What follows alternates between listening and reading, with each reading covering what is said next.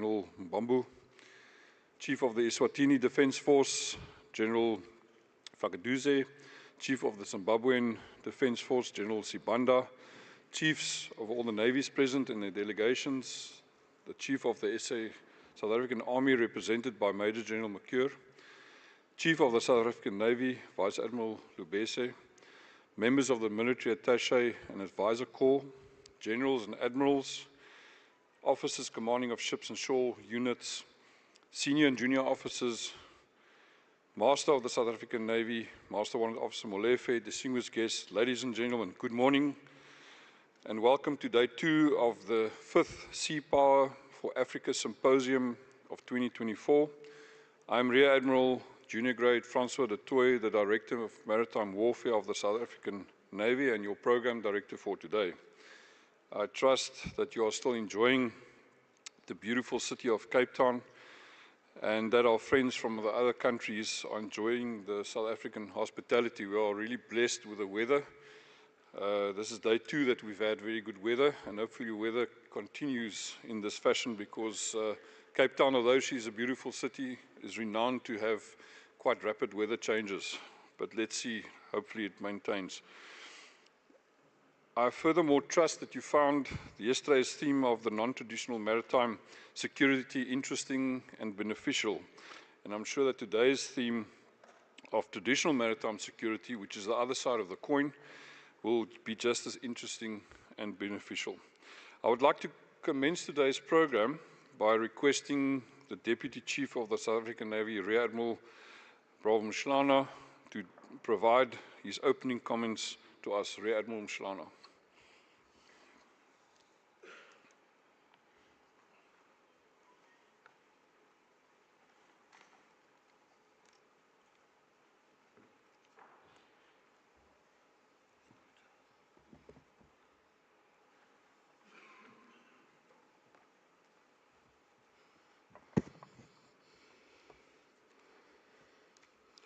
Thank you, Program Director.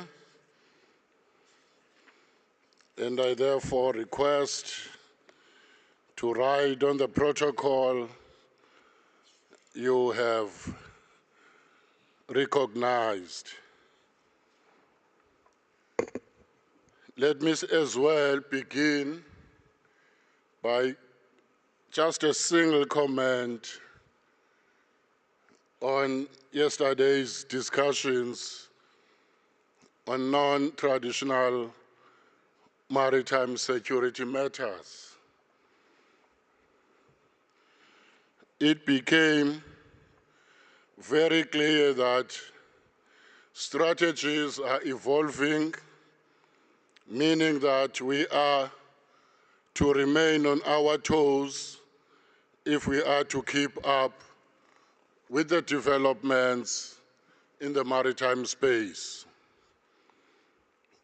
It is therefore disappointing to learn from Ms. Alexandra of the AU that action plans are gathering dust at the AU offices, including our own file cabinets.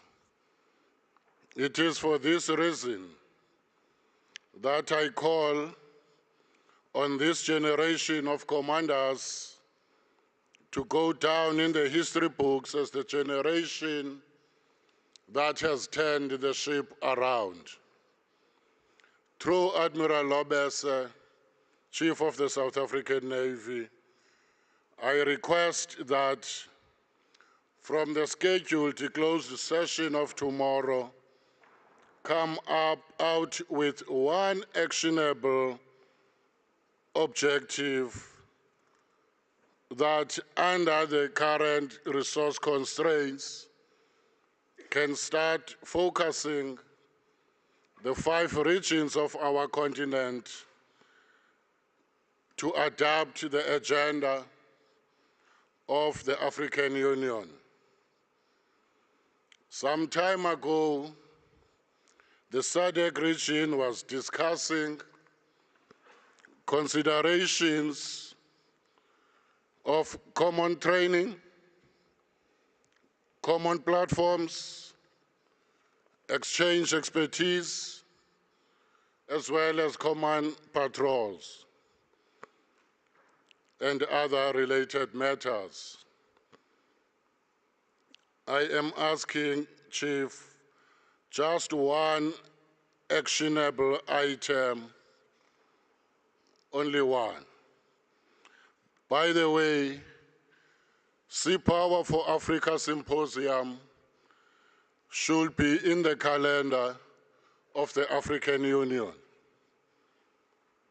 Defense industry, local in particular, has a role to play, considering that the traditional original equipment manufacturers, mostly based in Western Europe, are not always forthcoming, especially under the current geopolitical situation in the world. But today, we turn the lens to traditional security, with focus on African navies as agents of security, development, and military defense.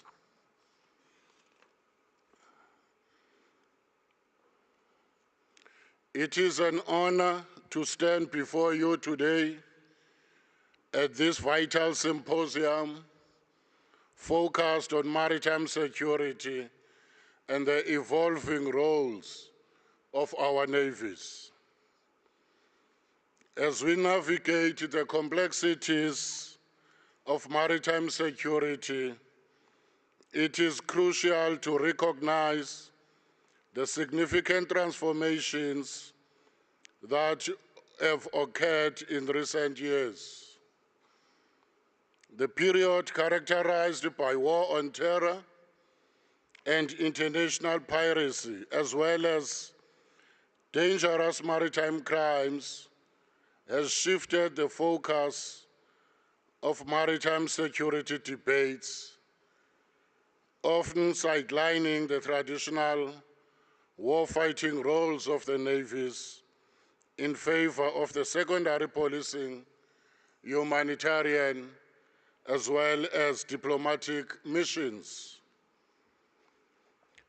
In 2024, the geographical landscape presents profound challenges that underscore the necessity of returning our focus to traditional maritime security.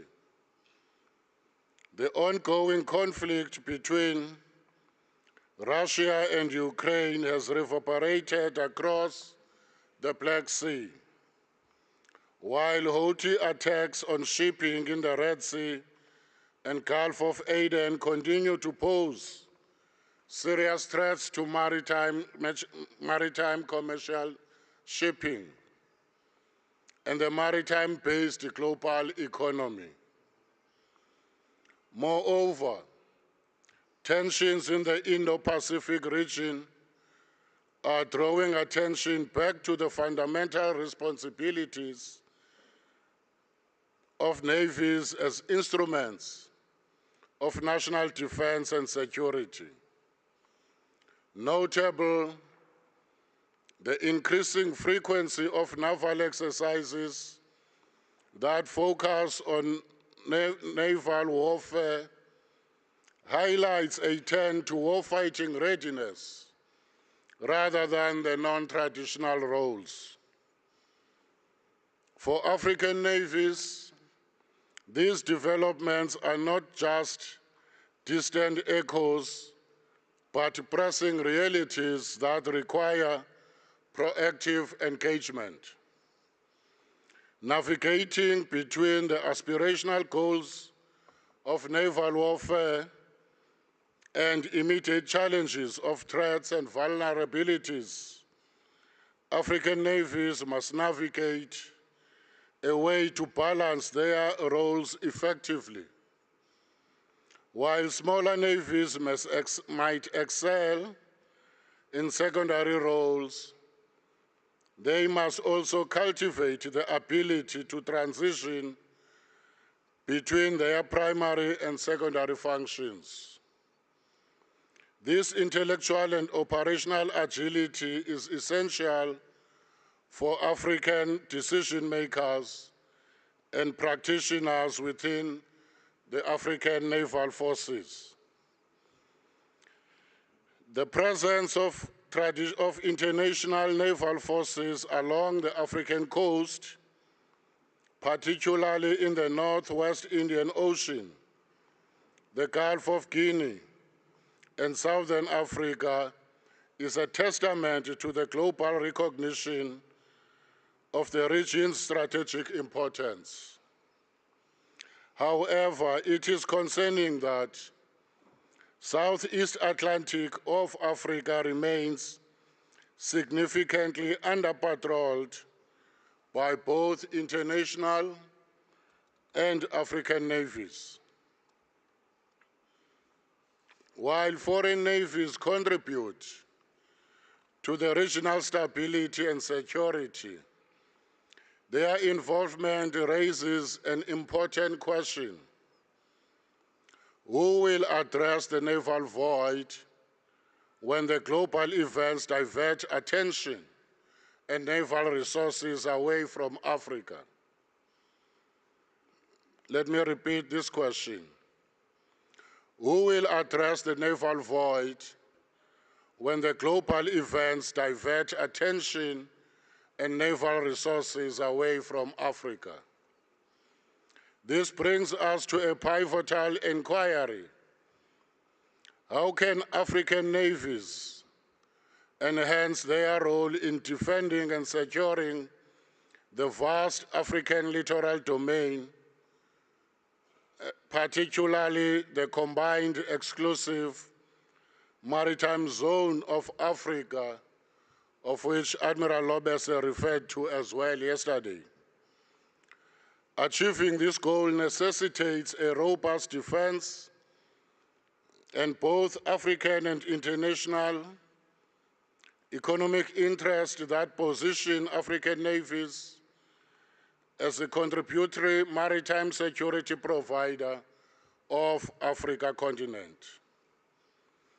If combined with professional African coast guards, so the better. Several key considerations arise in this context. Firstly, the waters of Africa are increasingly dominated by foreign navies, leading to the proliferation of actors and interests that must be effectively coordinated. To ensure African agency in maritime security, it is imperative that we amplify African voices in deliberations and back this with naval means.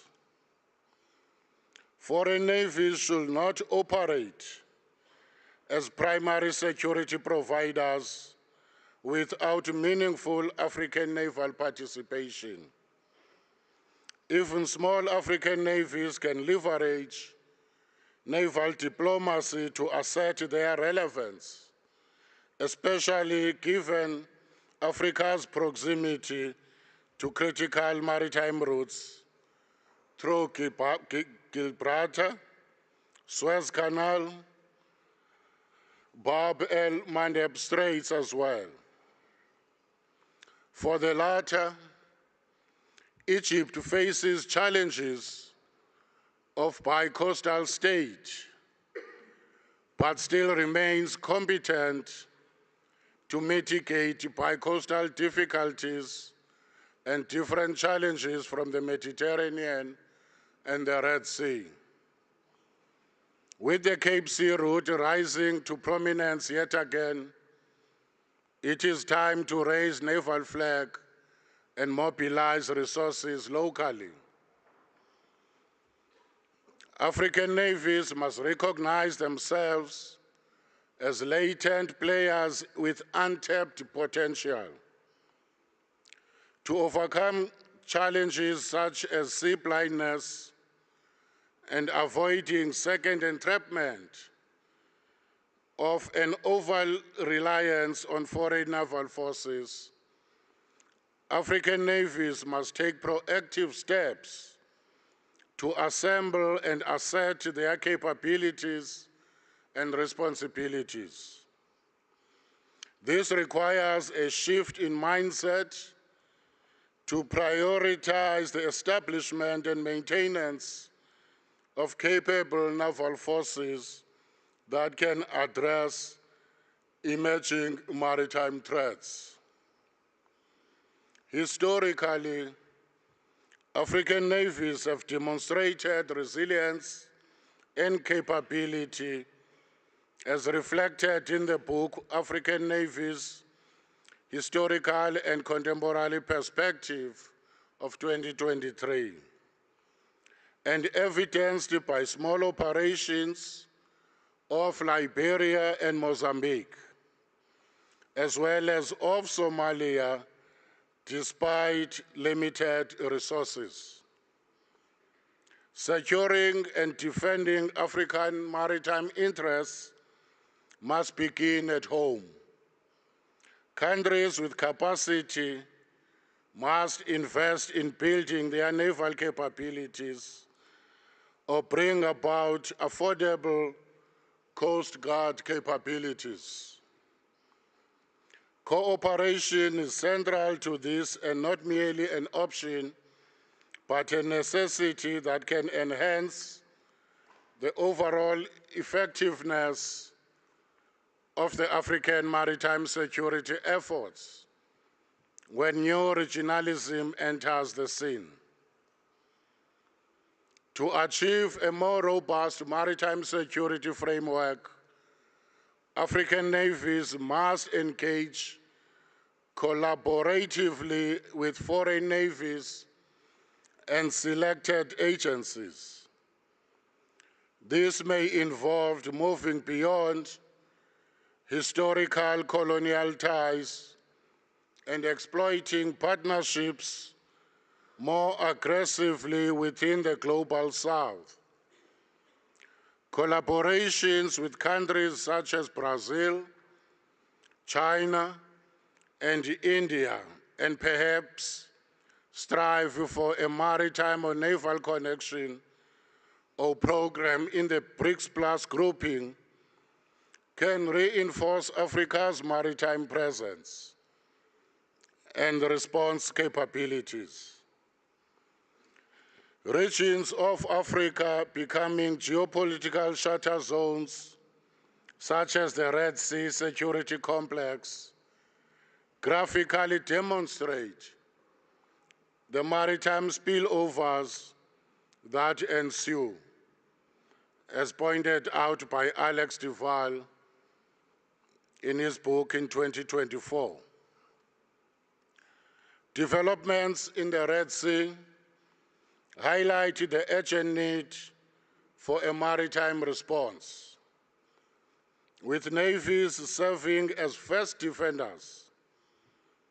However, there still remains a notable lack of naval presence from the global South in these critical areas. Addressing this gap requires not only the acquisition of naval assets, but also concerted effort to showcase the skills and capabilities of African navies through effective maritime diplomacy and cooperation agreements. Moreover, building capacity within African maritime industry, encompassing shipbuilding and related sectors, is essential to support both naval operations and broader economic interests. A focus on collaboration, skills development, and innovative partnerships can enhance Africa's maritime security posture, enable navies to transition into more assertive roles when necessary. As we consider the complex interplay of ideology and politics, it is vital to prioritize African, regional, and national interests. A zero-sum approach will only hinder the process. Instead, we must strive for collaborative, win-win solutions that advance maritime security and economic interests across the continent. Here, the maritime cycle of how investments in maritime assets, such as navies and an adjoining maritime industry, eventually render good economic returns, must be taken serious by all African decision makers. I look at SecDef, very critical decision maker, who definitely has to be in support of the South African Navy. In summary, back to the traditional maritime security fold, African navies must rise to the occasion by leveraging their unique capabilities, fostering intelligent cooperation, and building strategic partnerships with traditional and new players. African navies can become credible agents for and providers of security to support Africa's development and military defense. Together, let us explore how we can transform our collective maritime security strategies and strengthen the capabilities of African navies to ensure the protection of our maritime interests and stability of our shared waters. God bless you all, and I thank you.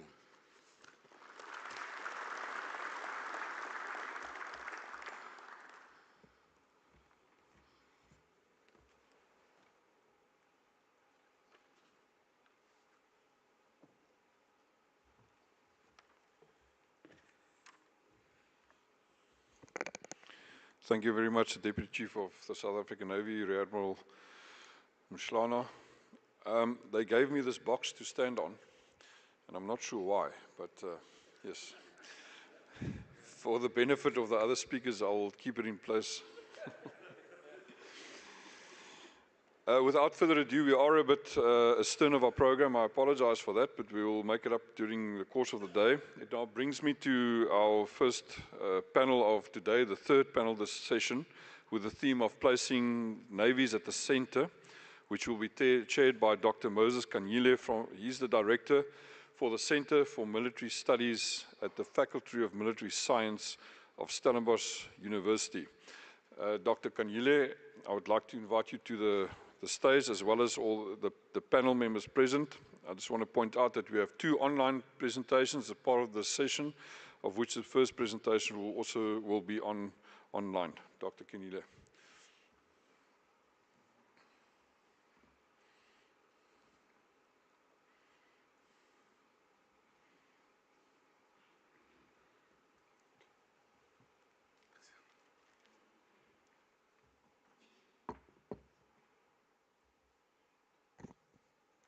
Program Director, to your question, why is this box here? It was made and provided for me. Now you know the answer.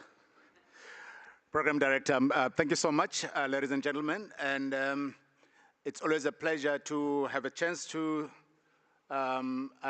engage with such luminaries from across the globe. And we must thank Admiral Lubisi for this arrangement. Let me write on the protocol that has been read out. And I welcome you all. In all the languages, let me start with Zulu. Siyanamukela. In Afrikaans, welcome. In All right. Now, there are 4 languages that I prepared, but let me jump to this one here. You are all welcome. I'm aware that it is a lovely morning after a very beautiful party. I was told, Admiral, in confidence, and I'm not going to divulge it, sir, that there were some dance moves here that are not legitimate. We're going to be displaying them, some of the pictures. We're going to display them on the screen just to monitor how people danced yesterday. But if you have challenges, if you believe you did not behave well, you can talk to me, and I might remove your picture. Admiral, our panel is dealing with a very important issue, and I believe it's the most consequential panel of them all, because it says placing navies at the center. No other panel talks of the center.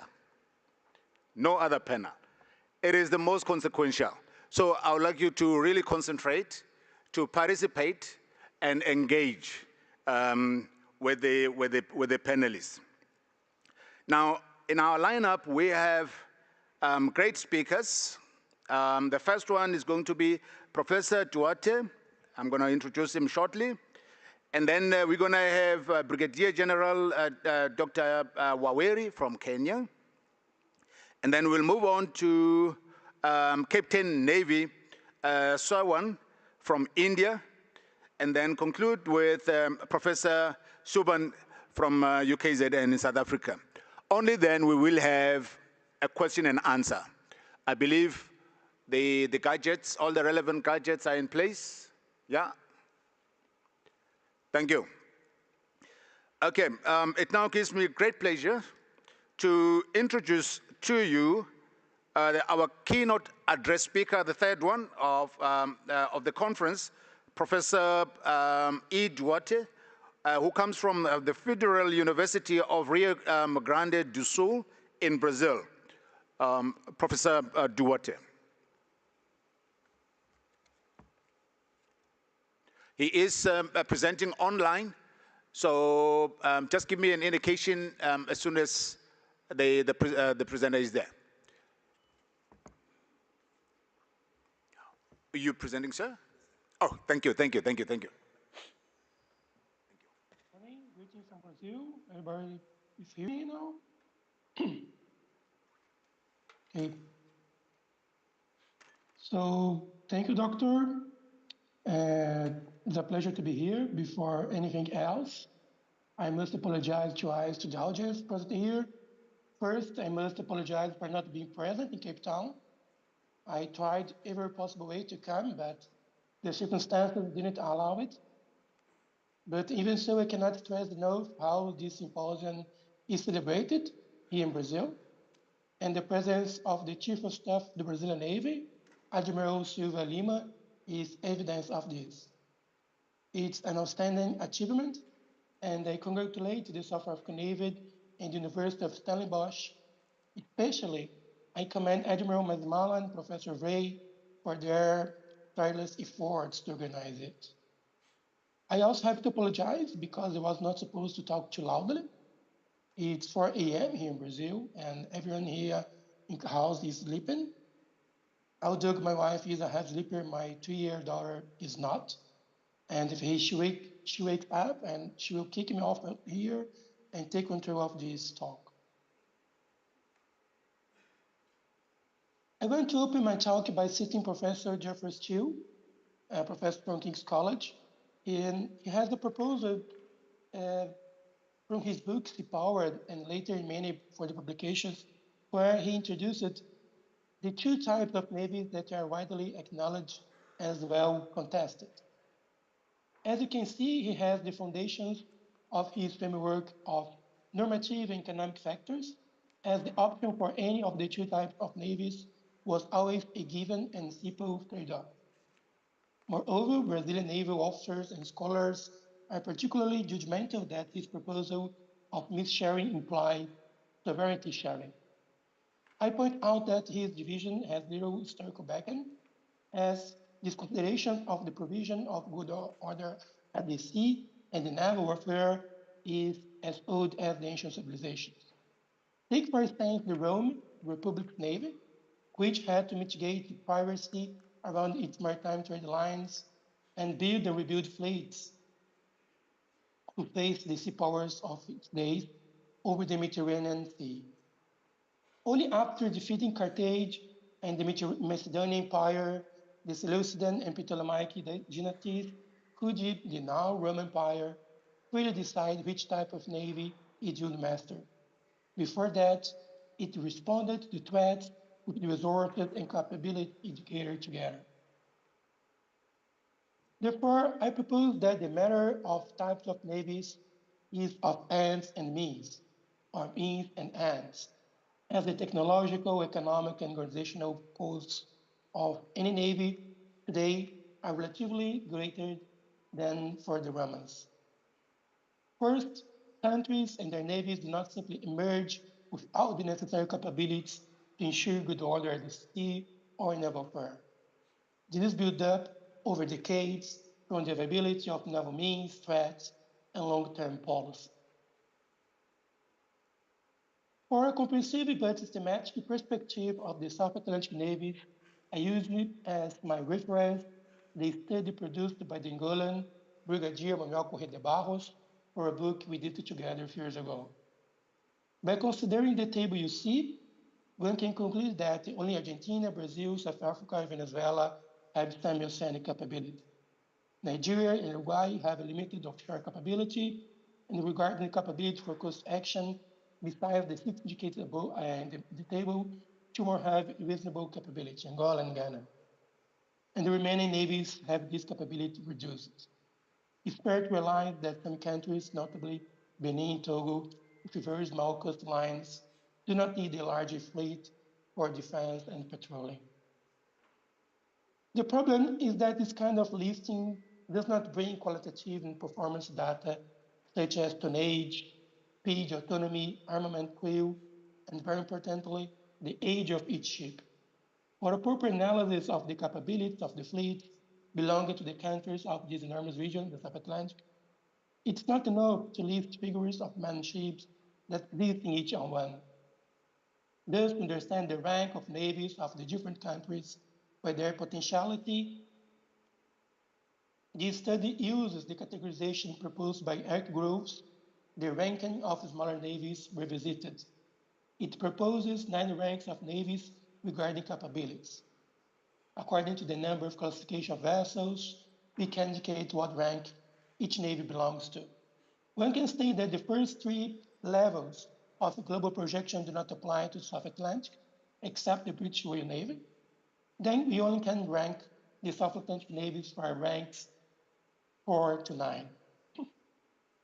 The contrast between the regional categorization formulated by Grove and the end of the Cold War and the actual capabilities led us to some updates. First, Grove pointed out that Brazil and Argentina ranked 4 as they had fixed-wing aircraft carriers. Both have depended that category of vessel, and old age and lack of maintenance of their surface ships challenge their operational readiness.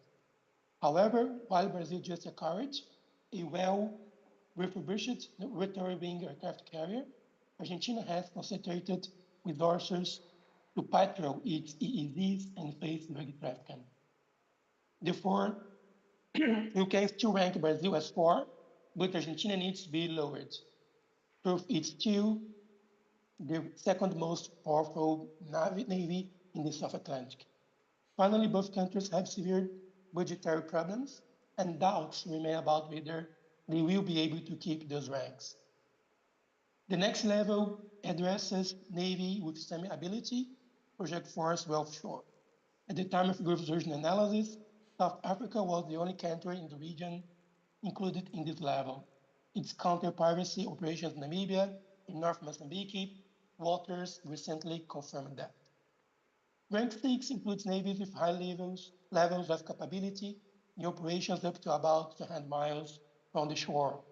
These navies had the sustainability offered by frigates, large corvettes, and submarine forces. At the time of the original categorization, the only navy appointed was the Nigerian Navy.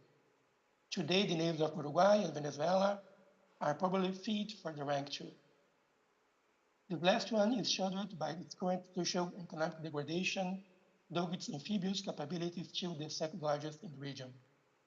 Rank 7 addresses navies capable of literal combat rather than just constabulary duties.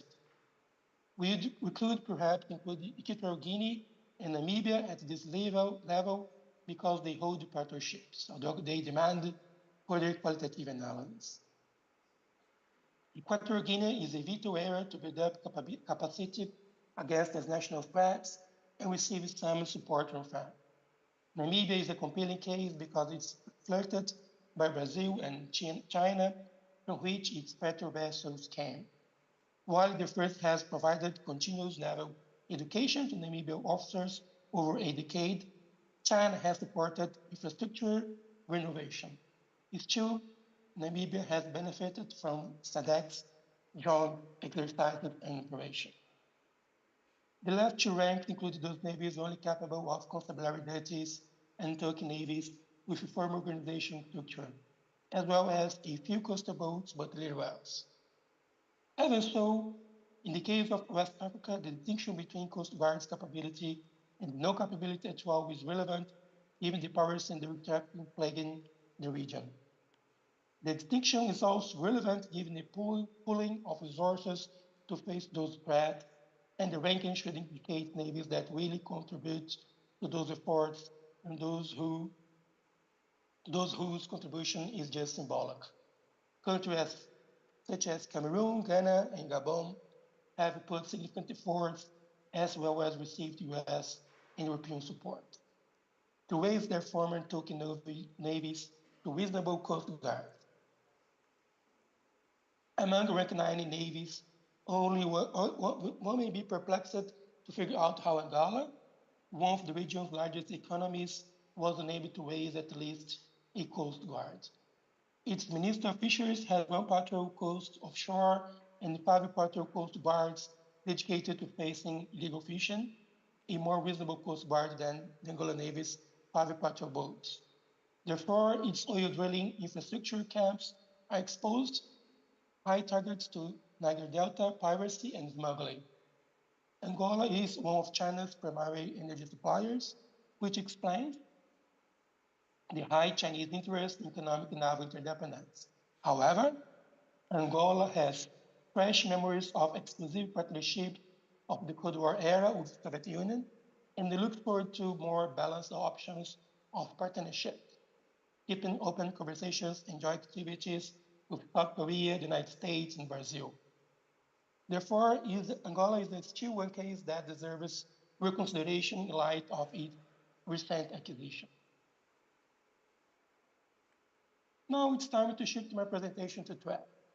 The most compelling maritime insecurities throughout the South Atlantic Ocean are not the expansionist explorations of sovereign state, but the transnational criminal networks and the capacity of the region's states to steward their maritime and border domains. Due to a history of governmental dysfunctionality and social development, all threats have benefited from South Atlantic economic expansion and integration into the global value chain.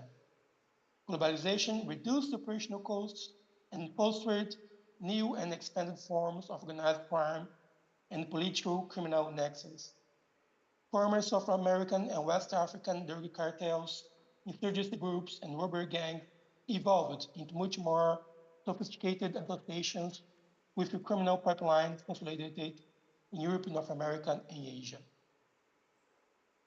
In the South Atlantic, the domestic political conditions favored the emergence of black markets and informal economies, and very versatile and specialized crime syndicates took a share of the regional maritime industrial postage. Embedded in social degradation, legitimized by governmental corruption, and benefited by expanded infrastructures for exporting commodities and energy, trafficking, piracy, and illegal fishing operates in transnational networks. Between 2012 and 2020, the Gulf of Guinea faced the most significant piracy activities in the world, which has reduced since 2021. Nonetheless, there is no consensus about the causes, but indeed it was not due to counter-piracy measures alone. Therefore, there is a concern that criminal groups will likely focus on other activities or areas. My particular concern is related to the fact that drug trafficking is continually high in the Gulf of Guinea, and it is notorious that drug trafficking and robbery are activities that do not coexist in the same area. Therefore, it's possible to consider that cooptation of this regional web of criminalities by drug cartels. Besides the reported increase in the tonnage of drug trafficking in the region, it should be noted some measures of violent clashes among criminal groups. The explanation may elucidate that high figures of armed robbery in the South American waters and ports. Three main cartel groups have been clashing for their routes and ports in Colombia and Brazil. However, the high incidence of armed robbery also indicates that the US Navy and Coast Guard's efforts to collaborate with the Caribbean navies since 2010 may be losing effectiveness. Moreover, the greatest security threat over South America is from its two powerful drug cartels. Since 2004, the South Atlantic region has the world's most concentrated net of drug trafficking, which has risen sharply since 2019, as the United Nations Drugs Office's figures show, by the great number of seizures in South America, with production increasing at even higher rates, but with no seizures on the African side or anywhere near the same proportion. Despite significant individual seizures and operations, any study or report from various sources and agencies converge on the assertion that drug trafficking is growing unchecked in Africa. A last remark on this topic is not only a matter of the volume of drugs and the numbers of container ships, but the versatility and the technological background of drug cartels. Narco subs are still limited to the Pacific, from Ecuador and Colombia to Mexico, but their sophistication has just increased. Related vessels, shipyards, and naval engineers have been found in Caribbean and Europe. Therefore, it may be a matter of time before these and other very sophisticated assets start operating in the South Atlantic. Returning to Professor Chew's proposal, we also need to consider that any notion of collaboration between navies is unlikely to occur without the support of foreign policies among the countries of a region.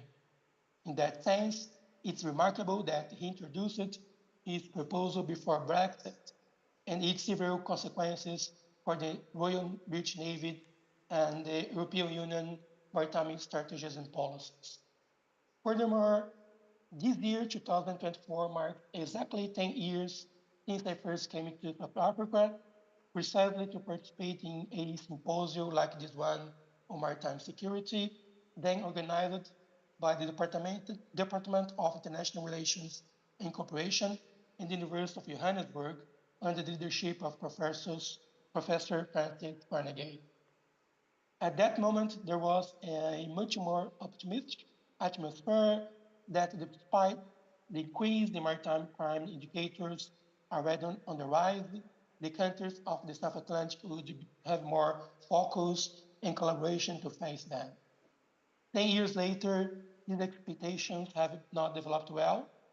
Beyond the contextual difficulties arising from economic challenges as the COVID-19 pandemic, South America, and especially Africa, have been witnessing increasing involvement from the United States, China, Russia, and the European countries.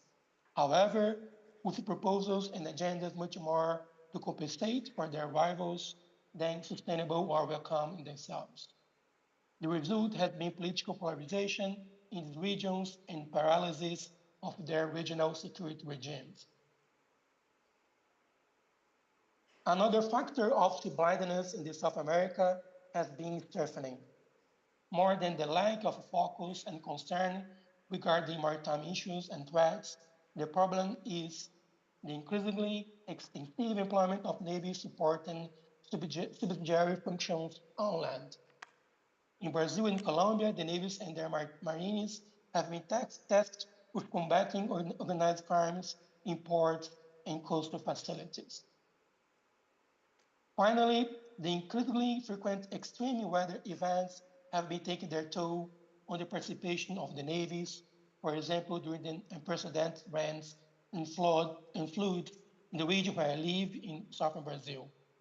On the left, you see a picture from my city, Porto Alegre, completely covered in water, and with all its critical infrastructures wrecked, its airport, railroad, bus station, rail station, and that's one of the reasons why it was so difficult for me to come to Cape Town, because we are in airport for nearly 6 months.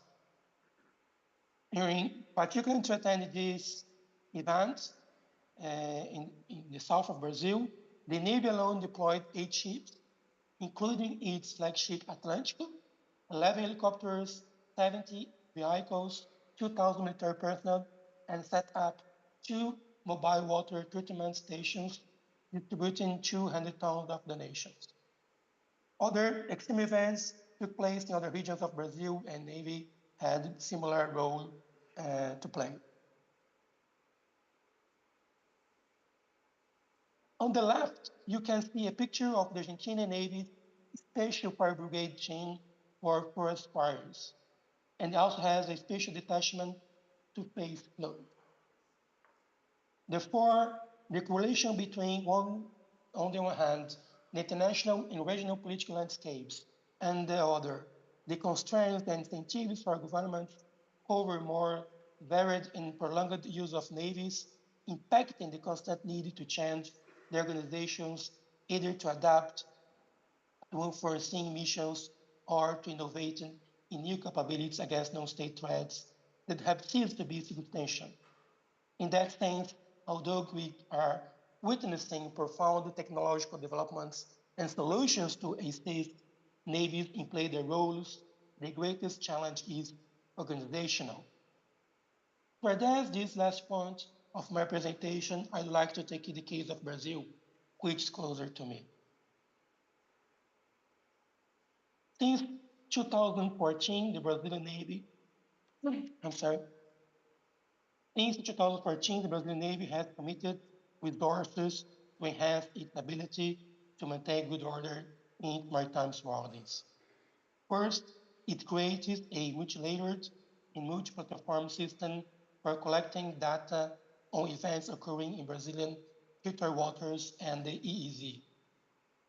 It's a system of systems that integrates the maritime monitoring system to support our activities, the long-range ship identification and tracking system, the maritime trafficking information system, and the national satellite tracking program for fishing vessels.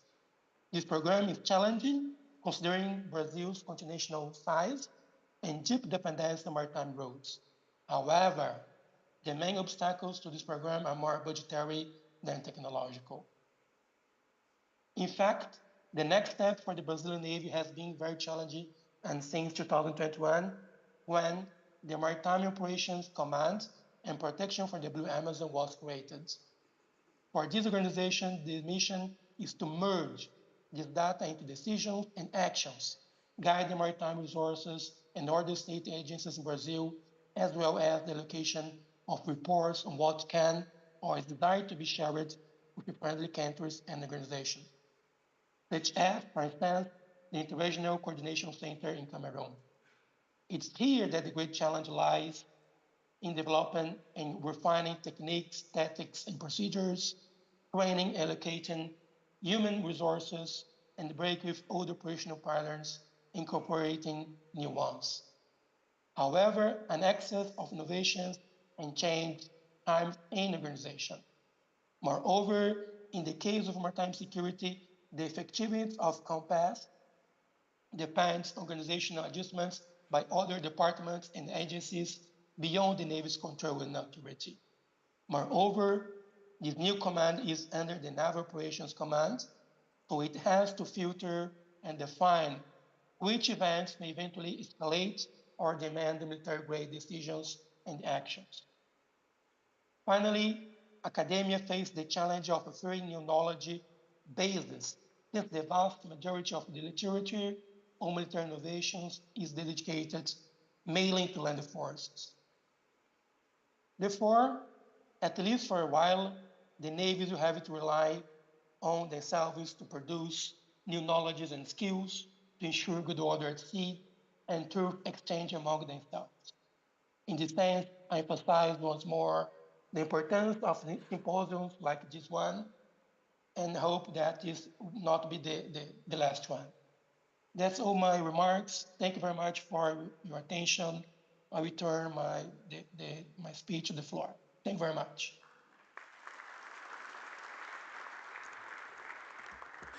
Thank you so much, Prof. Duarte. Ladies and gentlemen, I think we can do a lot better than that. I know it's still too early in the morning. We have the energy, so let's do it better. Thank you so much. Now, this takes us to the next item. I suspect some of you might have been looking forward to it, which is a break, a short break. Given the time constraints that we have, I'm just going to shave off only 10 minutes of your original allocated time. Thank you. I see a lot of nods. So instead of coming back at 10:30, we're going to come back at 10:40. 10:40. Thank you so much. See you later. So we're going to just want to ask that we get our dignitaries to step out first, and then the rest of us will join. Thank you.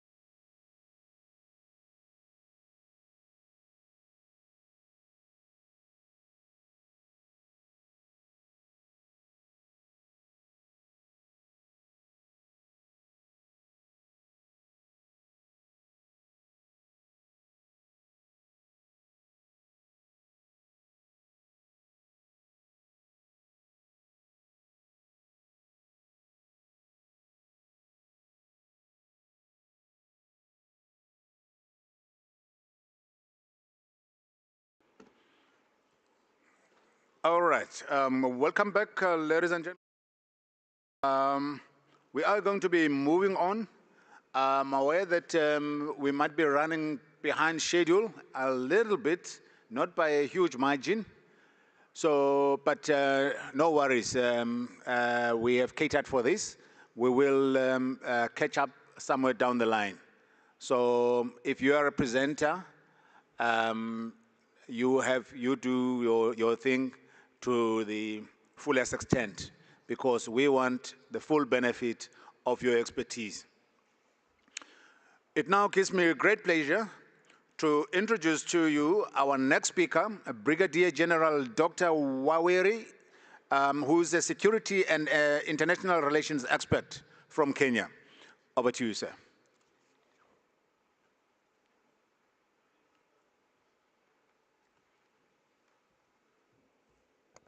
Thank you very much. I don't know if I could have the presentation. Could be loaded, please. Thank you.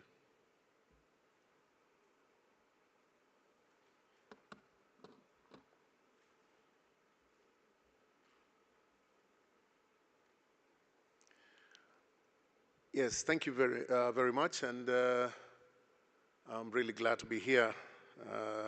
For me, it's like a homecoming because actually I spent 2006 to 2010 in Pretoria as the defense attaché for Kenya, so it's a homecoming for me.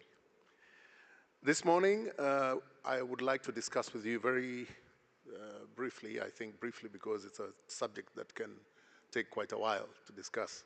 And it's the events in the Red Sea and naval responses with a perspective from Africa.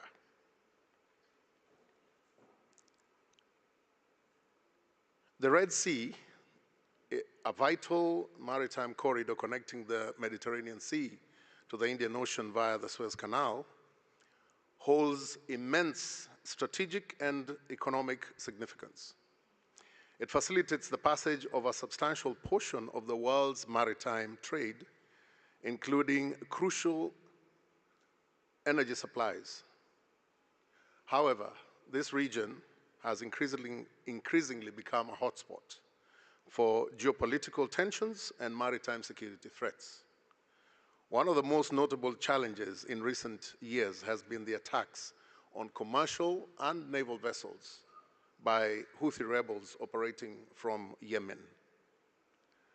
In this presentation, we'll try and explore these events and the subsequent naval responses, particularly from an African perspective, as I had mentioned, considering the implications for regional security and economic stability.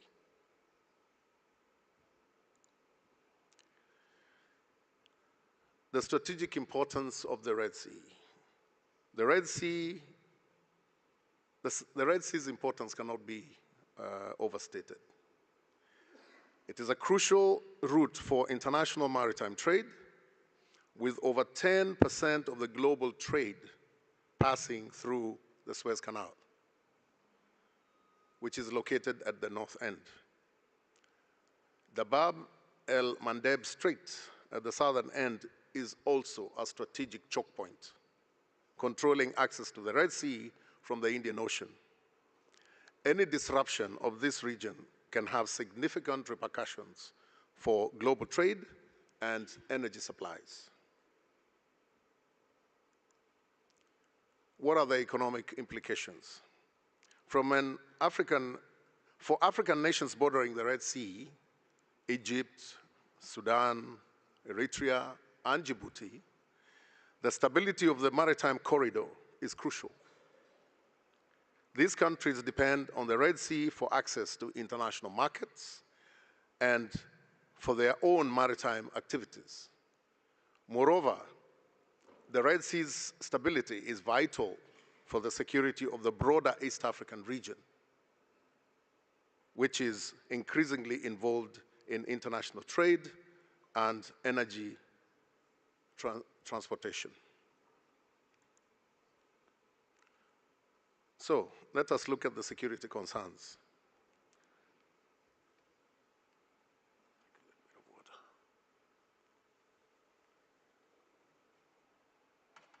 The stability of the Red Sea directly impacts the security of African coastal states. Disruptions caused by piracy, terrorism, or armed conflict can lead to economic losses and pose threats to national security. Countries such as Egypt rely on the revenue from the Suez Canal, while others depend on their ports for trade. Instability can also facilitate illegal activities such as smuggling and human trafficking, further complicating regional security dynamics.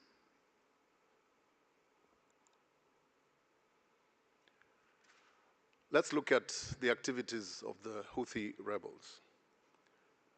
The Houthi movement, officially known as Ansar Allah, has been a significant actor in the Yemeni conflict since 2004.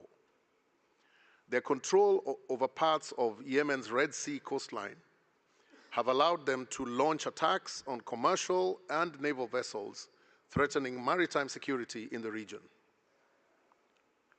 The Houthi rebels have employed various tactics in their maritime attacks, including the use of anti-ship missiles, sea mines, and explosive-laden unmanned boats. These attacks have targeted vessels of different nationalities, disrupting shipping activities and raising, and this is important, raising insurance costs for shipping companies operating in the region. I want to just look at a few slides of some of the incidents and attacks that have happened. That is the USS Mason destroyer. It's a US Navy destroyer that was targeted by missiles, but it successfully defended against them. And the MV Swift, this was in 2016. Saudi tankers were targeted and I think have continually been targeted in that area since 2018.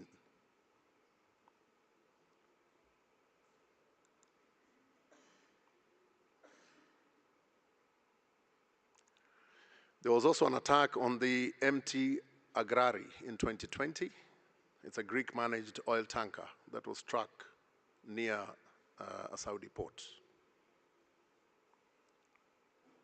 The attacks are not just on vessels alone, they also are attacking facilities. Like this is the Saudi Aramco Jeddah facility, which was attacked in 2020 as well.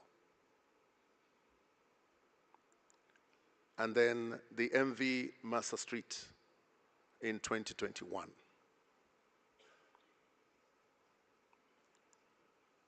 So, what are the naval responses? Let's look at the international naval responses. In response to the escalating threats posed by Houthi attacks, various naval forces have intensified their presence and operations in the Red Sea. These responses have involved both national and international naval forces working to ensure the security of the crucial maritime route. The Combined Maritime Force, a multinational naval partnership, has played a significant role in enhancing maritime security in the Red Sea. Task Force 151 under CMF focuses on counter-piracy operations, but has also been involved in countering maritime terrorism and ensuring the safety of commercial shipping. The US Navy has been at the forefront of efforts to secure the Red Sea. Its Fifth Fleet, based in Bahrain, conducts regular patrols and escorts to protect commercial vessels. The US has also provided intelligence and logistical support to regional allies to enhance their maritime security capability. Excuse me. Recent initiatives include deploying advanced surveillance and reconnaissance systems to monitor Houthi activities. Let's look at now at African naval responses. African nations bordering the Red Sea have also taken steps to enhance their naval capabilities and secure their maritime borders. These efforts are crucial for regional stability and to prevent the spillover of maritime threats into African waters. Let's start with Egypt. Egypt controls the northern gateway to the Red Sea through the Suez Canal and has significantly bolstered its naval forces. The Egyptian Navy has acquired advanced ships and submarines and has conducted joint exercises with international partners to enhance its maritime security capability. Egypt's strategic position makes it a pivotal player in ensuring the security of the Red Sea. Let's now look at Sudan. Sudan has a lengthy Red Sea coastline and has been enhancing its naval infrastructure and capabilities. The country has been cooperating with regional and international partners to improve maritime security. However, internal political instability has sometimes hindered its ability to respond effectively to maritime threats. Let's go on to Djibouti. Djibouti hosts military bases of several major powers, including the United States, China, and France, and plays a crucial role in regional maritime security. Its strategic location at the Bab el-Mandeb Strait makes it a key player in monitoring and responding to maritime threats. Djibouti's ports and naval facilities are vital for supporting international naval operations in the region. So let's look at regional and international cooperation. And some of this was spoken to yesterday, but I'll just go over them again. Effective maritime security in the Red Sea requires robust regional and international cooperation. Various initiatives and frameworks have been established to enhance collaboration among countries bordering the Red Sea and their international partners. The Djibouti Code of Conduct, which was adopted in 2009, aims to combat piracy and armed robbery against ships in the Western Indian Ocean and the Gulf of Aden. The framework has been instrumental in fostering cooperation among East African and Arabian Peninsula states. It has also been expanded to address broader maritime security threats, including those posed by non-state actors, such as the Houthi rebels. The Red Sea Forum. The Red Sea Forum, initiated by Saudi Arabia in 2020, seeks to enhance security cooperation among the Red Sea and Gulf of Aden littoral states. The forum provides a platform for dialogue and coordination on maritime security issues, aiming to foster a collective approach to addressing common threats. The African Union, on the other hand, has been involved in promoting maritime security through its Integrated Maritime Security Strategy 2050. The strategy emphasizes the importance of securing Africa's maritime domain and enhancing the capabilities of African states to respond to maritime threats. At least that's what it's meant to do. Okay, what are the challenges? There are quite a number, and I will just go very quickly through them. Political and economic stability. The political and economic stability of African nations bordering the Red Sea is crucial for their ability to contribute effectively to regional maritime security. Internal conflicts, economic challenges, and governance issues can undermine their capacity to respond to maritime threats. And I think this was spoken to yesterday as well. Capacity building. Building the naval and coast guard capabilities of African states is essential for enhancing regional maritime security. This requires investments in training, infrastructure, and advanced technologies. International partnerships and assistance play a crucial role in the capacity building process. Sustained international engagements. Continued international engagement and support are vital for maintaining security in the Red Sea. The involvement of major naval powers and international organizations ensure a comprehensive approach to addressing maritime threats. Sustained operations and intelligence sharing are key components for effective maritime security. But I think more important than anything else is addressing the root causes. Addressing the root causes of instability and conflict in Yemen is essential for reducing the threat posed by the Houthi rebels. A comprehensive and inclusive peace process in Yemen, supported by the international community, is necessary to achieve long-term stability in the region. Without addressing the underlying political and socio-economic issues in Yemen, the threat of maritime attacks from Houthi rebels is likely to persist.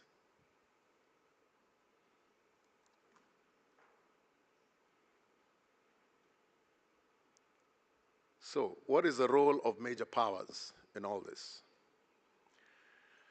Let's start with the United States.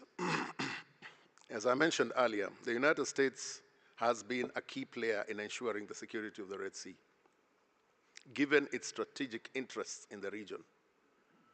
Its Fifth Fleet, based in Bahrain, conducts regular patrols and provides escorts to commercial vessels. The US has also leveraged its technological edge to deploy advanced surveillance and reconnaissance systems, enhancing its ability to monitor Houthi activities and preempt potential threats. Additionally, the US has been involved in training and capacity building initiatives with regional navies to bolster their maritime capabilities. Next is China. China has significantly increased its presence in the Red Sea, particularly through its military base in Djibouti, which represents its first overseas military installation. This base provides or plays a crucial role in supporting Chinese naval operations, including anti-piracy patrols and humanitarian missions. China's growing influence in the region is also linked to its Belt and Road Initiative, which seeks to secure key maritime routes for trade. The European Union. The European Union has been actively involved in maritime security through its operations EU NAVFOR Somalia, which operates under the mandate of Operation Atalanta. This mission focuses on counter-piracy and ensuring the safe passage of vessels through the Red Sea and the Gulf of Aden. The EU has also been engaged in capacity building programs with African coastal states, providing training and equipment to enhance their maritime law enforcement capabilities. Saudi Arabia and the Gulf states is next, and Saudi Arabia and its Gulf allies have vested interest in the security of the Red Sea. This is due to their reliance on its shipping lanes for oil exports. Gulf states have been directly involved in the conflict in Yemen, with Saudi Arabia leading a coalition against the Houthi rebels. This involvement has included naval operations aimed at securing the Bab el-Mandeb Strait and preventing smuggling of weapons to the Houthis. Additionally, Saudi Arabia has initiated regional security frameworks such as the Red Sea Forum to enhance cooperation among littoral states. So what is the impact on African coastal states? Egypt. Egypt's control of the Suez Canal underscores its strategic importance in global trade. The revenue generated from the canal is a significant source of income for Egypt, making the stability of the Red Sea crucial for its economy. The Egyptian Navy has modernized its fleet with advanced frigates, submarines, and missile systems to safeguard its maritime interests. Egypt has also engaged in joint military exercises, as I had mentioned earlier, with its allies to improve its naval capabilities and readiness. Sudan has been improving its naval infrastructure and capabilities despite facing internal political challenges. The establishment of a Russian naval base in Port Sudan reflects Sudan's strategic importance and its effort to enhance its maritime security. Eritrea's Red Sea coastline provides it with a strategic vantage point, though it has been relatively isolated due to its political stance.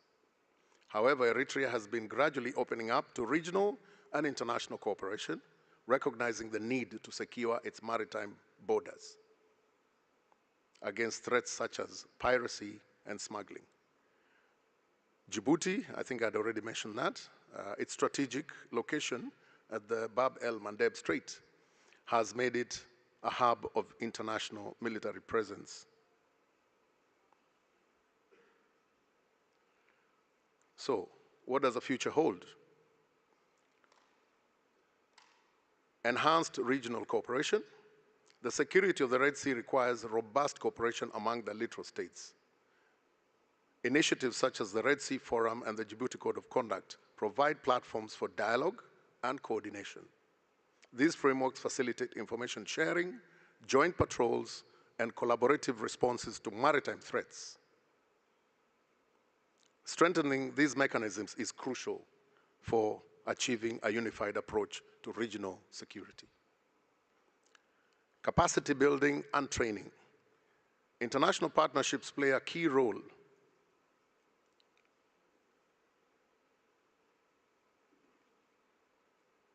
in building the capacity of African navies and coast guards.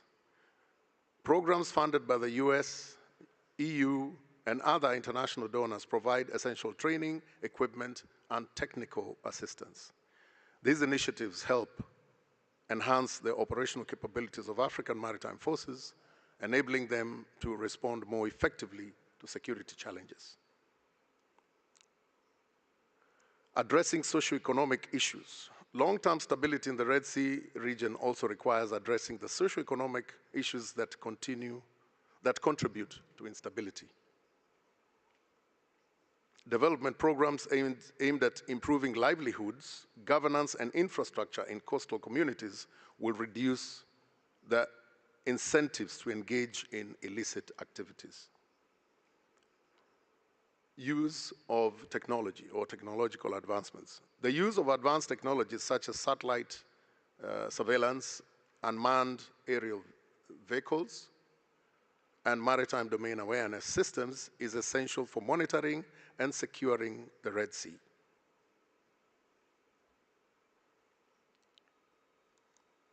So, in conclusion, the Red Sea remains a crucial maritime corridor with significant strategic and economic importance. The security challenges posed by the Houthi rebels on commercial and naval vessels underscore the need for robust and coordinated naval responses.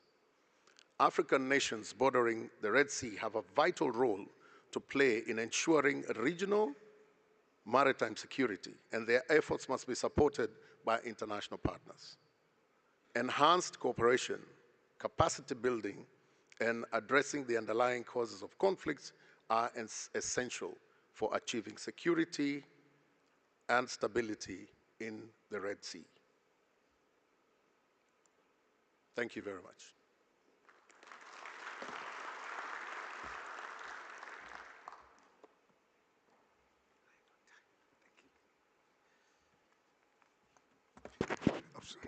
Thank you so much, Brigadier General Waweri.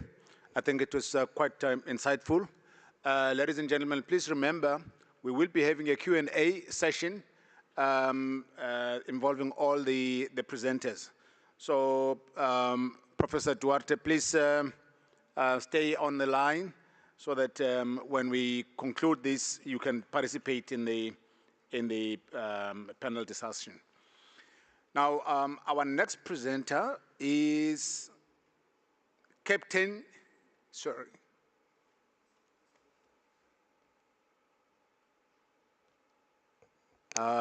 IT. We have a blue screen.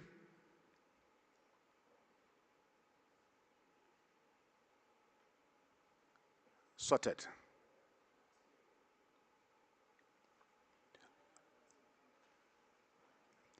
Sorry, I just want to check. We can't hear. Go ahead, sir.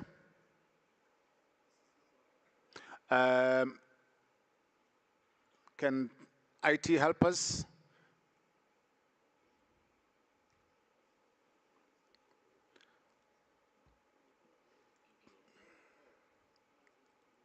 Okay, but anyway, just write down your question, a comment.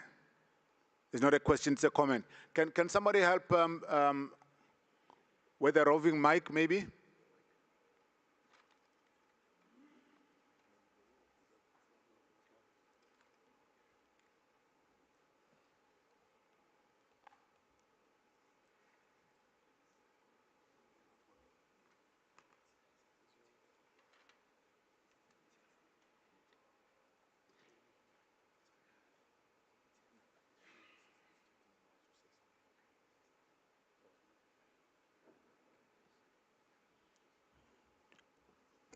Can somebody help? And I just want to bring it to your attention, Captain Sawan. It's not about you at the moment. It is just a comment from the floor that we just want to quickly take care of. So please stay on the line. Are you winning?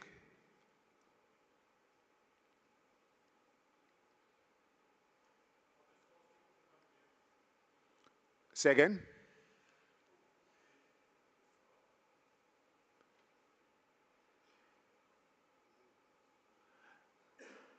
So, like I said, it's Captain Sawan. Please stay on the line. You will unmute. There's just something that we're trying to sort out from the floor.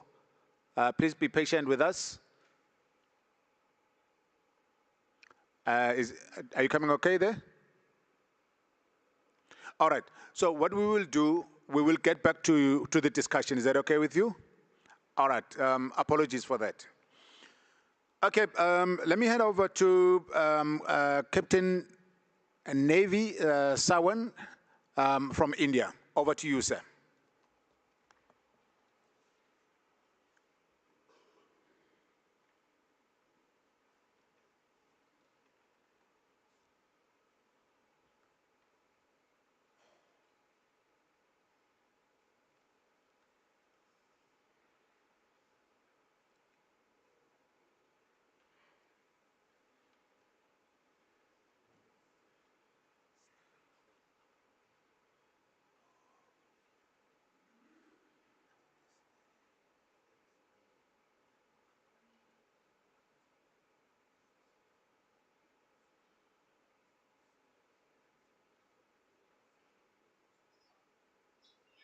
Yes, I do that.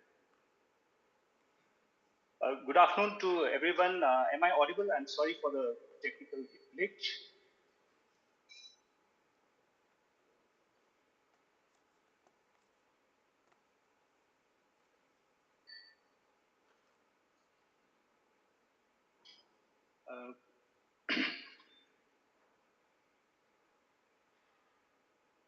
I'm not sure whether I'm audible.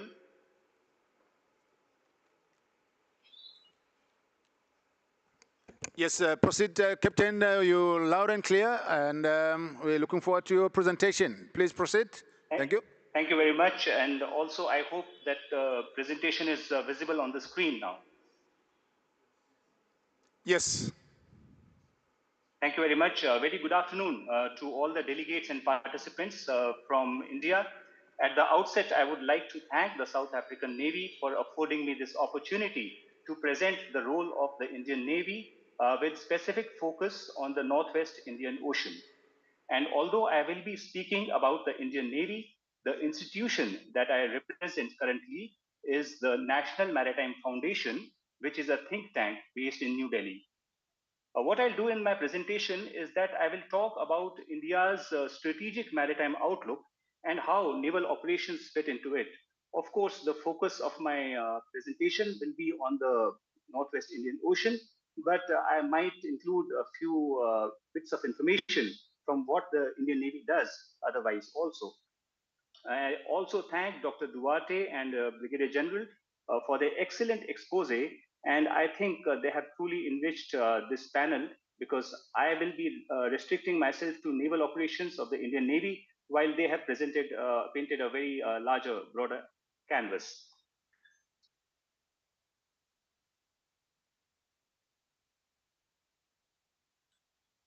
For centuries, India's primary focus remained on the Indian Ocean, and rightly so, because as one of India's leading strategic thinkers, K.M. Panikkar had observed that to other countries, Indian Ocean is one of the important oceanic areas, but to India, it is a vital sea.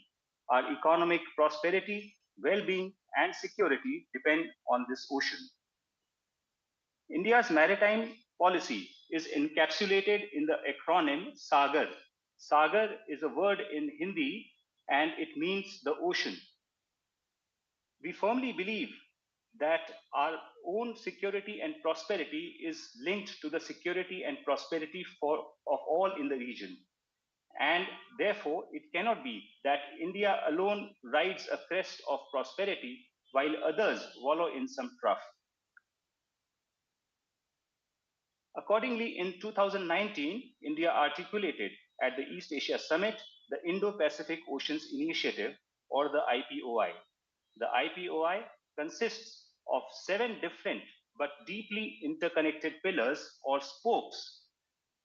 What is remarkable about the IPOI is that it does not create any new structure. What it does is that it identifies 7 broad areas of or lines of thrust that we must collectively work upon if we are to achieve security and growth for all in the region. So here in this slide, we see that some countries have decided to lead the way in some of these areas, and what they do in each area is entirely up to them.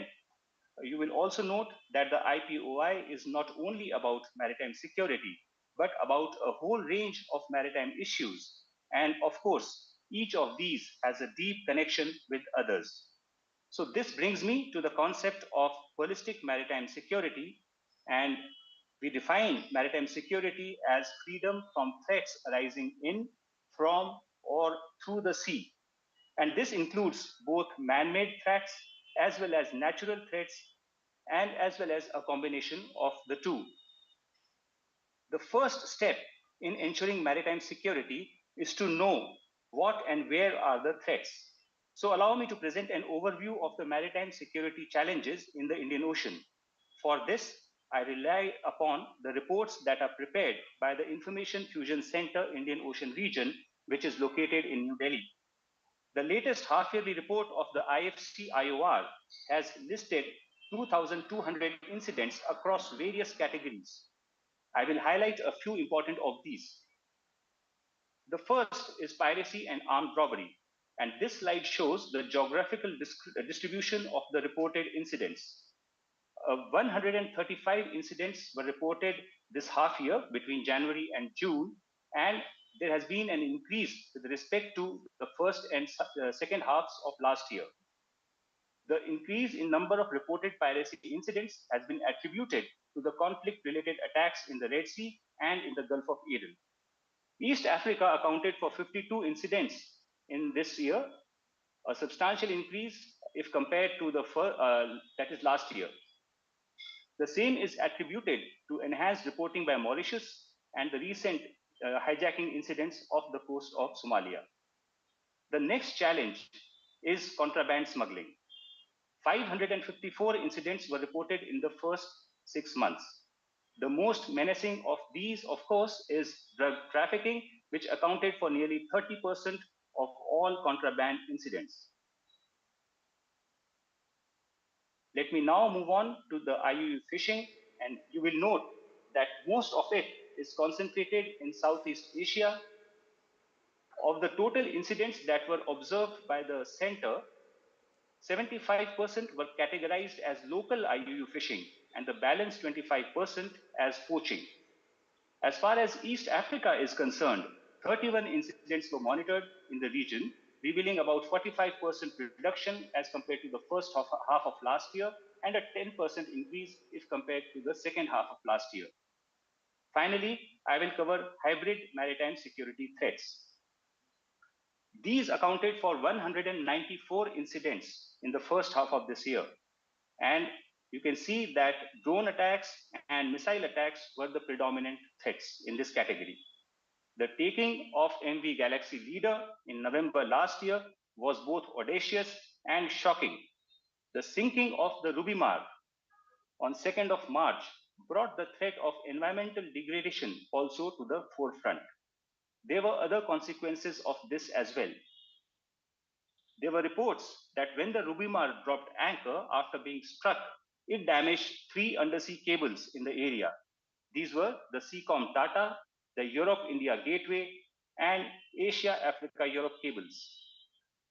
This is how the Europe-India Gateway, this is how the Seacom Tata cable with primary ownership in South Africa and India runs. This is how the Europe-India Gateway cable runs. And this is the layout of the Asia-Africa-Europe cable. So we can see that one incident in the Red Sea had a far-reaching impact across the globe and specifically for Africa and India. In June, the next ship was sunk with an USV and anti-ship missile attack, killing 1 crew member. More recently, the Greek tanker MV Soyunion was subjected to separate attacks in the southern Red Sea. The EU NAVFOR Operation Aspides, along with the European and regional authorities, took action to salvage the damaged tanker. Plans are now underway to transfer the cargo. This month itself began with 2 attacks on the first day. These are shown on the slide.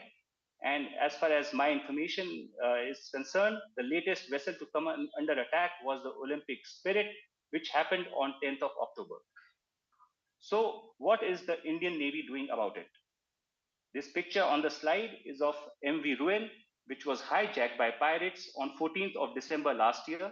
And on 16th March, Indian naval ship Kolkata successfully coerced all 35 pirates to surrender and ensured the safe evacuation of 17 crew members. This interception was carried out almost 1,400 nautical miles from India. And in addition to the Kolkata, we also deployed INS Subhadra, a HALE RPA, a P-8I maritime patrol aircraft, and Marine commandos who were airdropped by C-17 aircraft. Actions by the Indian Navy can be categorized into actions that we take independently and actions that we take in collaboration bilaterally and multilaterally.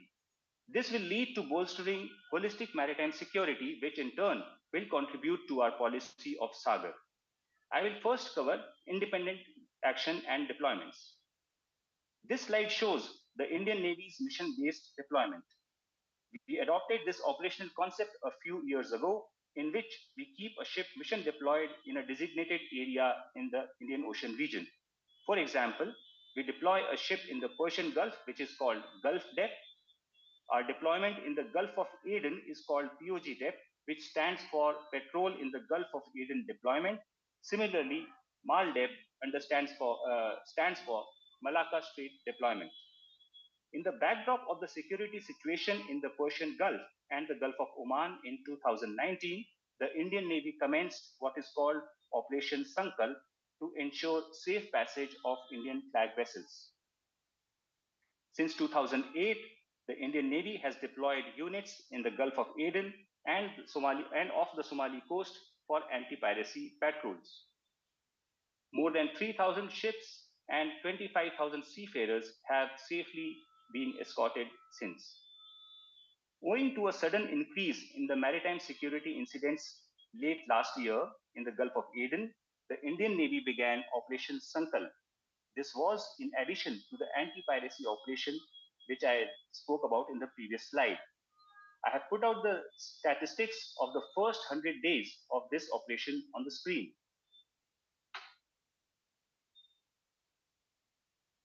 Let me present some recent examples of Indian Navy's actions. On 26th of January, the Indian Navy responded to the hijacking of MV Leela Norfolk and INS Chennai, the guided missile destroyer, along with Sea Guardian and a P-8I MPA, along with integral helicopters, were deployed, and the crew was rescued. The same day, the firefighting team from INS Vishakhapatnam, along with French and US ships, provided assistance to the Marlin Luanda, which was struck by a missile southeast of Aden. On 29th of January, INS Sumitra thwarted a piracy attempt on fishing vessel Iman and later rescued 19 crew members from another fishing vessel, Al Naini. On 2nd of February, INS Sharda foiled a piracy attempt on fishing vessel Omari, and on 29th of March, INS Sumedha and INS Trishul intercepted fishing vessel Al Kambar. I will now cover some bilateral initiatives of the Indian Navy. These include exercises and deployments, high-level visits and staff talks, and information exchange. There are, of course, other forms of bilateral cooperation, but in the interest of time, I will restrict myself. I will not be covering all these and will restrict myself to the relevant geography and cover only some recent operations. First, let me cover bilateral exercises and deployments. To be sure, the Indian Navy has developed a whole range of institutionalized exercises with like-minded partners. Here is a look at the bilateral and multilateral institutionalized exercises. On 15th of September 2022, INS Turkish, which was deployed in the Gulf of Guinea for anti-piracy operations, participated in a joint maritime exercise with the Nigerian Navy. Last October, INS Sumedha in the Gulf of Guinea again undertook maritime partnership exercise with the Togolese Navy. Later, this ship participated in an inaugural exercise with the European Union ships. This June, INS Sunena, the Mauritius Coast Guard ship Barracuda, and a Dornier conducted joint surveillance mission across the Mauritius EEZ. Last month, INS Talwar visited Mombasa and undertook a maritime partnership exercise with the Kenyan Navy as also a joint EEZ surveillance exercise. The ship has now joined for exercise Ipsamar, about which I will talk a little later. Earlier this month, the Indian Navy had a historic bilateral maritime engagement with the Italian Navy in which 2 carriers had participated. 3 ships of the 1st training squadron are currently on a long-range training deployment, and they have already visited Bahrain. Let me now straight off our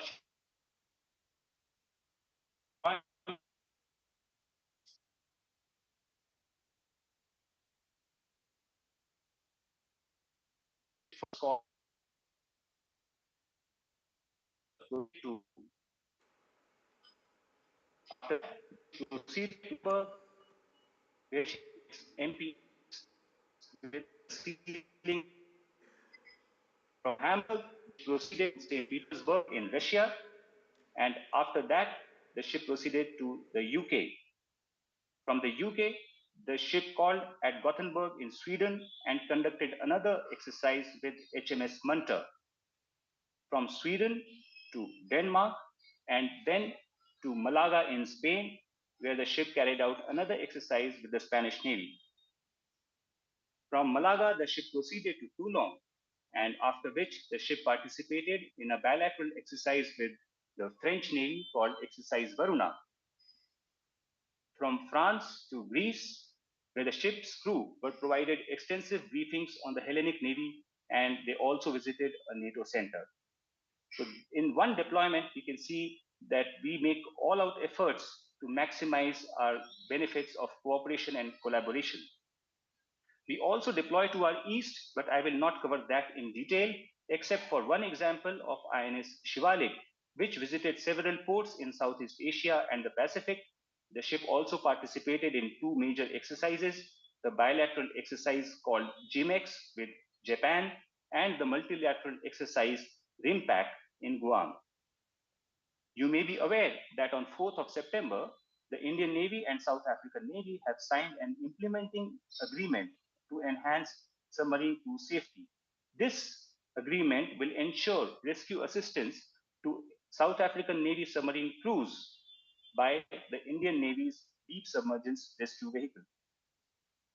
Next, I will provide a glimpse of high-level visits and staff talks, which go a long way in building trust and interoperability. The 12th staff talks between India and South African Navy took place in New Delhi on 27th and 28th August. At the National Maritime Foundation, we were honored to host the senior officers from the South African Navy. As you can see, I was not so lucky to be in this picture as I had missed this event. In September, the IFC IOR hosted a Kenyan delegation led by Major General Keter. Now coming on to the information exchange, the Indian Navy has signed technical agreements with several partners for exchange of fight shipping information. We believe that this would strengthen regional MDA efforts. As with bilateral cooperation, our multilateral cooperation also follows these main lines of effort. I will cover the exercises and deployments first. You are aware that the trilateral exercise between India, Brazil, and South Africa has begun. This exercise has grown from strength to strength. Interestingly, in this exercise, the indigenously developed software for information sharing called Nishar has also been deployed. At the same time, on our eastern seaboard, we are hosting another major multilateral exercise, the Malabar 2024. The Indian Navy also participated in exercise Kakadu, hosted by the Royal Australian Navy in September this year. And earlier this year, in February, the Indian Navy conducted the 12th edition of exercise Milan, which saw participation from a number of Indian ships and 16 foreign warships, one maritime patrol aircraft, and delegations from over 50 friendly countries. In 2022, the Indian Navy hosted the first edition of the Indian Ocean Naval Symposium, IONS, maritime exercise off Goa. The countries shown in red participated with ships and the others sent observers to this exercise. Last year, this exercise was hosted by Seychelles with participation from 22 countries. Let me now briefly talk about multilateral engagements. The first is the Indian Ocean Naval Symposium. The inaugural symposium was hosted by India in 2008. Since then, the chair has rotated amongst member navies. The current chair of IONS is Thailand, and I must add that during its chairmanship of the IONS from 2012 to 2014, the South African Navy gave a fillip to this young institution and propelled it on its path of greater synergy and cooperation. The Indian Navy will once again assume the chair of IONS in 2025 after a gap of 16 years. The Indian Navy conducted the second edition of the IORA seminar on IUU fishing in Goa on 25th of September. Delegates from 17 IORA countries participated in the seminar, and this seminar followed on the heels of the Goa Maritime Symposium, which was conducted on 23rd and 24th September under the aegis of the Naval War College in Goa. The Indian Navy, with the NMF as its knowledge partner, recently conducted the 2024 edition of the Indo-Pacific Regional Dialogue on the theme of resource geopolitics and security in the Indo-Pacific. We had nearly 50 speakers in this three-day conference, including 32 speakers from 23 friendly countries. South Africa, Kenya, Tanzania, and Mauritius were well represented from Africa. Lastly, I will say a bit about information exchange. The IFC IOR in India has emerged as a hub for information fusion in the region. It has international liaison officers from 14 countries and linkages with over 75 agencies and institutions. The IFC IOR has an MOU ongoing with the RCOC in Seychelles and the RMIFC in Madagascar. It sends out weekly, monthly, quarterly, half-yearly, and annual reports. And this is where we draw most of our information on maritime security incidents from. 37, some journalists from 23 Indo-Pacific countries visited the center on 20th of August. And as part of another outreach program, the center hosted an international delegation on 23rd of August. In conclusion, I would like to say that the Indo-Pacific is emerging as India's strategic geography. However, Indian Ocean region remains vital for India's security and growth. The enormity and the wide range of security challenges highlight the need for cooperative and collaborative actions for regional prosperity and security. Currently, the focus remains on the Northwest Indian Ocean and the Red Sea because of the ongoing deterioration in the security situation. But in a larger picture, there will be a need to balance holistic security requirements ranging from traditional threats to non-traditional threats, including common challenges such as climate change, marine pollution, depletion of resources, degradation of marine ecology, and increasingly the protection of seabed and undersea infrastructure. I have concluded my presentation. Thank you very much for a patient hearing.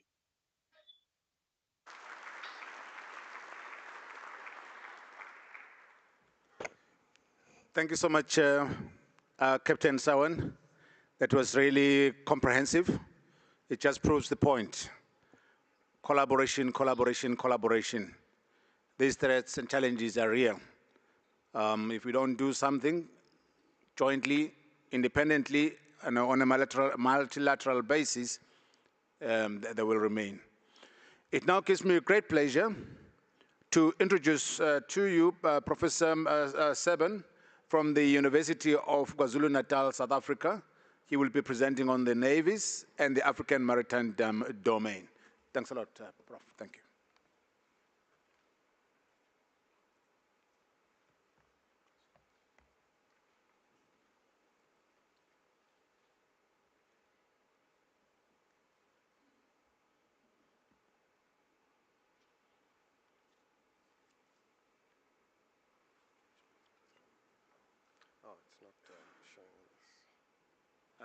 Let's get the presentation uploaded, please. And maybe in the meantime, Captain Sawan, you can just disconnect your presentation and share it. Distinguished guests, good morning. Admiral Lubese spoke yesterday about the combined exclusive maritime zone for Africa, and so I have the pleasure of taking us a little bit more in detail on that concept and unpacking it a little bit more. So if you go on a Google search and you search for a political map of the world, this is generally what you would see. And when you're looking at a map of the world, you're looking at it very much like you're reading a page. You're reading a page from top to bottom. And immediately start looking at this map of the world. You're seeing the Americas, you're seeing Europe, you're seeing Russia, China, India, the Middle East, Southeast Asia, and your view is going from that direction. Then you end up in the peripheral part and looking at sub-Saharan Africa. But I think an important thing is that the way in which we view charts must reflect the way in which we view our African maritime domain. So I'm not going to edit this chart. All I'm going to do is just flip it over. And when you flip it over and you look at the chart from the top of the page to the bottom, you immediately see the world as an extraordinarily maritime space, and you see the continent itself at the center of this space. So it's just a little bit of perspective in how we look at it. There was a South African-American scientist that drafted this map of the world. It's called the Spillhouse projection in the 1940s.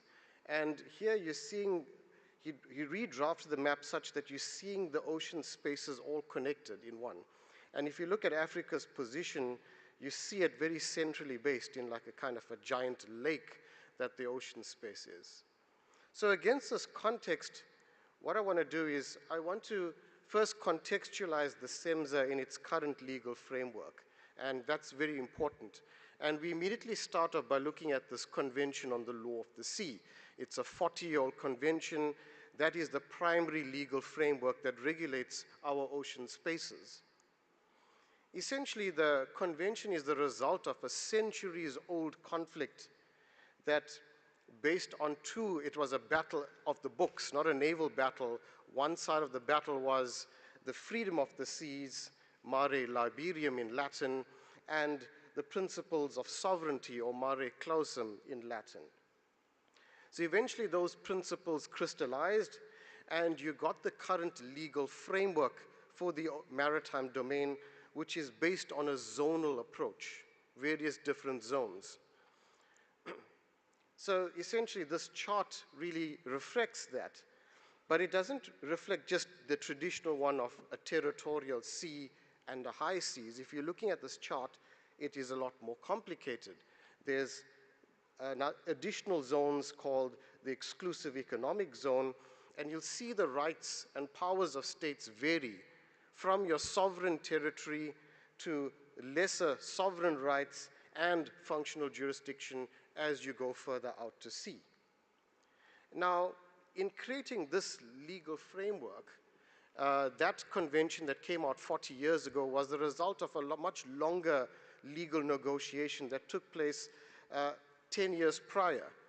And you found that during the negotiations at that conference on the law of the sea, many African nations for the first time participated in this conference, participated in lawmaking. They were newly independent nations, maybe just 10 years old or so, coming out of that period of decolonization. You can see here Somali delegates, South African delegates, you can see Nigerian delegates, and you had Kenyan delegates. And these African nations were nations that came out and proposed concepts like the exclusive economic zone. They advocated for those concepts. So why I'm presenting that historical point is that African nations can go beyond just strategizing things and actually making a very meaningful role in the development of law and creating a different legal order. So when you look at that chart reflects a lot of the contributions of African nations in creating the legal order that we have. So essentially that extant legal order is reflected in this image where you're seeing the world, the ocean realms now colored and dotted by different maritime zones appropriated by different coastal states.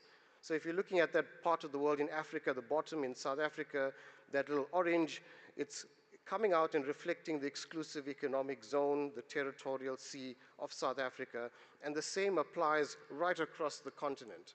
So our African maritime domain, if you look at it in a black and white picture, you'll see alongside the belt, alongside the coast, you'll see it's very fragmented.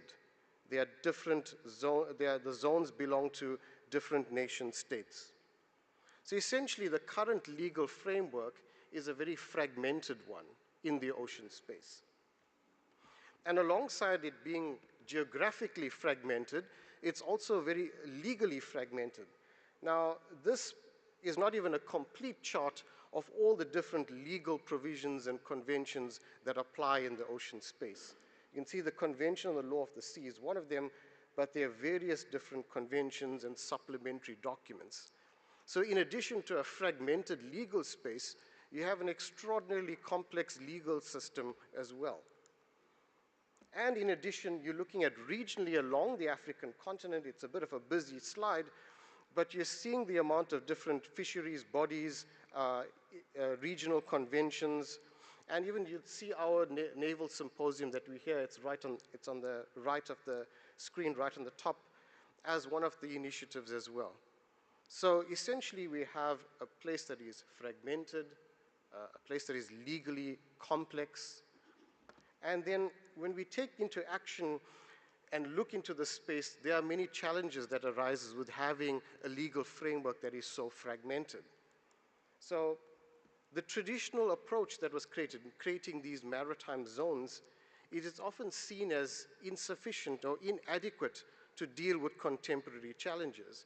So now many of the presenters have highlighted many of these challenges here.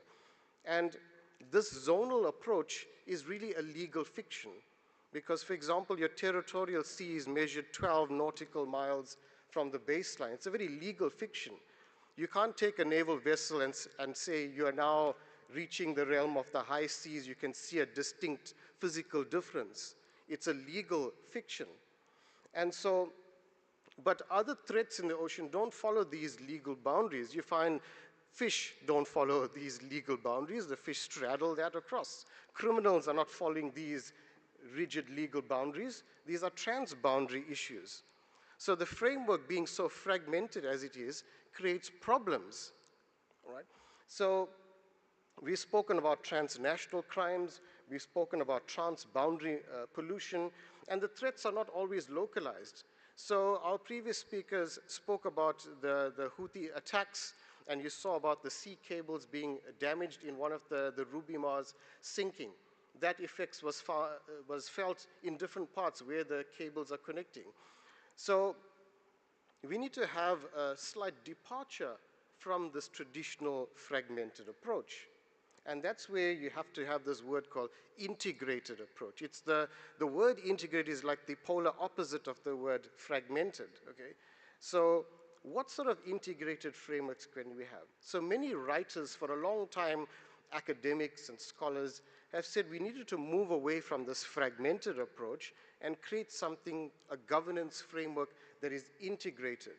And we see some concepts of that appearing in the law of the sea. So for example, past the exclusive economic zone, the deep seabed area is known as the common heritage of mankind, okay? It's not subject to the sovereignty of a particular state. So you find often a lot of official documents like Agenda 21 refers to integrated ocean management. About 20 years ago, there was a UN General Assembly resolution that spoke about integrated management and sustainable development of the oceans and seas. So you see that that concept is there, and that word integrated is very important. And that brings us to this concept now of the aims 2050. We are hearing the words maritime strategy in that, and we're hearing the words Africa in that, but another big word there in the middle is that I, which is integrated. So it's Africa's integrated maritime strategy. And that strategy arose from the burgeoning security incidents of piracy around about in 2009. The African Union, they were very concerned about these security threats and asked the AU Commission to develop a comprehensive strategy to deal with these. And that document, the Africa's Integrated Maritime Strategy, was the result of that process. Okay, it's aiming to achieve layered plans of action which will achieve this AU's objective to enhance maritime viability and create a prosperous Africa. Now, that then brings me to the point of this talk is that in that document, the AIMS 2050, you have a concept called the SEMSA, the Combined Exclusive Maritime Zone for Africa. Okay. Now, there isn't much in the document that speaks to this combined exclusive maritime zone. There's only 3 clauses in that fairly lengthy document that deal with it. So because there are only 3 clauses, and I'm aware of the time I have available, I'm putting up these 3 clauses for you to have a look at, and we're going to very quickly unpack it and look at what are those legal implications. One of the paragraphs, the first paragraph that refers to the SEMSA is saying that the Africa must establish this combined exclusive maritime zone, but to establish that there needs to be the creation of a special strategic task force that's going to develop a technical file, and in that technical file it contains all the specific details about what the zone is about. And it will underpin a solemn declaration by African states establishing the SEMSA. So ultimately, by establishing the SEMSA, it's generating immediate cross-cutting geostrategic benefits, political, social, and security benefits, collective efforts, right? So you're seeing this integration coming in these clauses. The second one, which is quite important, and I've highlighted some important parts, is that it's essentially trying to create a zone that's a common maritime space without barriers. So if you saw those charts that I showed before you, the African maritime domain is fragmented. There are all these barriers and borders from different zones. So essentially what the SEMSA is envisaging is it's removing these barriers. So in removing these barriers, you're having much more effective things. You're not looking at it only from a naval security perspective, but more holistic, more integrated. You're seeing boosting intra-African trade, simplifying transport processes, facilitating information sharing, enhanced monitoring and tracking systems, and all of that is vital in ensuring a secured domain as well. So that's really the second one, and the big takeaway is that it's creating this common African maritime space without barriers. And another one is that, the last one is that it's really a definition of what the SEMSA is. And it's a common maritime zone where you can enforce management and policies relating to the oceans and your inland waterways, and to minimize all the risks, transnational risks, and including organized crime and terrorism, all the threats that were identified by the earlier speakers. So that, ladies and gentlemen, is really the full suite of provisions relating to the SEMSA and its innovative concept. So it's going beyond a fragmented approach and creating a much more integrated one. So essentially now, if you're looking at this image here, this image shows you what this African maritime domain could potentially look like. You see the darker blue images are all the exclusive economic zones, and the lighter blues are your continental shelf claims as well. So you see here, you're creating almost a unitary zone where you can have effective enforcement. And so there are some legal implications that arise, because there are only 3 clauses that deal with the SEMSA, and there are many legal questions that would arise. One of these is that, what does it really consist of? Does it replace all those existing maritime zones that we have in terms of the law of the Sea Convention? What are the rights and obligations of the state parties, and what's its present legal status? So essentially, those 3 clauses that I've shown you, it does not specify what does the zone actually consist of. It says combined exclusive maritime zone. Perhaps the choice of wording could have been a little bit different, and you could have said a combined African maritime domain, because it might confuse us into thinking that the word exclusive maritime zone refers to exclusive economic zones. And using the word combined is saying that perhaps we are combining all the African states' exclusive economic zones. But remember, the exclusive economic zone for each particular coastal state, the state has sovereign rights in that. Why would a coastal state cede your sovereign rights to the resources in it in favor of a combined zone and pooling all your, and demonetizing your sovereignty? So that is not very clear. Is it exclusive economic zones? Is it your territorial sea? Is it your internal waters in the Great Lakes regions? Is it the continental shelves as well? So there is a bit of a gray area, and that needs to be explored. So it's possibly envisaged to be this entire African maritime domain, including the continental shelf claims, exclusive economic zones, internal waters, territorial seas. Does it replace existing maritime zones? I would say the answer is no, because in the clauses that I've shown you very, very carefully, it was said, and they used very careful legal terms at the top, without prejudice to the maritime zones established by UNCLOS. So it's not saying we are creating a combined zone and we're relieving African nations of their sovereign jurisdiction over their respective maritime zones, okay? So that's very important to bear in mind. So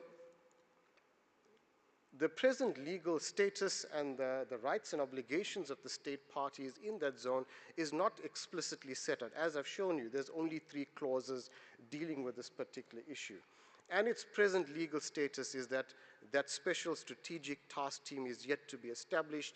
The technical file demarcating the actual zone limits has not yet been drafted.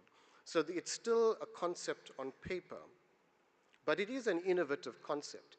And that is why this is an appropriate forum to revisit this concept and to look at how naval powers can be involved in that, because we've seen from that security threats are very important. So this is where the place of African navies comes important in this framework. We understand how this African maritime domain is critical to the survival and the development of this continent, okay? And we understand that there's a lot of capacity constraints within the continent itself, and that is exacerbated often by large levels of insecurity along the continent. So you need this integrated strategy to remove those hurdles created by these boundaries so that you can have a more efficient use of your maritime domain, and states can benefit to the maximum from the zones. So this largely entails a more constabulary role of navies within this realm. So this constabulary function, we are not really speaking about in terms of high intensity activities like dealing with armed conflict and enforcement actions, but you're dealing with constabulary roles relating to IUU fishing, migrant smuggling, human trafficking, environmental damages, marine pollution, drug trafficking, and of course dealing with matters that affect international peace and security, like terrorism, like piracy, and the counter-proliferation of weapons of mass destruction. Having navies perform these constabulary roles is not something that's new or recent. This has been around for centuries, as long as it's always been a task of naval warships to act against piracy at sea. So Admiral Mhlana spoke of maybe one actual strategic thing to do, is that one actionable item is perhaps in this technical file that is supposed to be developed. That's where the roles of navies can be elucidated in that. And so that the roles of navies are clarified in this combined exclusive maritime zone. So really the few parting remarks that I want to make is that this concept of the SEMSA is really something that has been overlooked for a long time. It's been on paper for 10 years and it's overlooked, but it is a really innovative juridical framework that can have a lot of potential to contribute to Africa's aspirations in terms of maritime security. Now, if you're having a dedicated technical file that outlines operating procedures for navies within this combined exclusive maritime zone, and if they are consistent, if they are effective and they are accepted, you can see slowly that you can have customary international law developing through consistent usage and accepted usage, and that can be an accepted role of navies. You don't have to go afresh and create a new memorandum of agreement. So Admiral Lubese, you spoke about how yesterday about how a naval force can go up to maybe the coast of Namibia as well. So if this is established under the SEMSA itself and has a force of customary international law, you don't necessarily need to create special memorandums of agreement. So this thing can be integrated very nicely in it. And so also, if you're having foreign naval powers involved in security matters along the continent itself, foreign naval powers and foreign naval operations will have to deal with African navies dealing in concert in this combined exclusive maritime zone. So really the parting remark that I want to make is that really this concept, like how African nations 50 years ago took a key role in creating the exclusive economic zone, which was a very big departure from the existing law of the sea. 50 years later, we are proposing another innovative concept, like this concept of the combined exclusive maritime zone of Africa. Okay? It's an innovative approach, it's a brave approach towards protecting community interests. And like the Admiral spoke yesterday about the word Sisonke, there's also the word Ubuntu as well, a group solidarity, that I feel that hegemony can fit very nicely within this concept that we are creating. So thank you very much, Chair. Those are my remarks. Thank you.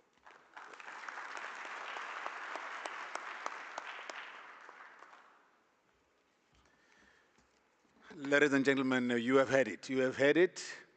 SIMSA is a thing that needs consideration with all the pluses and minuses, the challenges of shared sovereignty, and the practical or operational issues that are involved there that need to be thrashed out one way or another. Ubuntu, Sisonke, are the concepts. Thanks, Prof. Seben. Now, we are not doing great with our time, but we definitely need to take care of a few questions. I have been reassured by Prof. Frey and the team, the technical team, that we will be able to catch up with time. The one thing we will not compromise on is lunch. It's very dangerous, especially when you're dealing with the military. You don't know what these assets that are outside there, what they have, you know. Anyway, I'm trying to establish how we're going to handle this from the floor. Do we have roving mics?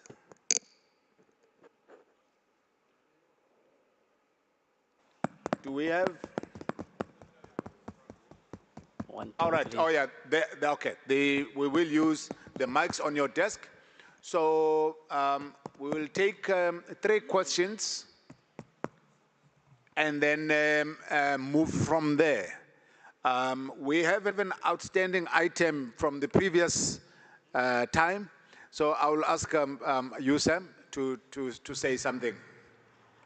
First of all, Yes, we can hear you. first of all, I would like to thank the panel speakers, Dr. Wario. Just remember to introduce yourself, sir, Yes, and then your I am question. Vice Admiral Mohammed Al-Ghrabi, Chief of Saudi Navy. Thank you. Thank you for a panel speaker, Dr. Mario, for a great presentation. I have very simple comments to the distinguished presentation, if you allow me, sir. Sure. First of all, I would like to thank the Republic of South African Navy for hosting such a symposium that addresses the challenges and issues related to the maritime security, especially since African continent overlook the most important seas that connect global trade. The biggest challenge is the crime committed by the Houthis militia that threaten maritime security in the Red Sea and Gulf of Aden. Since November last year, the Houthi have launched more than 190 drones and missile attacks on commercial vessels and oil tankers.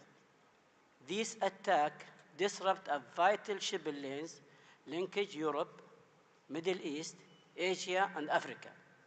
The attack have pushed up shipping and insurance costs for shippers by 170% compared to the last year, impacting almost every sector of global economy and affecting inflation rate worldwide, especially in a region such as Africa that rely heavily on these sea routes for imports.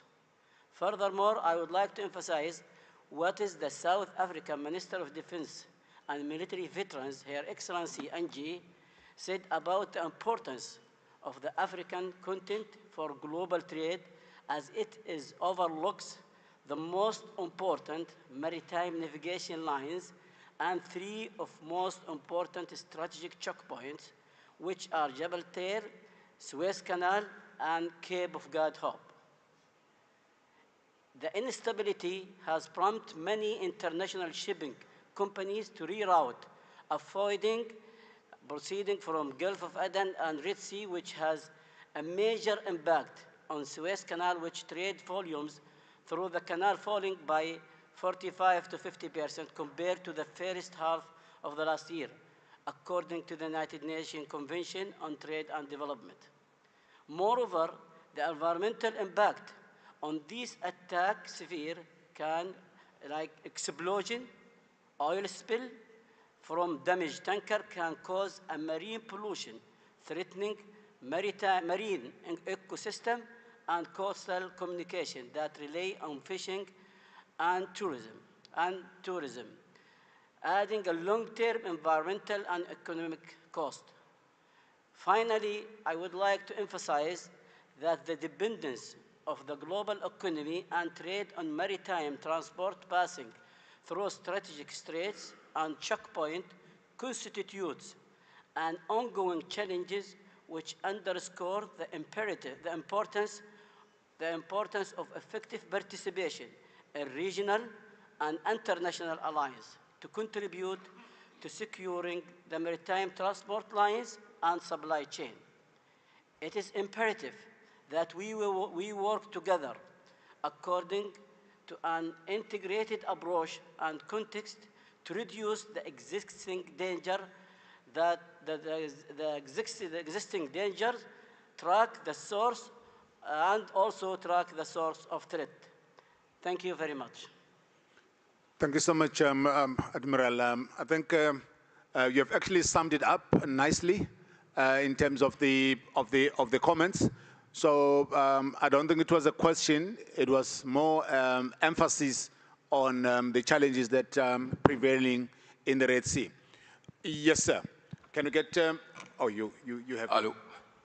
Yes, I'm Rear Admiral Abdussain, Chief of Naval Staff of Senegal.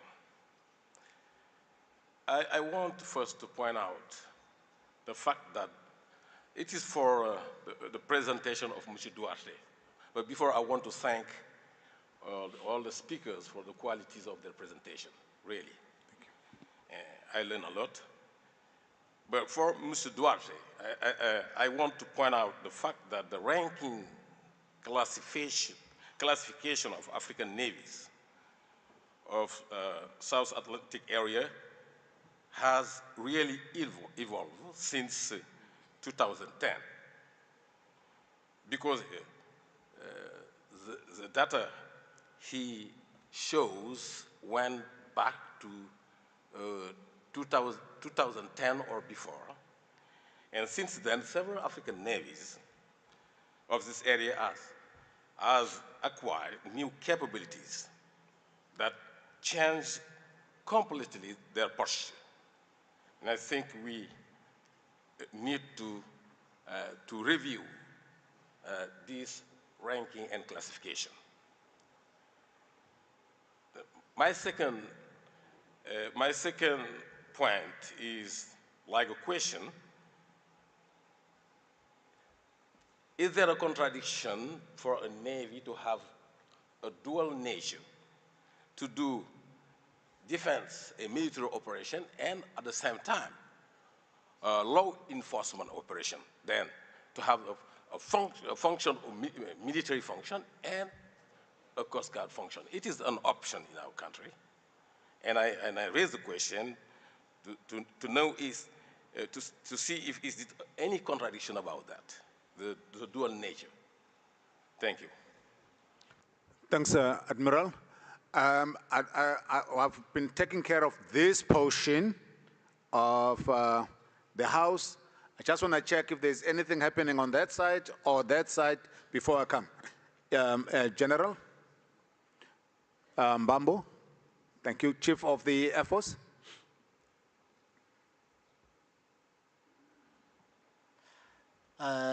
Thanks, Program Director, and thank you to the Chief of the South African Navy for the symposium and the opportunity offered for all of us to participate. And thanks also to the panel and the presenters. Original Program Director, I had 10 questions, but I decided to reduce them to only 3. Thank you. Firstly, the presenter from Brazil, I just want to zoom further into the issue of the ranking, because ranking, we do find them a lot, whether in the navies and other capabilities and all of that. But I just want to understand the ranking criteria and what is being used to make any ranking. Because for me, just to have capabilities, no matter how those capabilities look like, it doesn't actually make you to be in a pole position. Because there are many other things that relate to that. The ability to use those capabilities, to sustain those capabilities, and to demonstrate that you are in a position actually to execute. So if he can actually comment in terms of the ranking criteria and how does this thing actually adds up together. The second question goes to the last presenter from the UKZN, which I believe it was really hitting the nail on the head in terms of the change that is required from UNCLOS to a much more understandable and much more clear way of managing the problem out there, the legal system itself, that it should be integrated and all of that. But the question that I have, Program Director, is that the problem for me lies in the application of that legal system, right? Because the good legal system can be there. But the sad reality is that if you look at the wide range of legal systems, whether it's national or international, is that those who are powerful and not innocent, they are actually out of jail. And those who are weak and innocent, they are in jail. That's a sad part of the legal system that we have.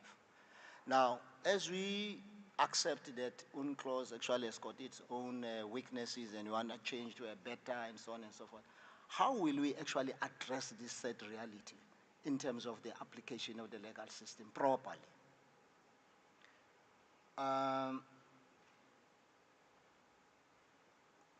There's the last question that I have. Just bear with me. I record it.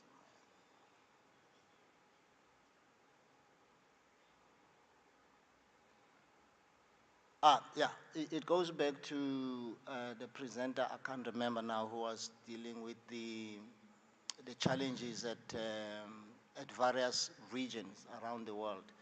But he showed a slide on the increase of incidents that are happening in the Americas.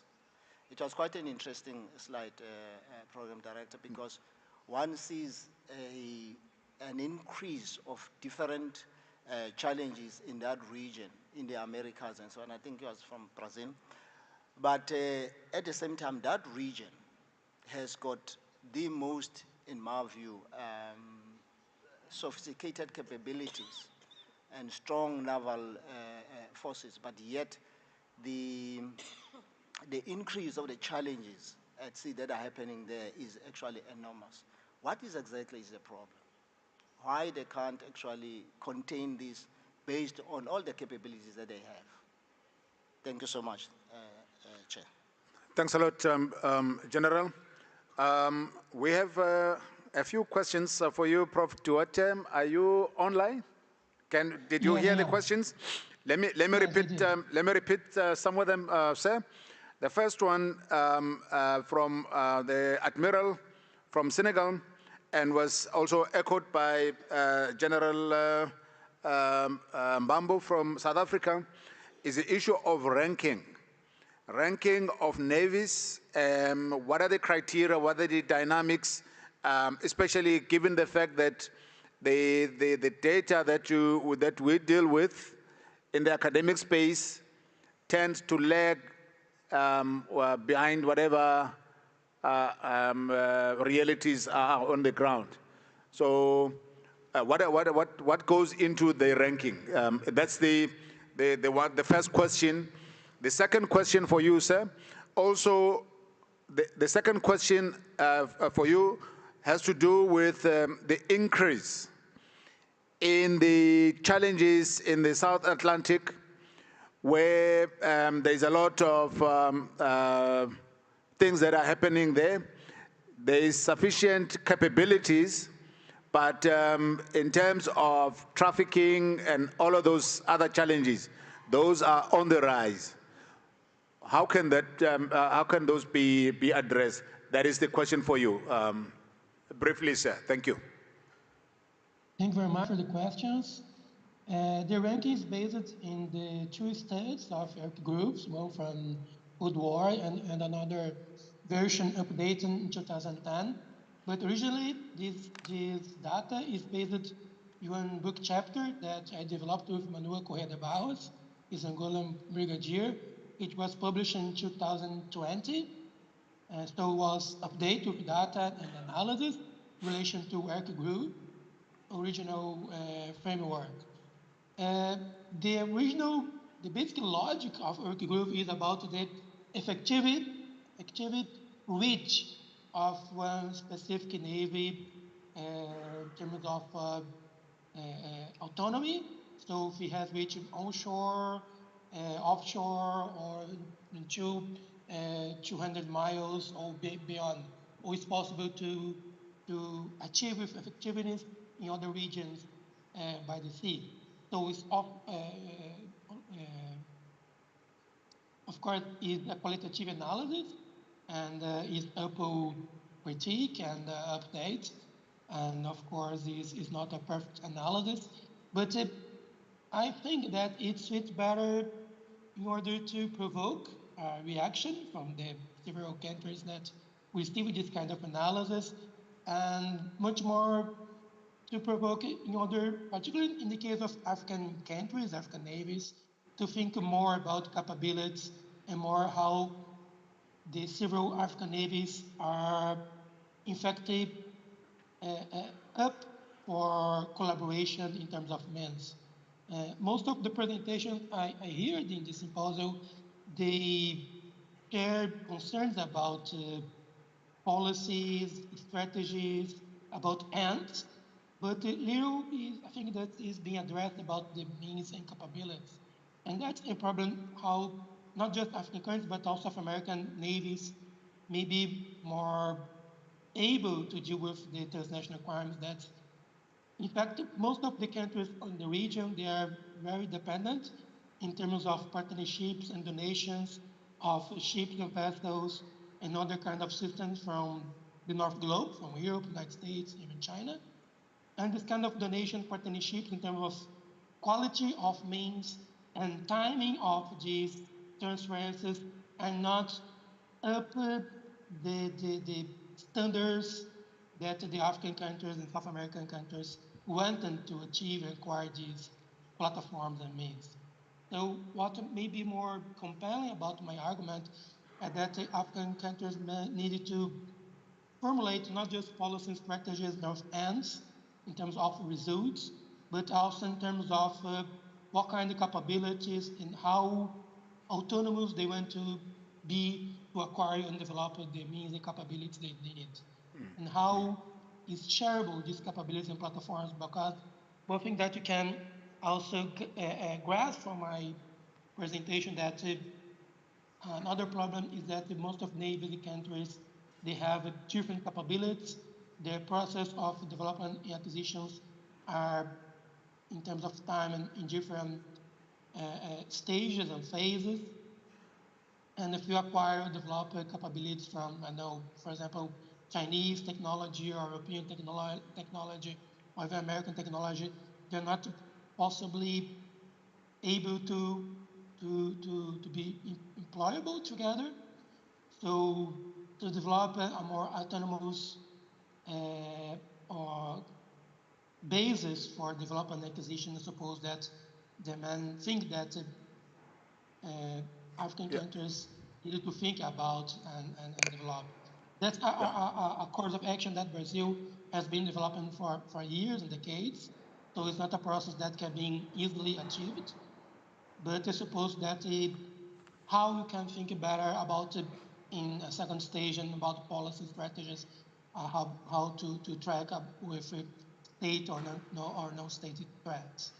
So, for example, in Brazil, the ability to develop a surveillance platform and system, and then a command systems based mainly because Brazil has been developing more capacity and platforms. Thank you very much. Sorry. Yeah, I know it's a very complex issue, and we actually need more time to tackle these questions. But thanks for the input thus far.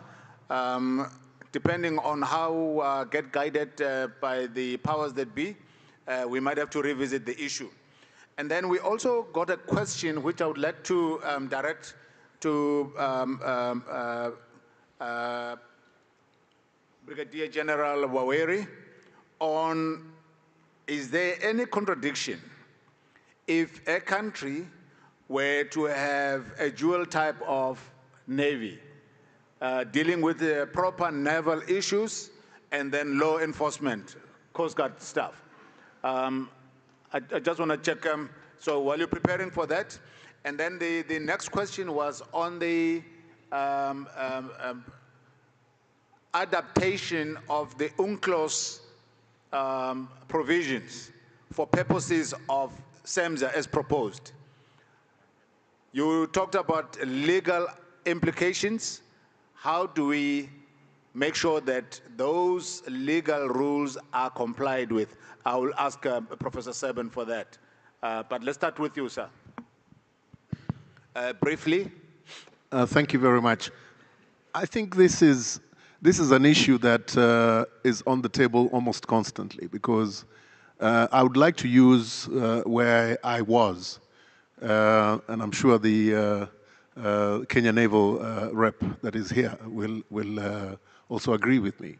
One of the biggest challenges is when you go out as a naval force, but you don't have policing powers, then what that does is you get to the situation where you see you are addressing a person who is supposed to either arrest or apprehend, and immediately now your hands are tied, because legally if you do something outside the law, then that puts you in a space.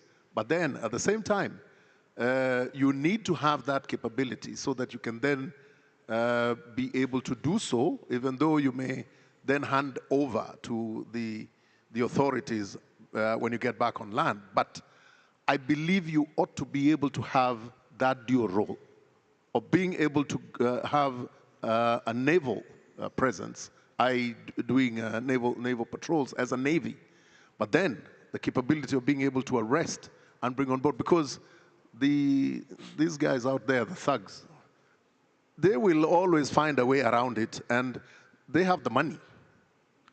They have the legal power. They will draw circles around you, and at the end of the day, punch holes in your action, and they're back out again, doing the same things that they're doing. So having that dual role, I think, is important. Okay, all said, it doesn't mean that Coast Guards are not important, because they have a specific role that they play. But I believe navies need to have that. That would be my opinion. Thank you. Thank you, General. Prof, on the legal implications and application of the proposed SEMSA.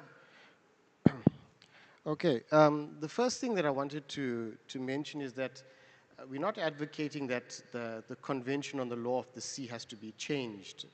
Remember that that convention was drafted as what you term a package deal.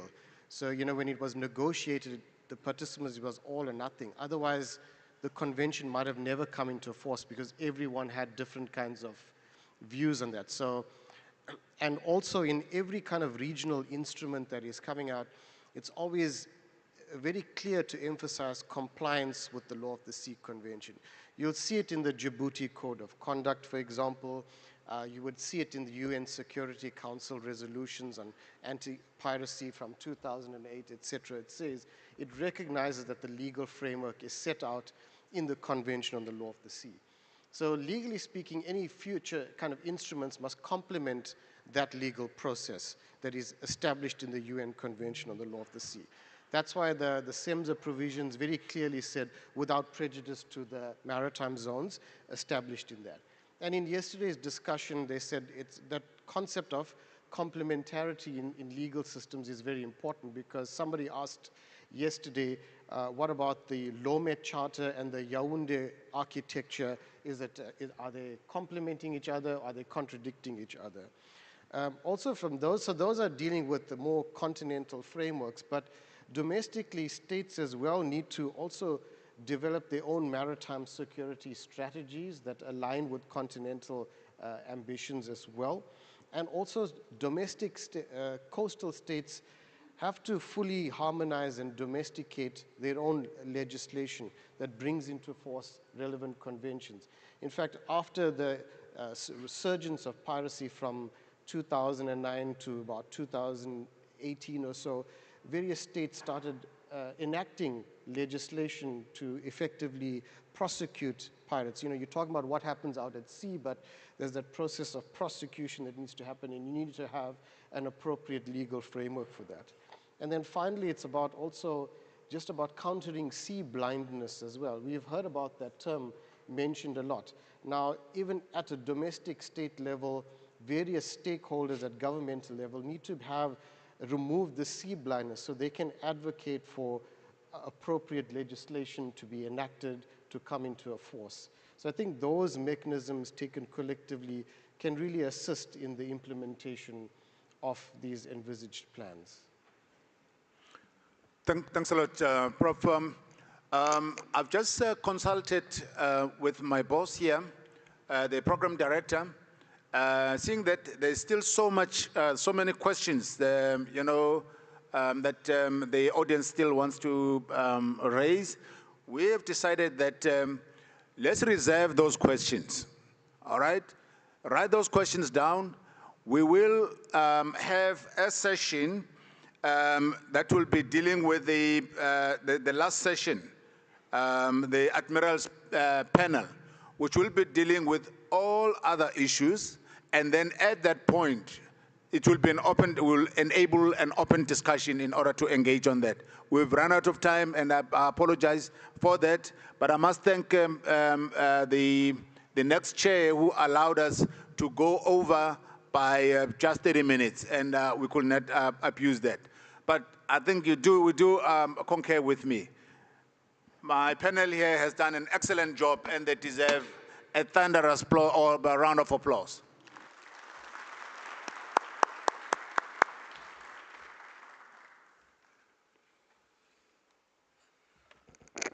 Thank you very much, Dr. Kanyile and the panel. I'm now going to request Captain Retired Mark Blaine, our next panel chair.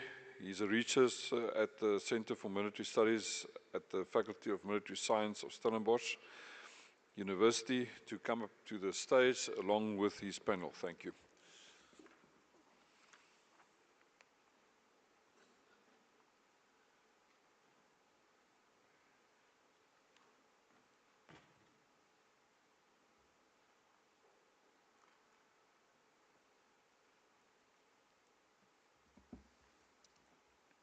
Thank you, Program Director. Honorable guests, ladies and gentlemen, please, due to time constraints, please allow me to stand on the protocol as has been observed. My panelists are all here. As part of the administrative arrangements, we have arranged for lunch to start at 13:30, not 13:10 as according to the program, which leaves us a little bit more time for this panel. And also, if the time does not allow for questions, please, can we take those questions over to networking during lunchtime? But also, as the previous speaker said, we can also discuss them this afternoon. But we have three really good speakers, and following up from the previous panel, which talked about traditional maritime security, we're going to take that one step further and look at other aspects which are not normally dealt with traditional maritime security. So we have three presentations on the role of bi-coastal navies from Egypt's perspective, naval acquisitions and threats from a South African perspective, and then looking at maybe answering the question we had now about the Coast Guard from the Kenyan perspective from three very good presenters.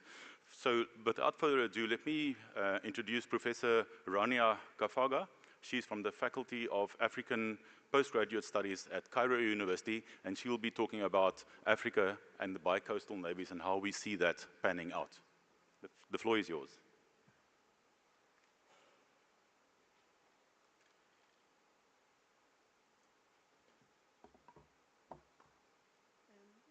Thank you very much, Dr. Blaine, for introducing me. And oh, yeah. There we go. Now we know the mic and the box. Everything is in order. So, good afternoon, ladies and gentlemen. I'm truly honored and privileged to be invited to this very important event, the Seapower for Africa Symposium, and to share the panel with experts, academics, and lots of distinguished speakers, and to give a little contribution to the very interesting ideas and debates that have been discussed in this hall since yesterday. Without prolonging my introduction, I would like to, is my presentation online? Just give a little bit context of my paper and presentation. Since yesterday, we have lots of interventions talking about the macro perspective of maritime security, talking about Africa and regions and broader strategies. And I think at some stage it would be very important to put these debates in perspective, giving examples and going to the micro level of analysis. And there's no better, I think, example to talk about navies, national navies, than Egypt, with the very unique location of this country. With a unique bi-coastal location, Egypt is responsible to ensure maritime security of around 114,000 nautical square miles, divided between the Mediterranean Sea and the Red Sea. Along these extended coastal lines, Egypt is interested, of course, and concerned to safeguard its vital interests. And we have so many speakers, of course, talking about the Red Sea and the Suez Canal and how it provides very vital waterway to the transition of trade and commercial ships from the eastern to western hemispheres. In this context, this paper aims, or has three goals. First of all, to outline the main challenges that Egypt faces in these two distinct geopolitical regions, namely the Eastern Mediterranean and the Red Sea and the Gulf of Aden. Secondly, to highlight Egypt's approaches to deal with these threats, as I see it from an academic perspective, and analyze also, try to explain to what extent these approaches differ despite some common threats in the two regions. So in order to address these goals, my outline addresses four main points. The first one is the personality of the Egyptian state, or what we call the genius loci, or the genius location. Secondly, definition of region and regional security complex, just to get a sense of the concepts I'm talking about. And thirdly, the bi-coastal dilemma. Oh, yeah, okay. Where are now? Okay. Again, oh, interesting. They should have, giving me at the start of what is going on. But yeah, then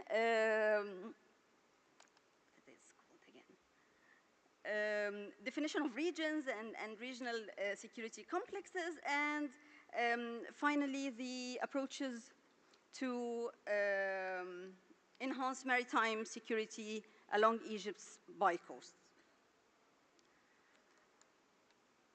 So I would like to actually highlight here what is meant by the personality of the Egyptian state, or the genius loci. In 1967, Gamal Hamdan, who is an Egyptian geographer, authored a volume of more than 300 pages. He kept working on this volume for over 10 years, trying to provide some of the most detailed and really intriguing studies of the Egyptian state, its land, its people, its civilization, its economy, its political development. And in his book, he spoke of the regional personality of Egypt and the strategic personality, which is, according to him, is more than just a mathematical sum of the location.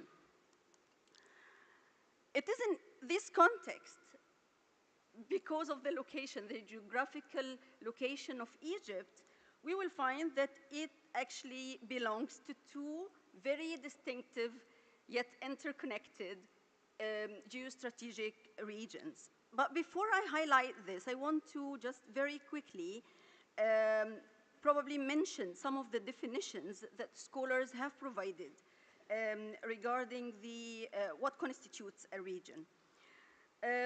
So, for example, according to Paul, he said that a region is a cluster of states that are proximate to each other and are interconnected in spatial, cultural, ideational, and terms in a significant and distinguishable way. Furthermore, some scholars offer us the term, or what they term regional security complex, which constitutes of a set of states continually affected by one or more security externalities that emanate from a distinct geographic area. And in such a complex, the members are so interrelated in terms of their security that actions by any member and significant security-related development inside any member have a major impact on the others. So given this definitions and looking at the map and the location of Egypt within the Eastern Mediterranean region and the Red Sea and Gulf of Aden regions, it become very obvious how Egypt will be affected by any threats within the neighboring state belonging to this region, and how these threats and developments within any member state will affect the whole region and the whole security complex.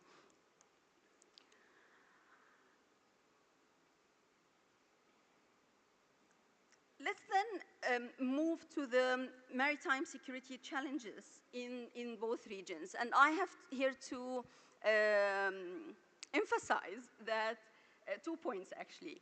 One is that despite being, as I said, two distinguishable geostrategic regions, there are common threats. So that actually intrigued me personally while looking at the material and writing the paper, as how same threats could be addressed in different ways, given the broader context. And the second is that itemizing the threats does not actually mean that they are not interconnected. So, for example, if I'm talking about political instability and protracted conflicts, this could not be at all understood and appreciated without understanding the global and regional power involvement and rivalry within the region. And the same if we are talking about piracy and organized crime and terrorism, they are interconnected and interlinked. Given the fact that over the past presentations, lots of distinguishable speakers highlighted some of the threats and challenges. I will just pick some of these just to demonstrate and to save the time, to demonstrate how these threats actually impact maritime security in the two regions. So within the Eastern Mediterranean, the discovery of significant gas reserves are one of these challenges. Like for the first time looking at it, it's opportunities, not really challenges. Because if there are discoveries estimated with millions, what is the number? 550 trillion US dollars worth of gas reserves within this region. That means it's a huge opportunity to the countries of the Eastern Mediterranean. However, the discovery of significant gas reserves makes it essential to demarcate exclusive economic zones, which was the topic of the previous panel about the EECs or EEZs. And that raises and creates tensions between regional countries and revive historical geopolitical rivals that risk driving an intense naval arms race. It's very, also the context of the Eastern Mediterranean is very unique in this respect because the basin at this side is very small and enclosed. The entire sea is claimed by national states, leaving no high seas areas. The size of the sea basin and the landscape along the shoreline prevent littoral states of the Eastern Mediterranean from claiming EEZs at the maximum range that is known elsewhere. So that's why it is an opportunity, but also interwoven with real hazards and risks if not managed appropriately. Another issue is the ongoing conflict and subsequent regional involvement in the region. And if we go back to the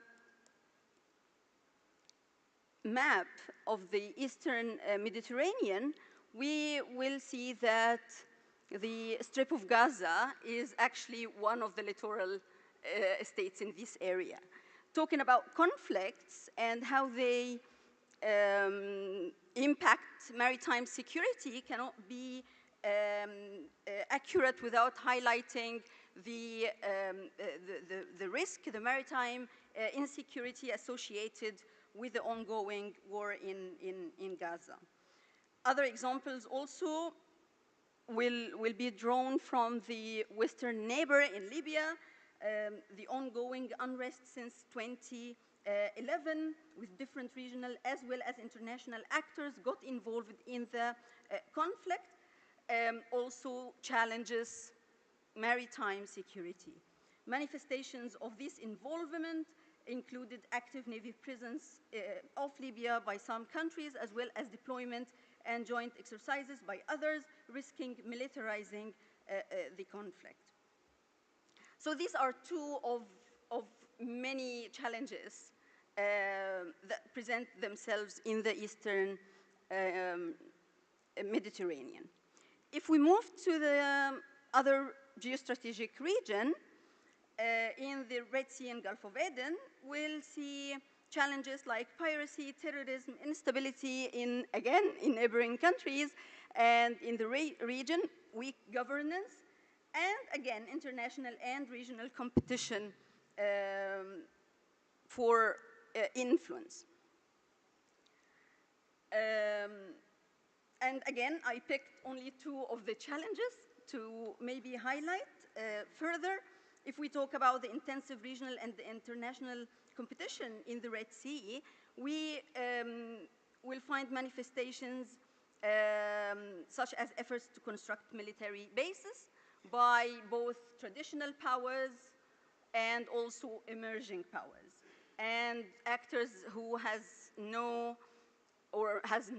known presence in this area of the world. Ports acquisition is also another manifestation of this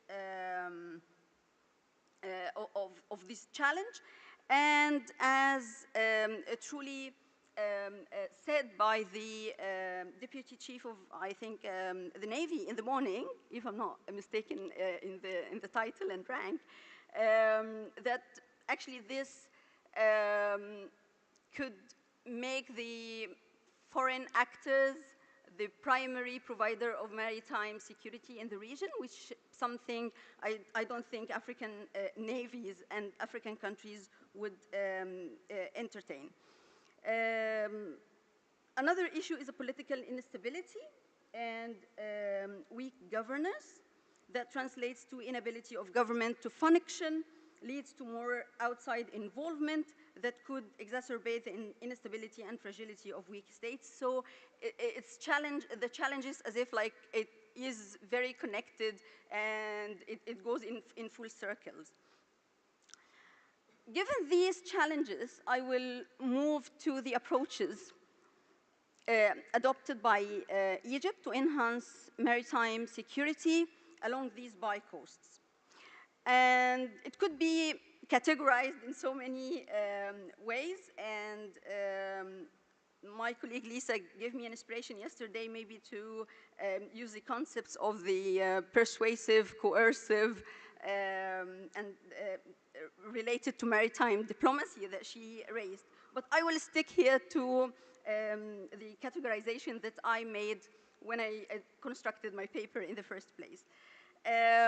So I'll discuss this through three main categories: unilateral measures adopted by Egypt unilaterally, and bilateral measures and multilateral measures. As far as the unilateral approaches are concerned, in the past few years, we've seen an expansion of Egyptian naval capabilities, development of submarine surface capacity for the protection of Egyptian vital interests. So Egypt is building one of the most modernized and ambitious navy forces to enable it to protect the Red Sea and the Mediterranean coastlines and support operations of the army. We've also seen enhancing of its ability in local manufacturing and the maritime manufacturing as well, and construction, and expanding its southern navy fleet in the southern Red Sea. For the bilateral approaches, also we've seen enhancing relations with countries of strategic importance to Egypt. With Somalia, for example, Egypt has common defense agreement and military cooperation protocol that's very recent in August 2024 that entails capacity building, experience transfer, particularly in the field of counter terrorism. It also, Egypt requested to participate in the new AU mission in Somalia. So this indicates a desire to play more active role in Somalia in this respect. The same with Eritrea. We've seen presidential visits from the Eritrean president and from the Egyptian president as well in February 2024 and October 2024. With concluding also of agreements that entail cooperation in counterterrorism, Red Sea maritime security, port development. So the maritime security was actually present in these visits and in the talks. Also along the bilateral approaches, we've seen joint maritime training exercises like the Alexandria Defender with the British Navy, Eagle Defender with the American Navy, and the list goes on. Again, these are just examples of the efforts in this context.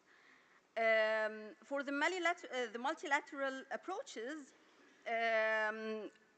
we can talk about the Djibouti Code of Conduct, and we had a session yesterday highlighting the GCC with all its mandates and the areas that it focuses on. We have the Council of Arab and African Countries of the Red Sea and the Gulf of Aden. Egypt also is engaging actively with international organizations working in the field of maritime security.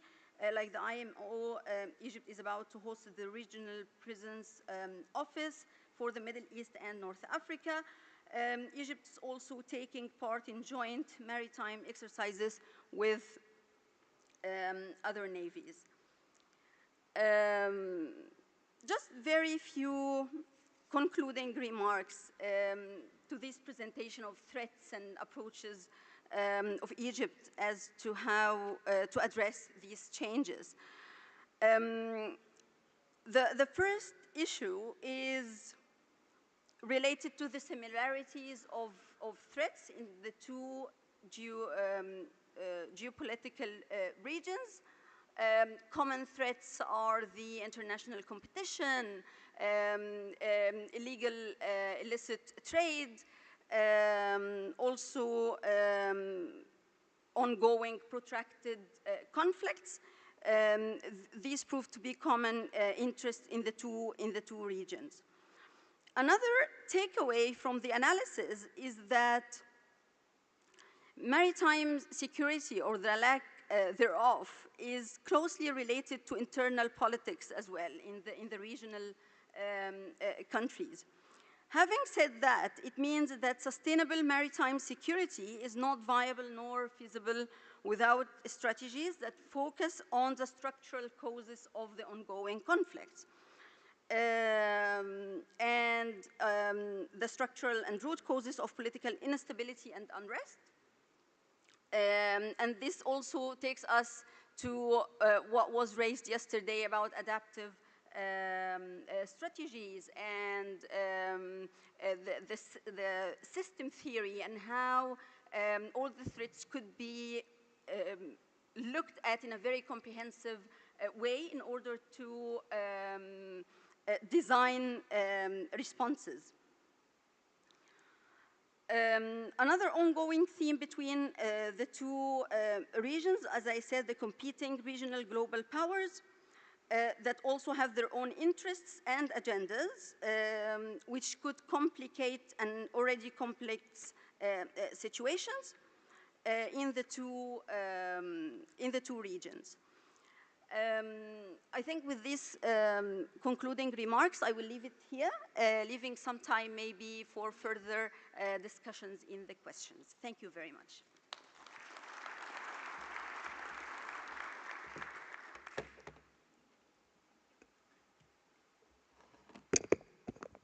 Thank you, Professor Kafalga, for a really insightful and interesting presentation on something we don't normally think of, is that bi-coastal navies and what the dilemmas they face, etc. The next presenter is Dr. Mutubisi Zondi. He's the Group Executive Chairman of Sandock Austral, and he'll be talking to us about threats and naval acquisitions and how that affects us in this traditional maritime security. Dr. Zondi?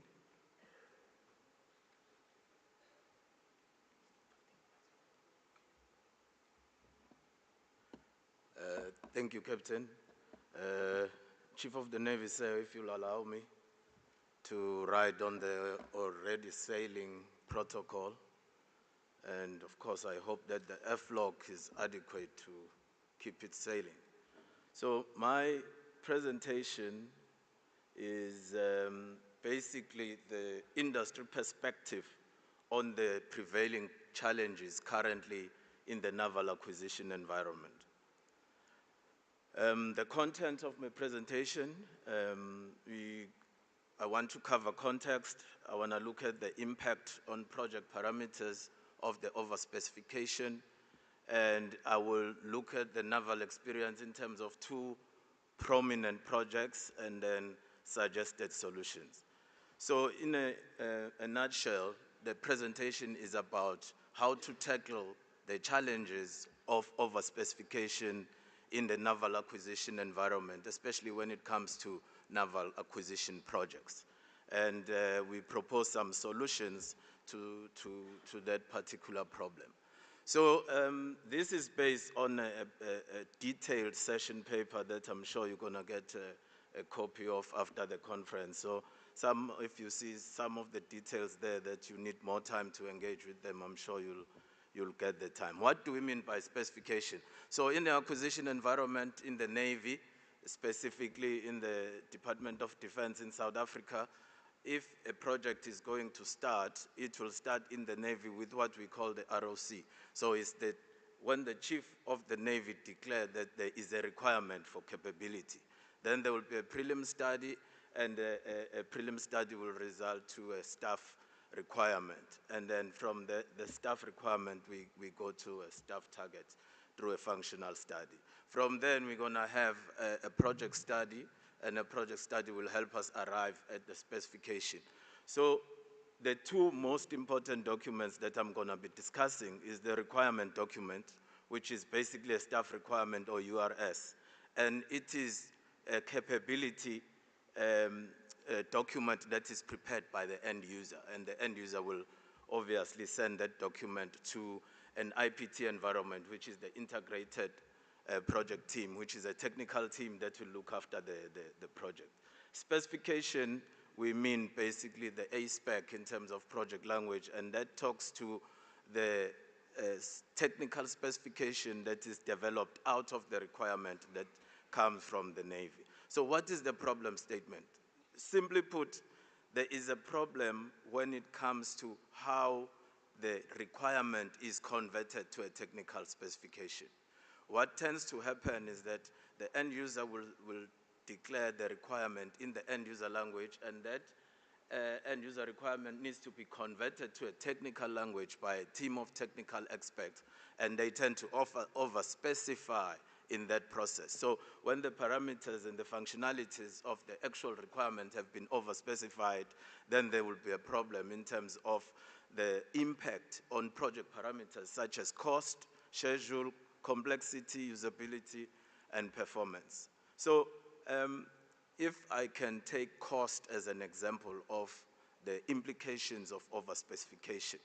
Like I said, I have details of this that you will see on the paper, and you basically have the cause and effect relationships amongst many attributes and how they reflect in terms of impacting the project parameters such as cost. But if you take, for example, the quality assurance process. So the quality assurance process of an over-specified project will require much more stringent measures than a normal quality assurance process. Because by definition, given the detailed specification, it will require detailed processes of project management. So that will require more resources, and that will have an impact on cost. So it's very important that there is no featureization on the specification. Don't add features that are not required. Don't add features that do not help by increasing the value of the project, or that do not help you to increase the performance of the project. The second one is on the schedule. Again, because of the fact that there will be a detailed specification, you find that you spend a lot of time explaining the specification to several stakeholders. And because the stakeholders come from different environments, there's an alignment process that needs to take place so that we reach a baseline where everybody understands what the specification means. And that in itself requires a lot of time, and it impacts on schedule. And then you have an issue of complexity. So again, given the fact that it's detailed, you'll find yourself dealing with complex interface issues. So you find that at subsystem level, maybe the IPT did not give attention to what is happening at system level in priority to what is happening at subsystem level. As a result, you have interface issues at a level lower down, and that itself will increase the complexity of the project. And then in terms of performance and usability, change control process. So every project will have a change control process, and that change control needs to be simplified in order not to have an impact, a negative impact against the project triangle. And then in the case of a detailed specification, obviously, you will see that the change control process becomes complicated. And again, the focus ends up being on featurization. So you find that there is a lot of emphasis on functionalities and features at a subsystem level to the detriment of performance of a project at a system level, and that diminishes the usability of a project. The crux of it is that if the problem space is unpredictable, then the solution space need to be flexible. And I think this is the crux of what Dr. Van Dijk was saying yesterday, which is a similar thing in projects. We need to make sure that there is a pool of potential solution that is adequate to address the scope of the problems that exist in the operational environment. Scope creep is another one that has an impact on risk. And scope creep usually happens when there's movement away from what the original objective is. So when the IPT comes and converts the requirements from the Navy into a technical specification that finds itself into the statement of work, into the RFP, you find that there is now focus on features that do not necessarily address the operational requirement or the operational problem that the Navy is trying to solve. The user-centered design. This is a very important one. There has to be a user-centered design, because if the design is not user-centered, you will find a very unique situation where the project itself meets the technical specification and it complies 100%. But the usability of a project in the Navy operational environment is not there.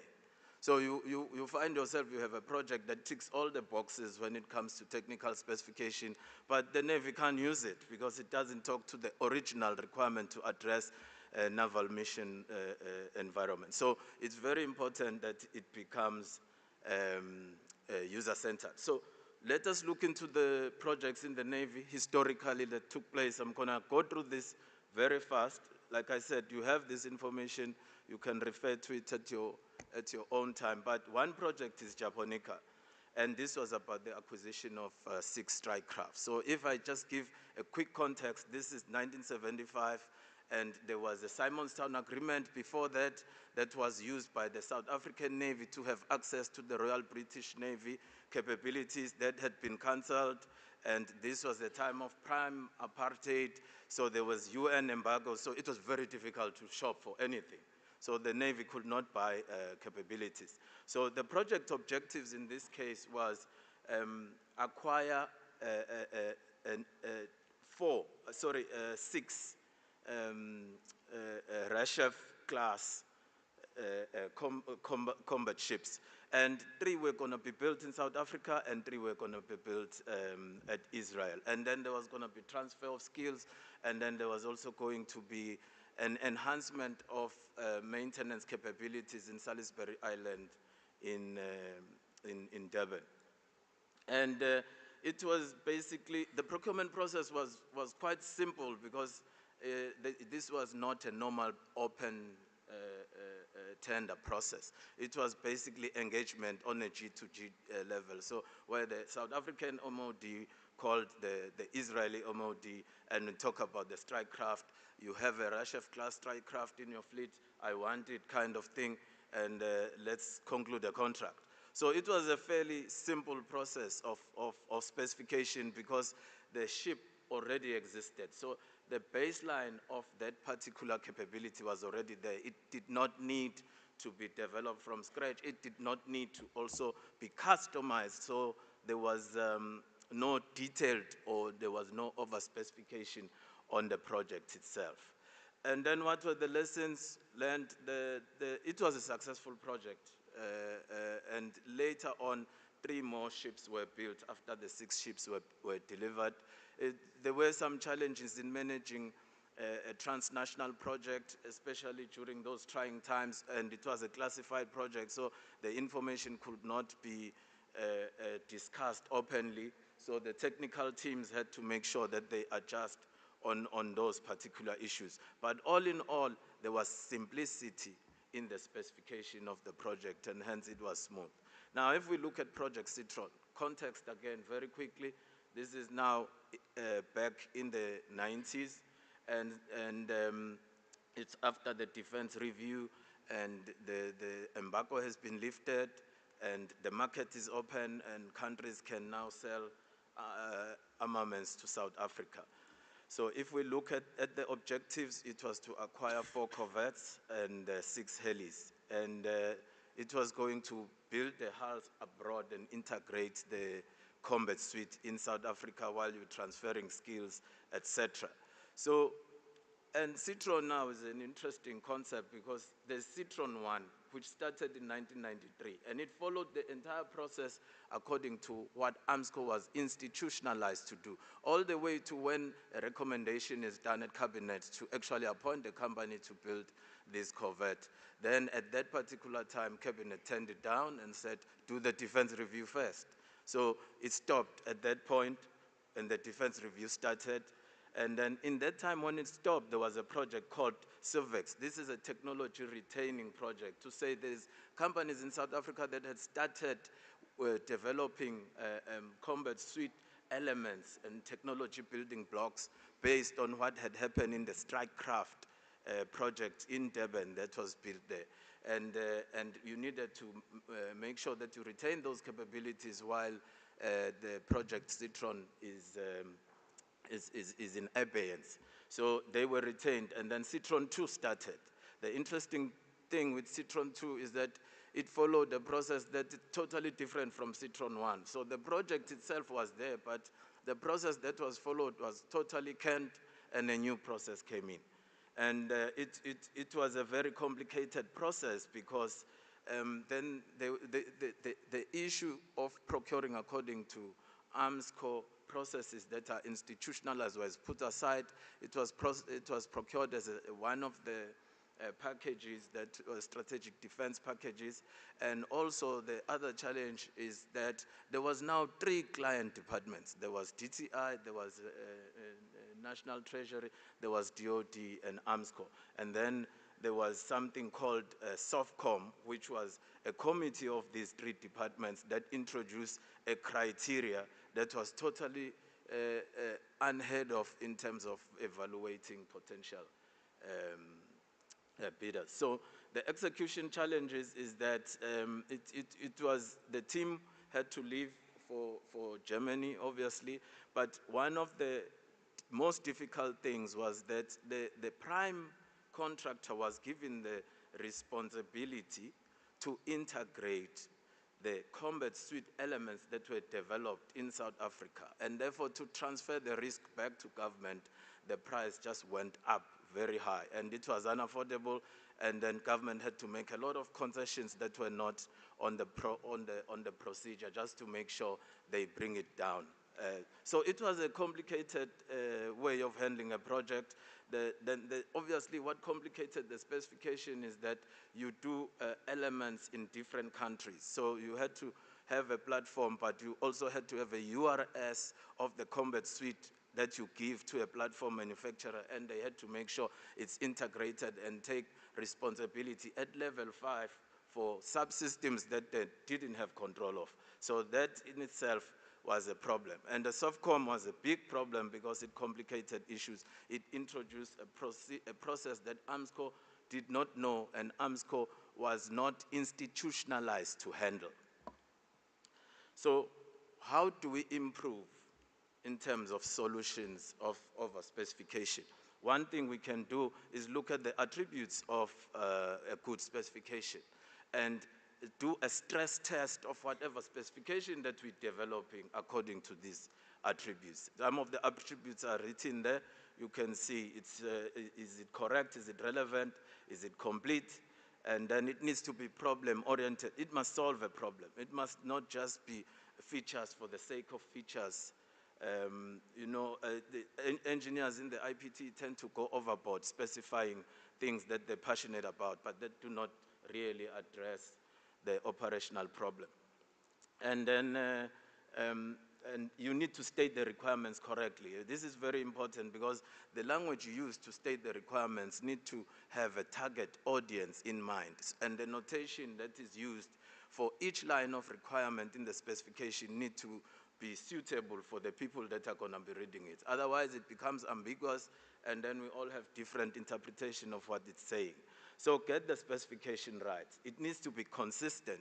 In other words, when I read line 20 of the requirement spec and I read line 3000, it needs to somehow have a flow. It needs to go together. There must be a prose in it. It needs to be organized and allowing for acceptable solutions. The thing is that you need to maximize your solution space. To maximize your solution space, your specification must be accommodating. Your specification needs to be flexible. Your specification development process needs to be iterative, like it was said yesterday. What else can you do? Performance-based specification. So the Navy is currently moving towards performance-based contract. Performance-based contract require performance-based specification. And what are the attributes? It must be user-centric. Again, it needs to talk to the requirements of the user. And then you need to make sure that the real versus perceived problems, it needs to solve real problems. And to solve real problems, it means that the developers and the designers need to have access into the user environment, because if that environment is insulated and all you do is you interact with the technical team, you will lose the reasons why, for example, the Navy wants some sort of functionalities. But if there's interaction between the two, and then the designers appreciate the reasons behind the what. So it mustn't just be the what, we need to know the why too. And then more transparency, it's what I'm saying. We need to have access to the user environment. You tend to see that the IPT, for example, insulates the user. Then as industry, you don't have access to the user, but the problem you are solving is for the user. The moment you sit down with the user, you find that the problem is something totally different from what the technical specification is saying, because somehow the user-centric requirements were lost in the conversion. So that becomes quite critical. Like I said, the why and the what. So 4 is pre-RFP engagements. I think this is very important. We need to engage for pre-RFP interaction. The industry needs to be able to sit down with the user and have a strategic discussions about what the user wants. And that strategic discussion will actually embed the specification that ends up going out into the market. Obviously, that process is fair because it's transparent, it involves everyone. So there has to be clear communications between all parties. There has to be adaptive approaches, as explained already by several speakers here. And then obviously there's many other solutions that you can implement. Then you can read them in the detailed session paper. And I think I'm done. Thank you.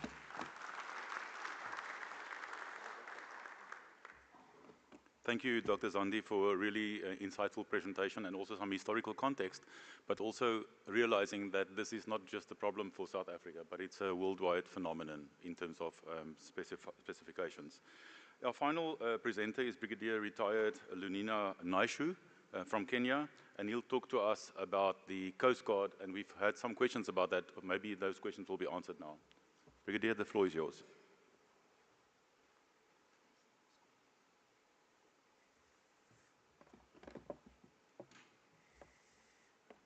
Thank you, Program Director, for this time. Chief of South African Navy, allow me to ride on the protocol that was given earlier, and also appreciate you, the Chief of South African Navy, Admiral Monde Lubese, for giving us the invite and giving us this great platform to share and discuss African maritime issues under the Seapower Symposium 24. My name, as said earlier, is Brigadier Retired Lunena, and I feel greatly privileged to be here before this great audience.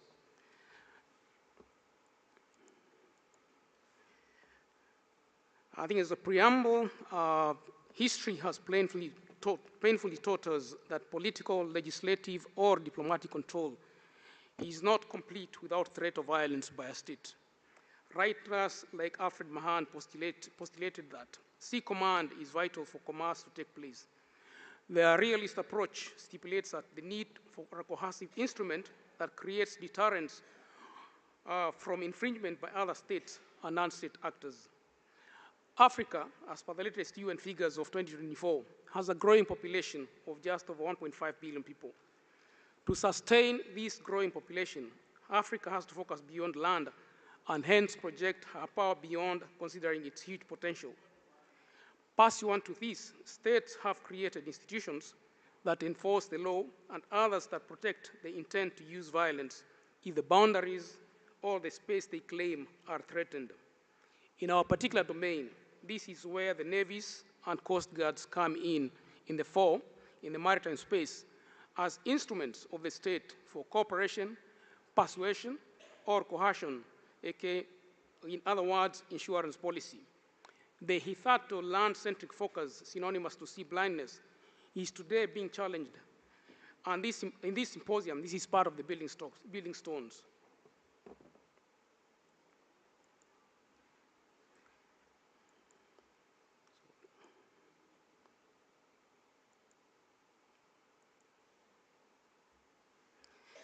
Let's look at the blue economy. It has emerged increasingly to many African governments that there is an inevitable symbiosis between maritime security, maritime governance, and the maritime economy. The blue economy is a sustainable, inclusive, and environmental friendly output of this effort. Globally, and Africa is no exception, the maritime domain is the lifeblood of the economy, and in many cases, central for both food and security and the food sovereignty at the same time. The expression, I quote, "no shipping, no shopping," holds immense sway to emphasize the impact that maritime commerce has on our way of life. Given the incredible volume of trade that occurs by sea, that expression is true for every country around the world, whether littoral or landlocked. COVID-19, disruption of sea supply lines in 2019-2020, demonstrated this veracity and inevitability to the world's survival. The African Union estimates that the blue economy currently generates nearly 300 billion for the continent and creating 49 million jobs in the process. On the other hand, illegal or IUU cost Africa up to $11.49 billion. To secure this space, African maritime expenditure in 2023, as an example, was approximately a paltry $5 billion devoted to maritime forces. From the foregoing, it's very apparent that the blue economy is in Africa to prosper and be sustained, then the security pillar, just as the maritime governance and maritime economy, is paramount. To do that, that will be my outline, what I'll look at, starting from the preamble, the African blue economy, up to the case of my country. The African maritime domain, the threat scenario. Maritime security threats have now extended to include beyond piracy, human, arms trafficking, and the dumping of toxic material. The maritime smuggling of drugs, oil, antiquities, charcoal, ivory, and other goods to facilitate transnational criminal networks and fund terrorism. Weapons trafficking, fuel conflicts around the globe, and with more private armed security at sea, the line between state and non-state action is blurring when it comes to maritime security. To put it in regional perspective, in the East African Indian Ocean region states, the movement of illicit drugs over water has increased dramatically in recent years and threatens to strengthen the transnational criminal networks and funding terrorism while incapacitating significant portions of the working age population. In the north, migrant smuggling across the Mediterranean Sea has caught international attention and constitutes a serious challenge. At the same time, cost of fuel smuggling is rampant and serving as a major funding source for illicit and terrorist networks. This will likely be a problem for years to come. In the West and Central Africa, a diversity of challenges from piracy and armed robbery at sea to illicit oil and fuel activities, trafficking all sorts of smuggling of various goods, and various environmental crimes that threaten the safety, security, and sustainability of the maritime space. As nearshore law enforcement improves, attacks are becoming more brazen and occurring further out to sea, leading to higher ransom demands to account for the risky activities. Success on the part of coastal states in the Gulf of Guinea is therefore producing new challenges that will test the region's resilience and adaptability. Recognizing both new threats and threats that have not been addressed is extremely important. For example, environmental crimes have not been a major focus for the last decade. Oil and fuel theft, illegal dumping and discharge, and illegal ship-to-ship transfers are occurring daily without the permission of coastal states and are, particularly when oil is spilled, harming the marine environment as well as eroding the rule of law. Although all these pose a massive threat to maritime and human security, it was noted that the most significant challenge facing Africa today is weak institutional systemic capacity. Even if states subscribe to laws, limited maritime capacity means that individual states and Africa as a continent are severely constrained in actually enforcing these laws and regulations. Piracy, illegal fishing, and narcotics and human trafficking are growing rapidly, as said earlier, and represent an increasing central component of the threat matrix facing the continent. However, African states' maritime security structures are often misaligned with the challenge faced. Looking at the emerging threat that greatly borders on enforcement, the institutions or agencies that would align should have Coast Guard capabilities and an array of intergovernmental partnership. It is interesting to note that Africa largely does not have a history of engaging in war to safeguard maritime resources. Emanating from the last symposium in Pretoria, it was ably noted that Africa is not considered as a major power on any discourse in the oceans. While this vacuum might be for various reasons, one clear reason was that this could be attributed to the historical forces and lack of a coherent homegrown maritime strategy. To buttress this view that Africa is a non-player in its own maritime scene is the fact that threats that have been witnessed in our space recently call for naval interventions from beyond African states. The vulnerability of the African space due to lack of adequate capacity is exemplified by most recent events in the Red Sea, where the core of communication between Africa and the rest of the world was threatened through the breach of the submarine cable. That was said quite well earlier. Dr. Ian Ralby rightly posits that life as we know it today depends heavily on the maritime environment, and thus maritime security is integral, albeit often invisible, to safeguard our modern way of life.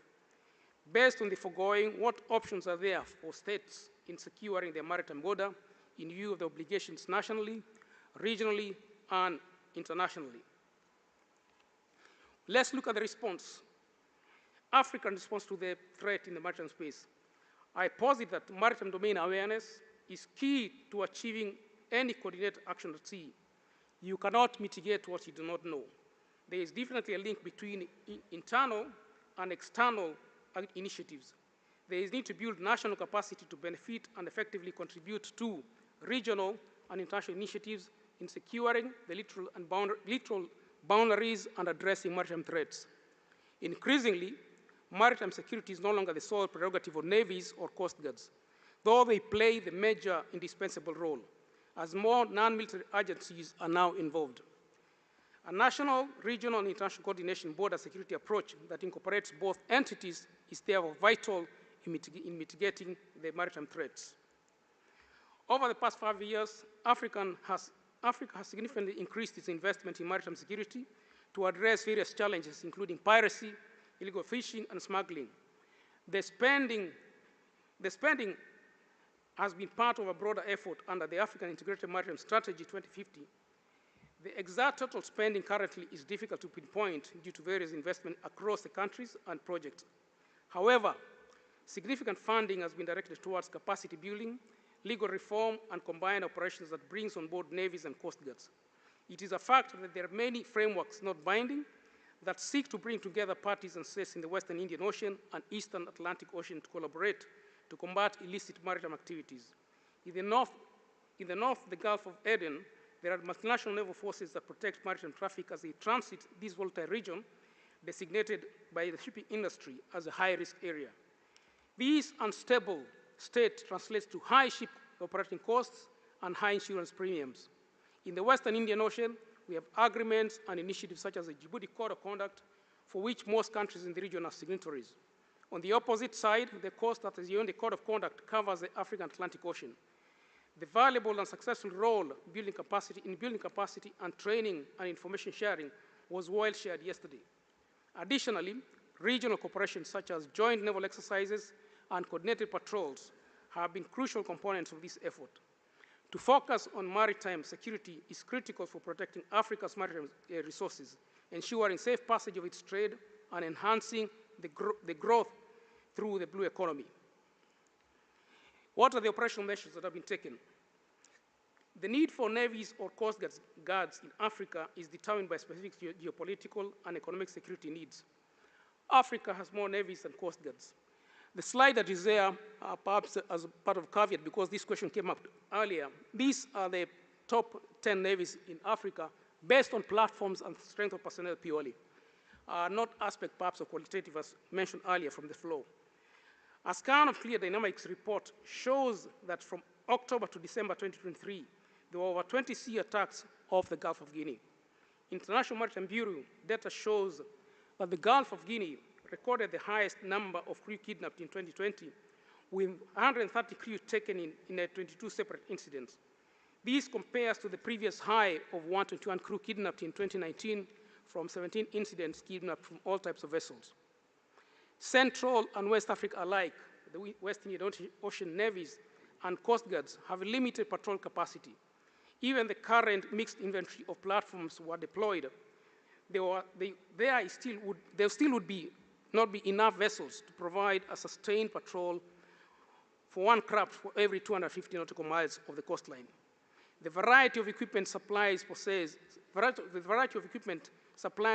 additional challenges of the interoperability and sustainability of fleet vessels, the majority of which are over 25 years old. Nonetheless, maintaining the availability of these vessels is vital. At the beginning of 2014, the Nigerian government announced a 60% drop in crude oil theft from 100,000 tons to 100,000 barrels to 40,000 barrels a day, due to, among other things, the deployment of newly acquired platforms, that's ships, which sustained such a modest success requires significant bolstering of patrol inventory with more offshore patrol vessels and coastal patrol boats. While commenting on the Seafarers' Day on the 25th of January 2025, the global maritime community, led by the UN Secretary General, lamented on the grave threats faced by the seafarers near the Horn of Africa, the Gulf of Aden, and the Red Sea. This certainly puts pressure for states, as observed earlier, to bolster this patrol activity. Sub-Saharan Africa has 38 independent littoral states, out of which only five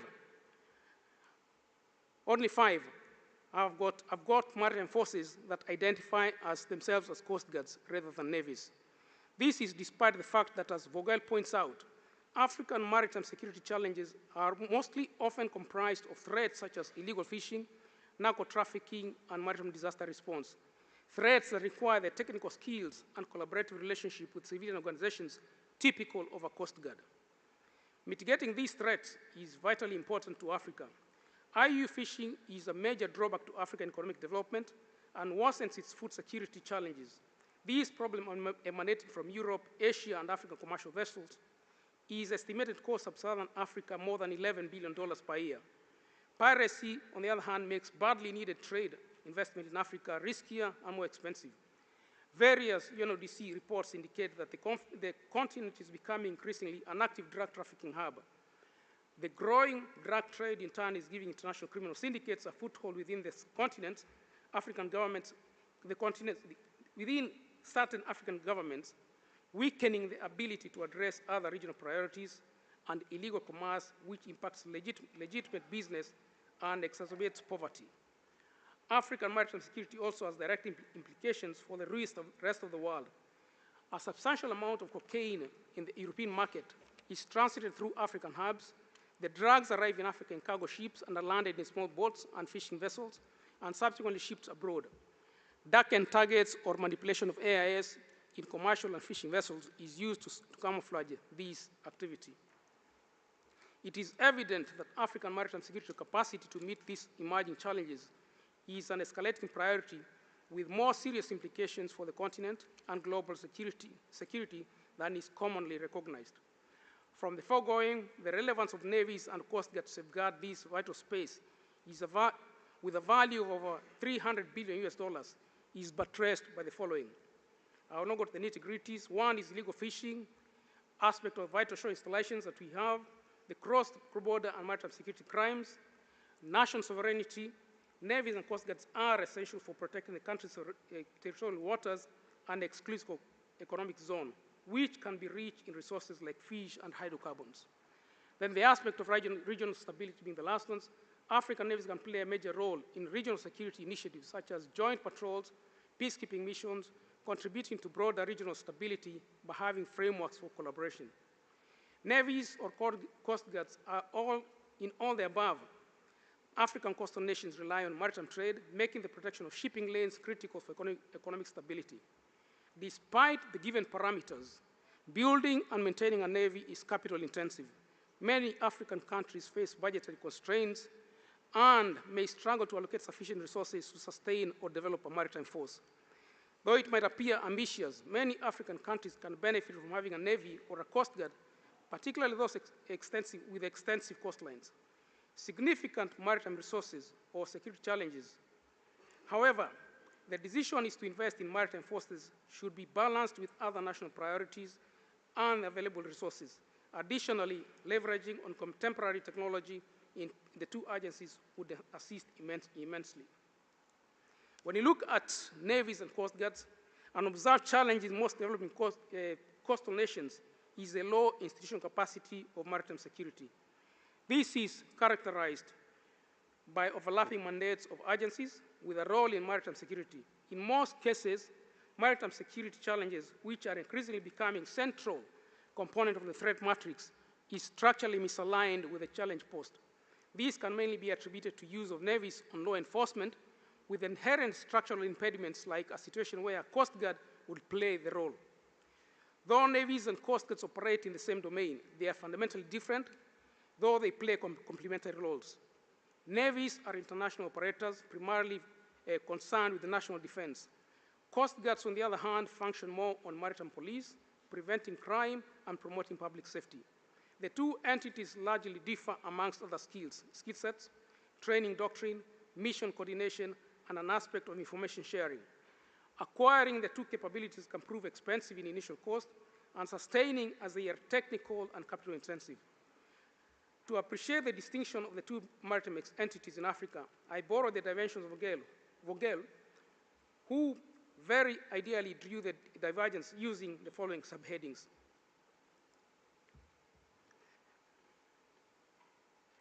First one, the first one is mission. Navies, particularly what we refer as blue water navies in a traditional sense, are important instruments for implementing foreign policy.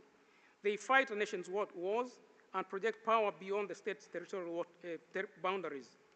During times of peace, navies play strategic and diplomatic roles. In the African context, foreign policy as a navy function as demonstrated by deploying ships abroad on training, diplomatic, and exercise-related port visits. Peacekeeping missions are also performed as Liberia and Sierra Leone by the Senegalese and Nigerian Navy, respectively Kenya and Somalia. Unfortunately, operational limitations prevent most African navies from executing international sea missions or blue water missions.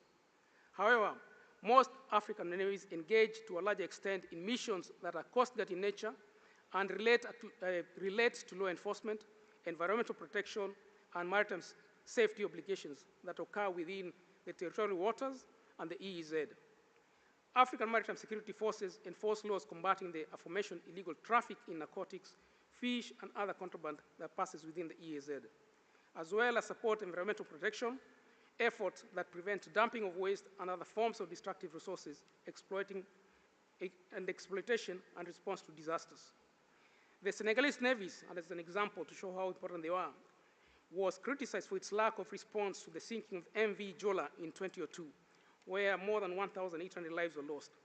In October 2019, the Kenyan Navy and the newly formed Coast Guard were harshly castigated for not promptly responding to a vehicle that fell off a ferry and sank in the channel of Mombasa, leading to fatalities. Operational platforms. The deliberate design of sea platforms, as mentioned earlier by my previous speakers, is premised on the intended missions of the Maritime Security Force. Navies which sail international waters are trained to perform war functions and carry troops and equipment. Amphibious landing ships will carry personnel and equipment for beach assaults and support logistics, while surface combatants, such as corvettes, offshore patrol vessels, provide strike capabilities. Given its law enforcement, environmental protection, and safety roles, a Coast Guard fleet must be capable of performing search and rescue activities and patrolling coastal waters, lakes, and rivers. Coast Guard fleets do not include vessels as big as larger naval platforms. Largely, lack of inherent maritime culture and donor-designed supplied platforms confine African maritime security forces to a mismatch of vessels to mission. They are expensive to purchase, operate, and maintain, and hence their optimization with contemporary technology is critical. The variety of equipment suppliers poses additional challenges of interoperability and sustainability of the fleets. Majority, as I said earlier, of which are over 25 years old. The variety of endurance range from 1 to 3 days, typical of a Coast Guard, but also have ships with Navy characteristics, such as corvettes, landing crafts operated by Nigeria, Senegal, and Kenya, or submarines operated by South Africa and the Egypt Navy. But African states lack the shipyards to build their own vessels and to justify one, hence the overly reliance on purchases or donations or purchases used equipment. When it comes to doctrine, harmony of operators of maritime force is vital and is greatly dependent on training and is determined by doctrine. The training adopted will draw the distinction between Navy and Coast Guard roles. Conventionally, a Navy will run its sailors primarily on the skills needed to perform foreign policy missions and defend the nation, whereas the Coast Guard training will prioritize such things as fisheries management, law enforcement, and search and rescue. Predominant reliance on foreign training predisposes African maritime security forces to Navy-biased training and hence inadequate training in the numerous Coast Guard missions which they are tasked to do. Much of their training is focused on core seamanship and internal operations. When training abroad, for example, African officers typically train on naval colleges and receive military officer training. While they can get underway and stop suspect vessels, many African navies lack the nuance and specific skills needed to perform their missions. The aspect of a chain of command, military traditions from onset, particularly on chain of command, are strong and somehow rigid. A navy being military reports to a ministry or department of defense. Coast Guards being quasi-civilian typically function as paramilitary arms of civilian institutions because their diverse responsibilities related to issues like safety and regulation of commerce. When there is no cohesive mandate, many Coast Guard duties will be divided between a variety of services. The bi-navy nature in most African maritime security forces means that they report to ministries of defense institutionally. They are also effectively basically navies. This perspective is typical of the strong institutional impulse by African navies to maintain a distinctly military, they naturally gravitate towards navy missions only. The aspect of partnership also is quite limited when it comes to the navies. It's easy for Coast Guard to have a partnership with other agencies that they operate with.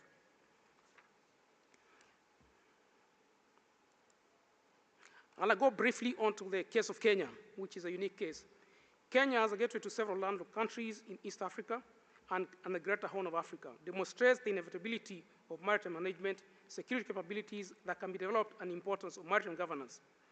Landlocked countries need and have an inherent right to access the sea. Therefore, the importance or the efficiency with which littoral states can ensure maritime security. Kenya has emerged as a distinctive player, serving as a critical conduit of gateway for numerous landlocked countries. Kenya's unique role underscores the potential ramifications if its maritime domain is not adequately protected. Recognizing this interconnectedness, the Kenya government has made a strategic decision to securitize the maritime issue. Kenya has also aligned itself with the regional and the international maritime frameworks for regional cooperation and security. Coming to the threat that we look at, it's typical, it's a generic threat like any other threat that we face in Kenya, so I will not go into that.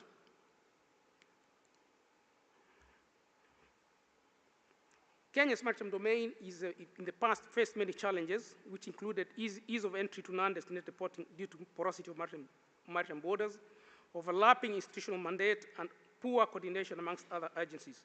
Focus is on unity by elimination of the silo mentality, avoiding duplication and elimination of mistrust between agencies that operate along maritime borders and entry point. This calls for focused, well-thought-out strategies and programs to deal with these emerging threats. These observed attributes form part of the basis to establish the Coast Guard.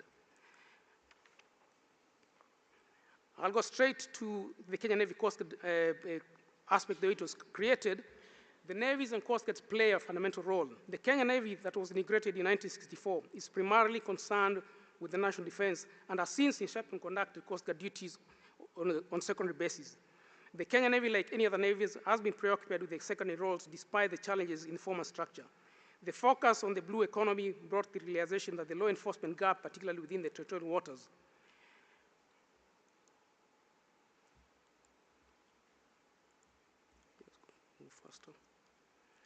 on a conceptualization of the Coast Guard that dates back to 2007, a task was given to a multi-agency team under stewardship of the Navy. The team was tasked to carry out a comprehensive study with the objective of profiling a model, legal framework, and structure to be adopted. The committee's findings were able to depict that the two entities, though operating in the same domain, largely differ amongst other skill sets, training doctrine, mission coordination, and the aspect of information sharing. In the manning of the agency, the Navy and National Police comprise the bigger proportion of the human strength of the Coast Guard amongst many other specialized agencies.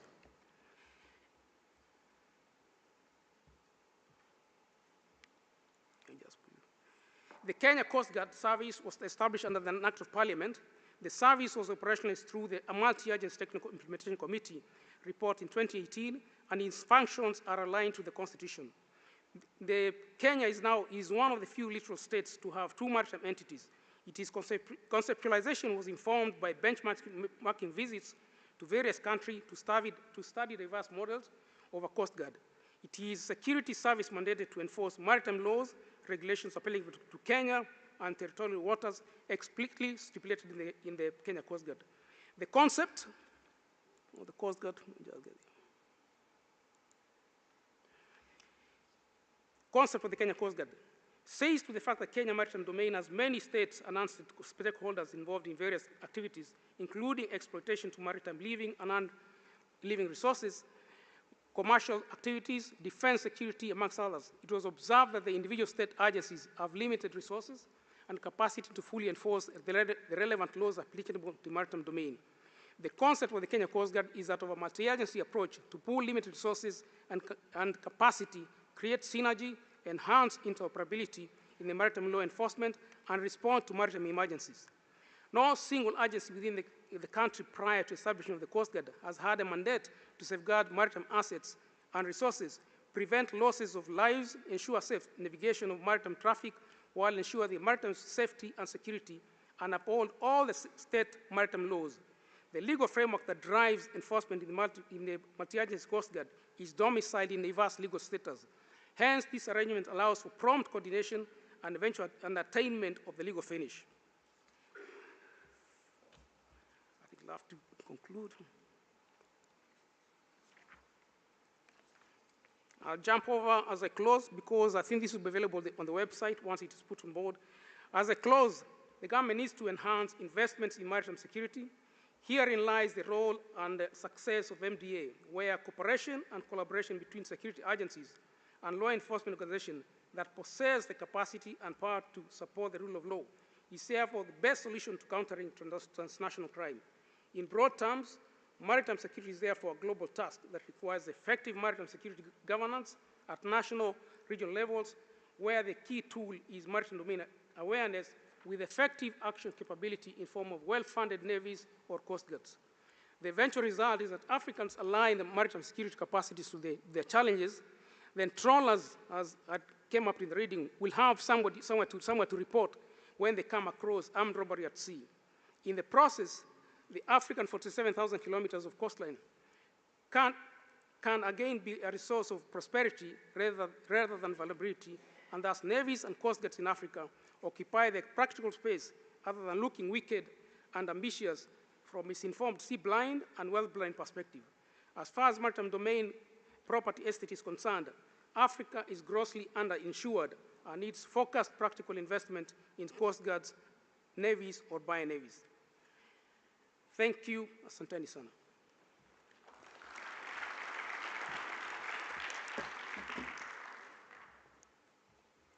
Thank you, Brigadier. I forgot to mention that the Brigadier Naishwe is also a previous Director General of the Kenya Coast Guard. So please use the opportunity when we're doing networking to ask questions and speak to him about his experiences and where we can learn from that. So I would like to ask you just to give the group another round of applause for really interesting presentations. Program Director, over to you. Thank you, Captain Blaine. We are going to defer the Q&A until this afternoon session in the essence of saving time. We are now going to break for lunch. Can I request the delegates to please be promptly seated by 14:30. 14:30, and can we please rise and just let the chiefs of navies and the senior delegation exit the hall before we exit. Thank you very much.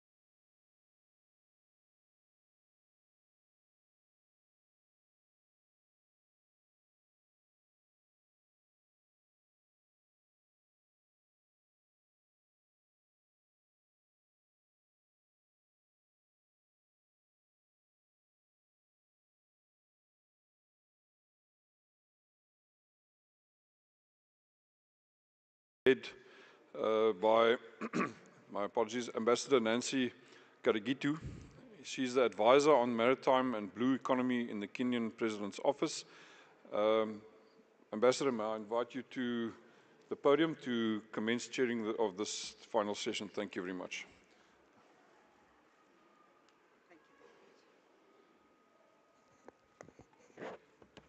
Thank you very much, Program Director.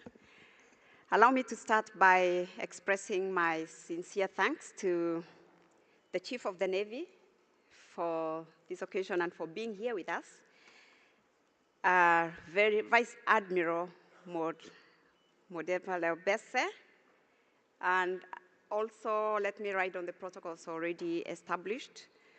And to say that I'm very honored today because I've got the best panel. It may be the last, but it is the best panel of admirals. And you know, all of you, that there is nothing general about admirals. And they don't generalize anything. So allow me also to say what a special moment it is for me, because when I was a little girl, 10 years old, I saw there was this magazine. Somebody brought me a magazine, and the thing I remembered, and I really wished for the longest time, there was a wedding, a military wedding. And you know how they do it? I don't know whether they still do it, but there was the crosswords. And that's all I ever wanted as a little girl, a military wedding. I never got it, but look at me now.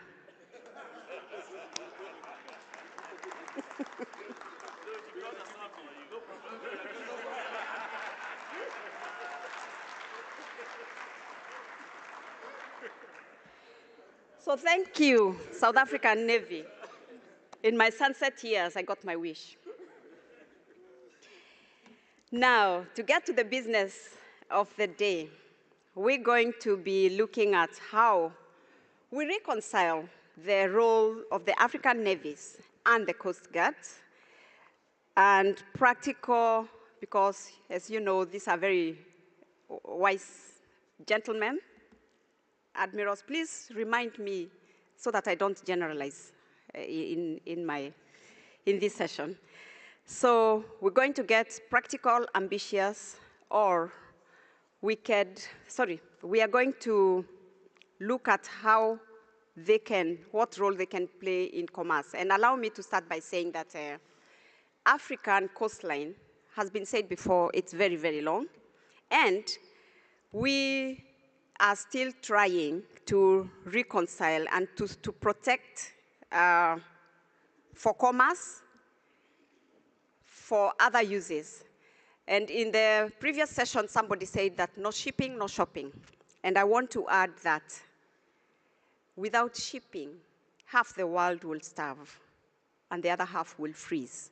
So shipping plays a very very, very strong role in the life we live today, and we must therefore be very, very intentional and deliberate in creating the atmosphere that will allow nations to thrive.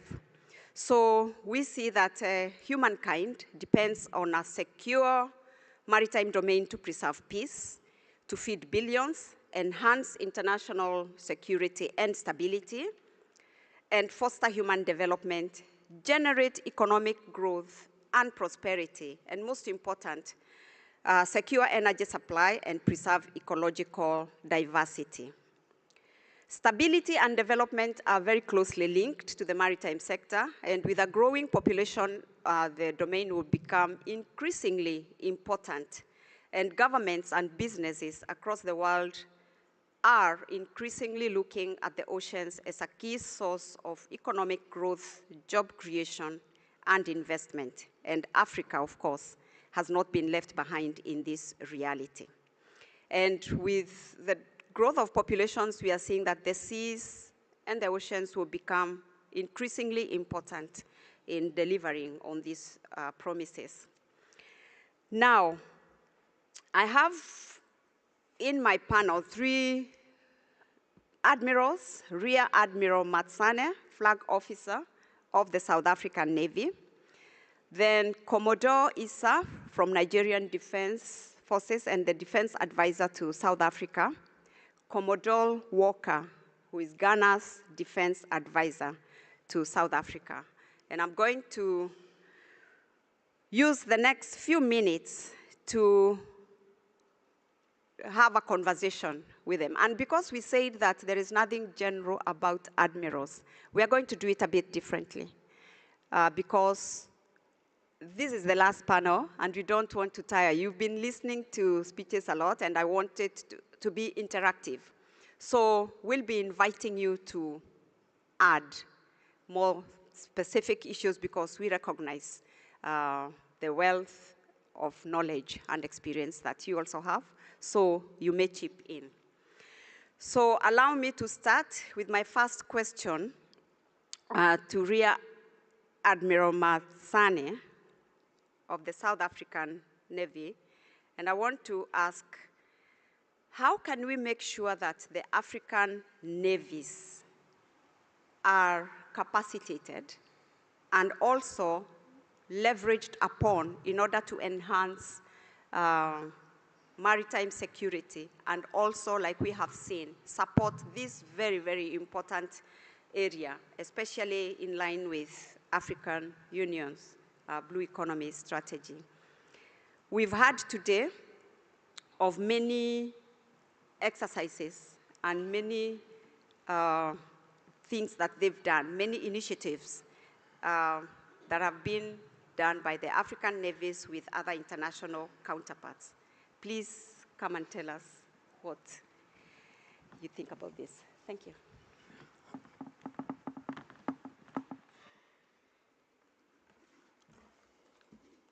Thank you.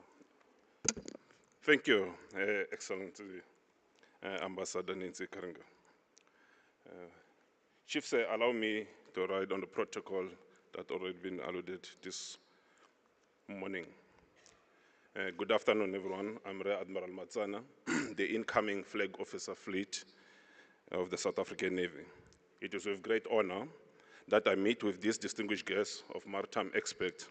Thank you for providing me with this opportunity. The importance of maritime security is unquestionable. Maritime security is a lifeline for any nation. Captain Gabriel yesterday of Ethiopia, he highlighted the importance of maritime security, even for the landlocked nation. Africa needs maritime security is a lifeline for any nation. Africa needs maritime security for peace, stability, social and economic development, as well as for African transformation and growth and human security. It is the precursor for creating an inclusive and sustainable blue economy. To preserve maritime security, law enforcement and good order at sea are intertwined and inevitable. Only navies and Coast Guard can be equipped and trained to enforce the law and maintain good order at sea. I recognize that maritime security is not a one-man show. It needs cooperation, collaboration, and collective response from various agencies and departments. However, without navies, it is unattainable.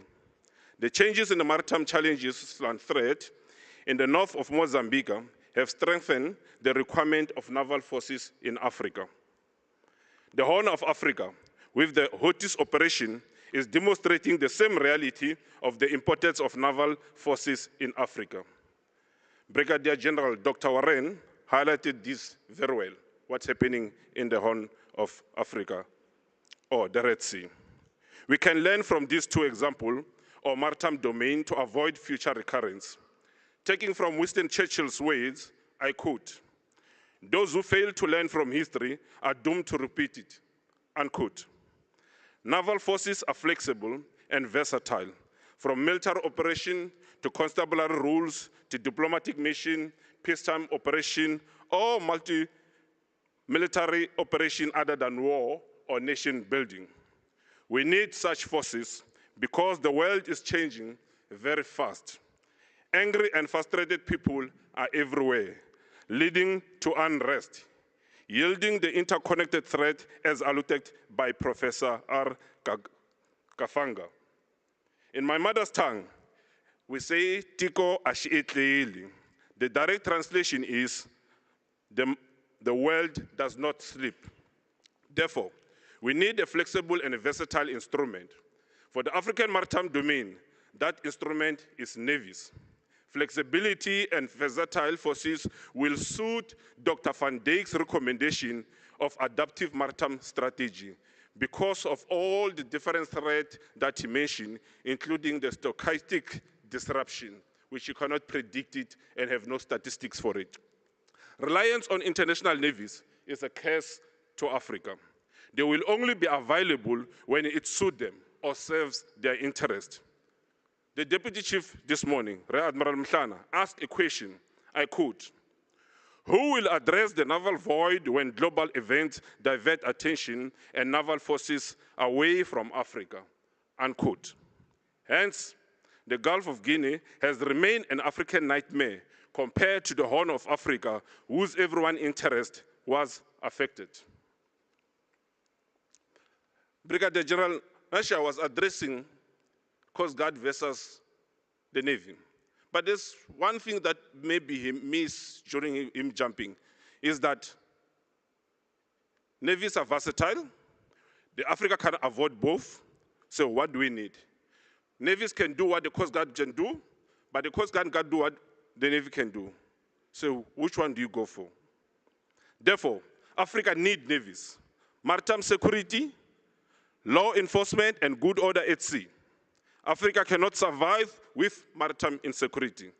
The demand for shipping will increase over time as nations will be involved in international trade irrespective of their level of industrialization. The African Blue Economy Strategy is only 5 years old, which means we are about to start tapping in what the African maritime domain has to offer as a collective. So we have not tapped yet as a collective. We are about to do that. Therefore, Africa needs resources to deal with current and emerging threats in the maritime African domain. Two types of resources are required: the prime mission equipment and people. That's all you need. The prime mission equipment and people. Prime mission equipment are ships for patrols and effective surveillance sensor. That's what you need.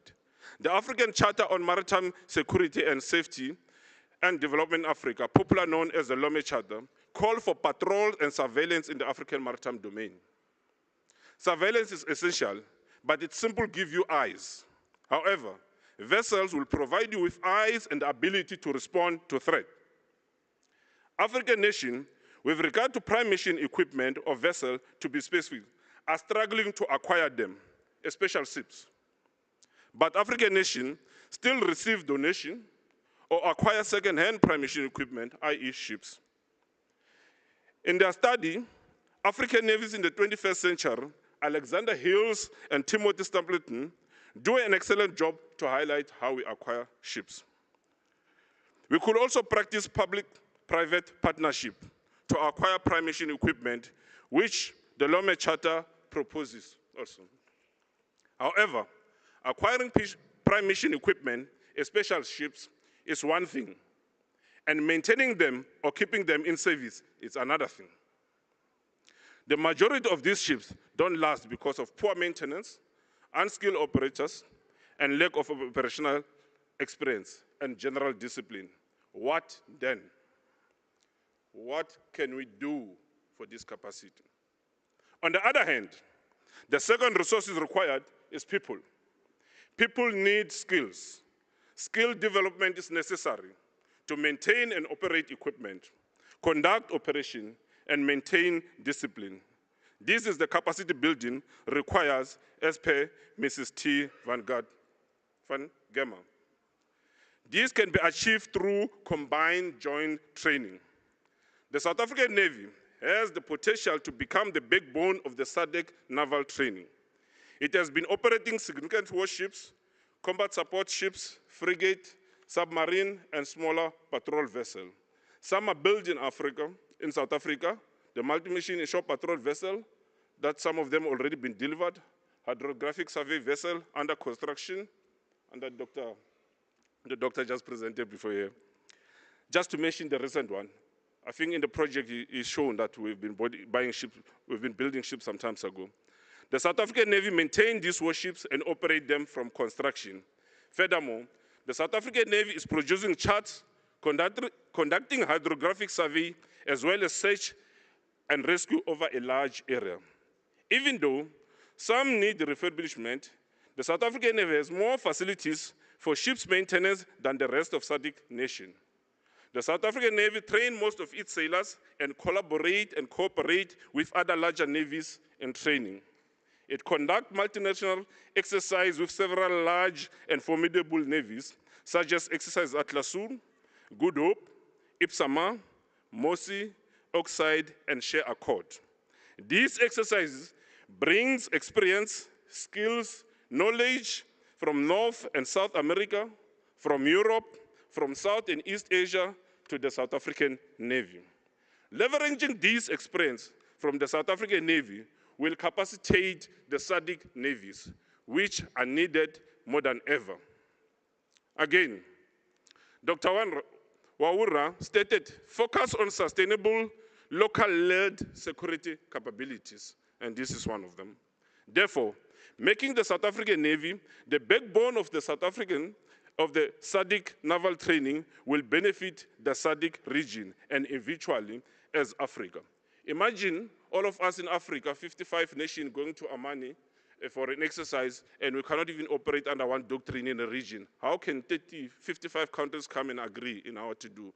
But once we have a regional doctrine, for example, it means we only have to deal with 5, 6 regions to do that exercise.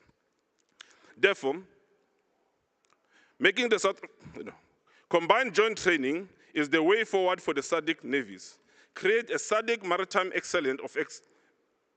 Center of Excellence, expanding from the South African Navy. Aims 2015, the Djibouti Code of Conduct and the Jeddah Amendment call for creation of Maritime Center of Excellence. Actually, Mr. K. Micheni raised the issue of missing navies in the Jeddah Amendment initiatives, so one of them being training. The SADC IMSS call for capacity building, including basic and specialized training, and it called for state to support the allocation of funding for national and regional maritime training, as well as for strengthening of maritime joint exercise and training to enhance interoperability. The Africa Blue Economy Strategy called for promotion of training of maritime actors. The Lome Charter states that strengthening law enforcement through training and professionalization of navies, and it calls for cooperation in maritime security and safety. The opportunity in combined joint training, a combined joint training doctrine, sharing of information, experience and collaboration, mutual understanding, mutual trust that helps in strengthening relationship, improve readiness, innovation and adaptation, improve combined patrol, sharing of resources, industry engagement, and further give to economical growth. I take cognizance that combined joint training also comes with its own challenges, such as operational security concern, geopolitics constraint, language and cultural differences, resources constraint, interoperability challenges. But training together, we will learn to deal with these challenges. If we train together, we will learn to deal with these challenges. Let me conclude with Admiral Ali Bakar's words. I quote, "A regional system will demonstrate that the nations of an area have a mutual concern to stability in the area and are willing to take action to maintain that stability. It also will provide an excellent base for similar cooperation in economic matters and perhaps even in other political matters." Unquote. We have the foundation. Let us build on it. Maintaining Ubuntu and Sisonke is all that we need. I wish you all fair wind and following sea. I thank you.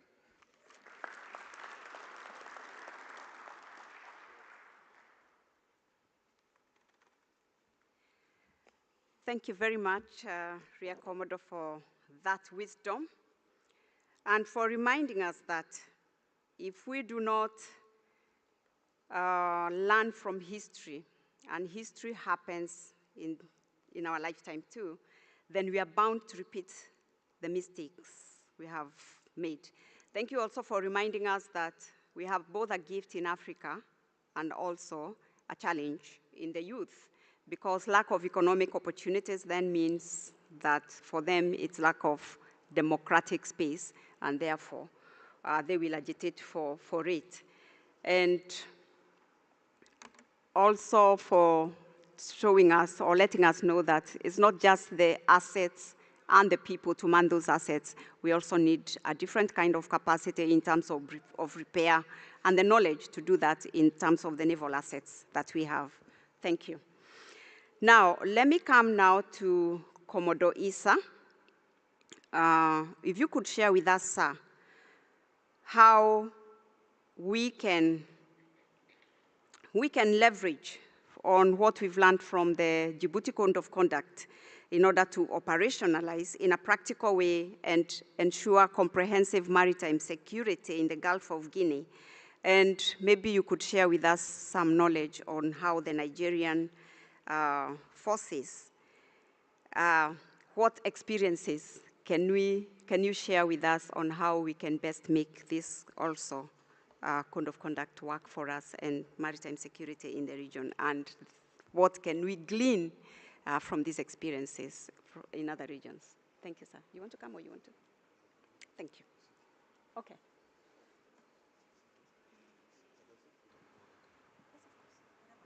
It's your choice. Okay. Nothing general about Admiral, sir.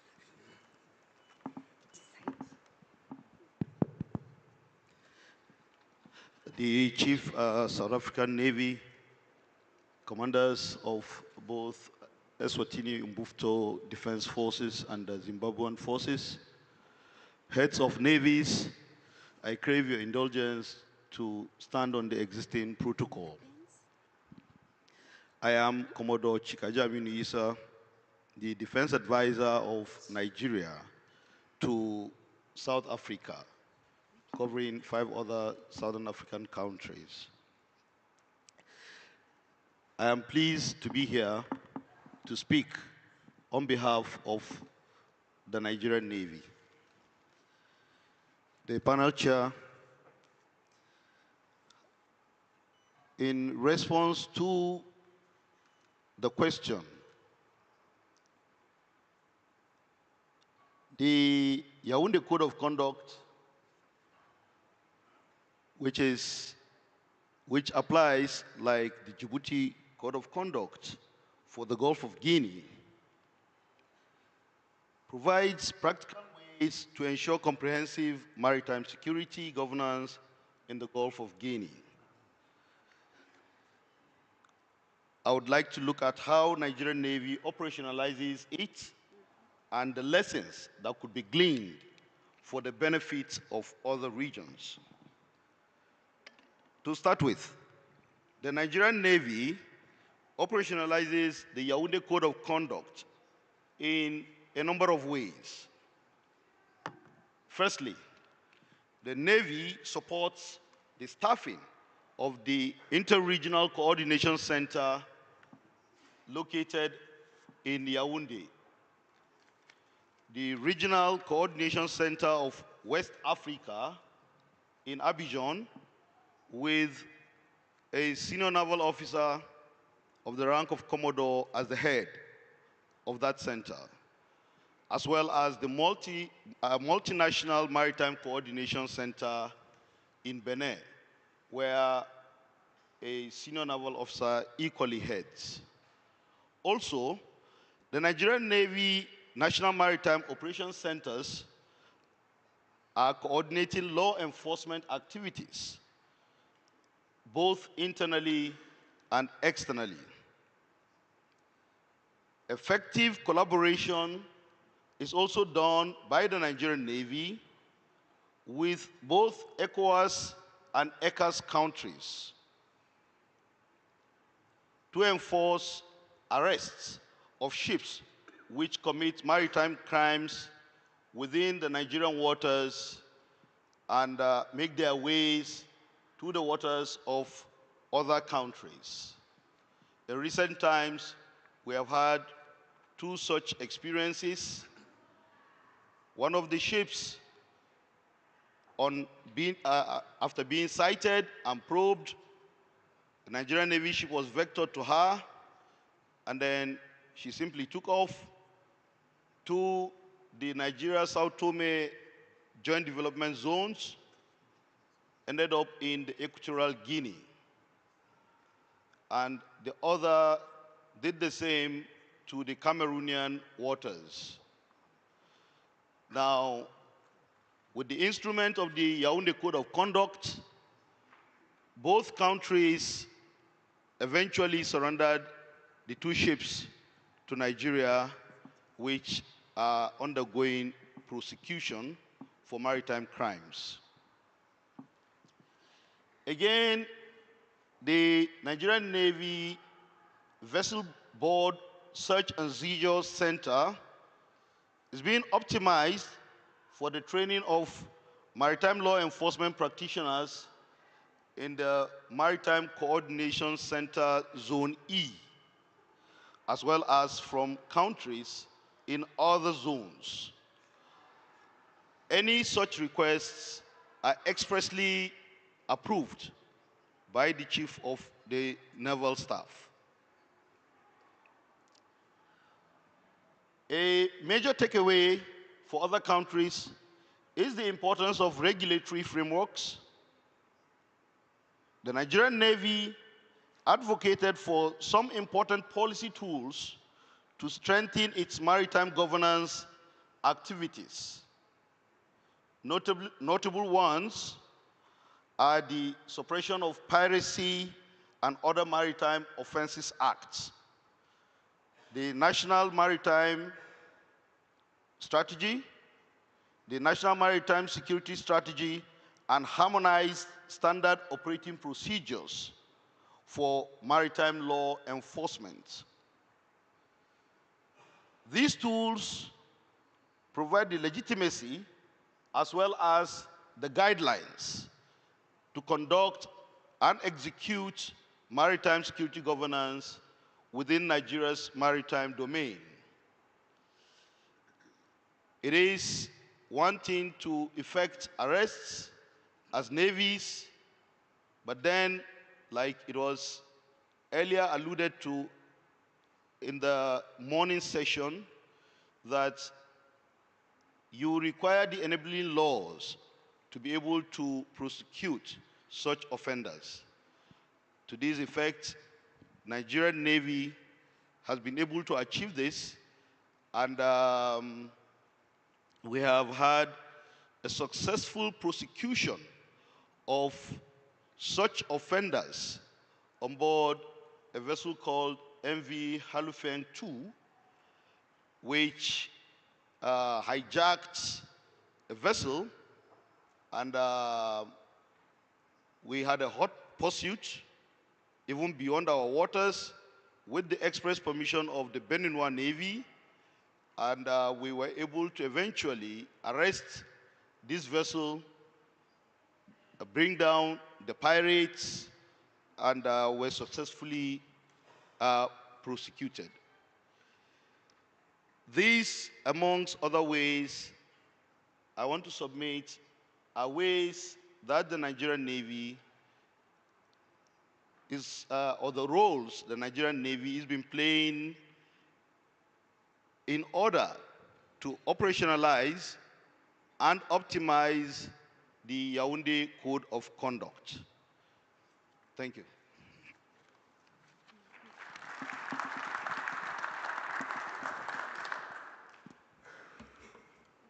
Thank you very much, sir, for that very detailed illustration of what Nigeria is doing. And most important, for ending it with the fact that the legal finish is just as important to maritime security as the operational issues themselves, and therefore we must also strengthen this pillar. Now, we come now to Commodore Walker from Ghana Defense Forces. And just to help us draw a big picture, we heard in the morning about what Egyptian Navy is doing in the Red Sea, we've heard from the South African Navy, the Nigerian Navy, and would want to hear from you, your views on how, with all this experience, we can all come together and help other regions, such as Southern Africa, when having split responsibilities between regions and regions with vastly differing maritime security threats. How can we bring everything that we've learned to bear on helping? Thank you. Thank you very much, Your Excellency, the newly wedded Excellency. I'm still blowing. Thank you.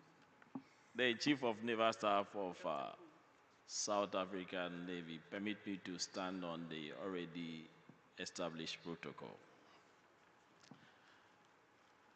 Ghana Navy first identified the need to have integrated maritime strategy.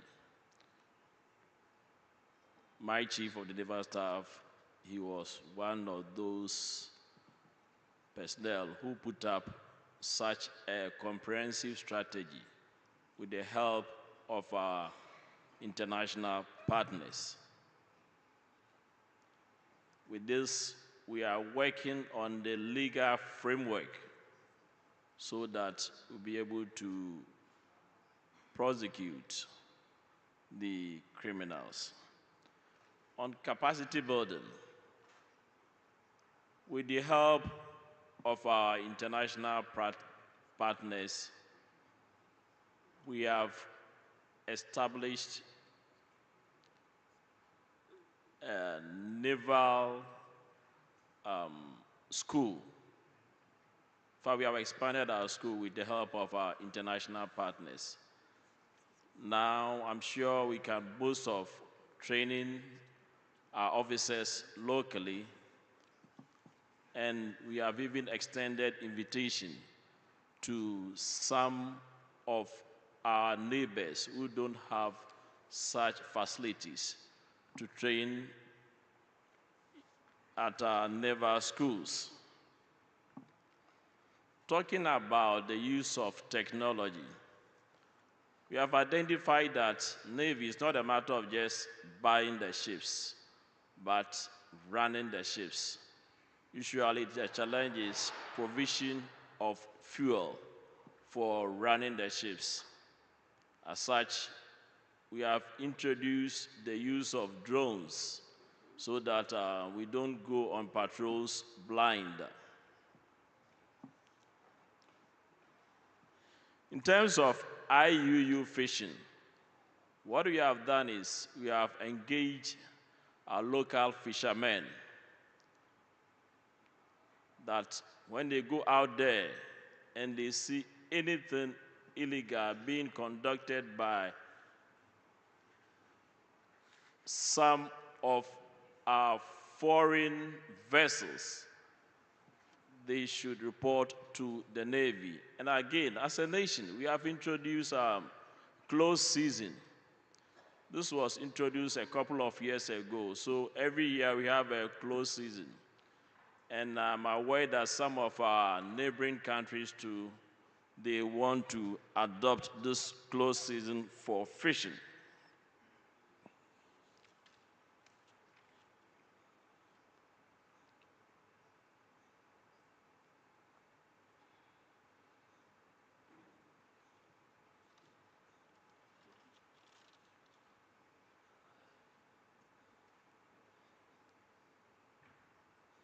On the issue of stakeholder engagement, we are liaising with the local community on the need for them to report any illegal activities, because we have identified that we have a lot of landing sites in Ghana, and as such, we cannot be at all the landing sites. So we have involved the local community that anytime they observe anything unusual, they should report to the Navy. We are also involving our fishermen when it comes to gathering of information at sea. So we keep on engaging them on the need for them to report on any unusual activities out there.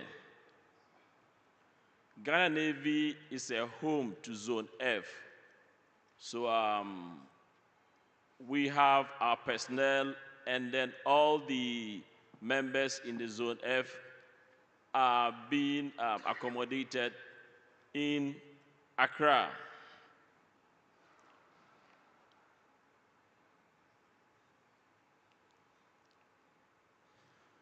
On the issue of prosecution, which was raised this morning, we are also putting up a team.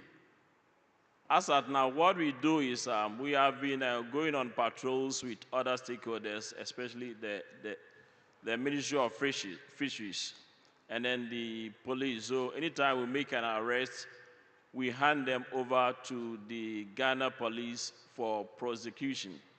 But we have identified that sometimes you have challenges with the prosecution. So we are putting up a team so that we will do the prosecution ourselves.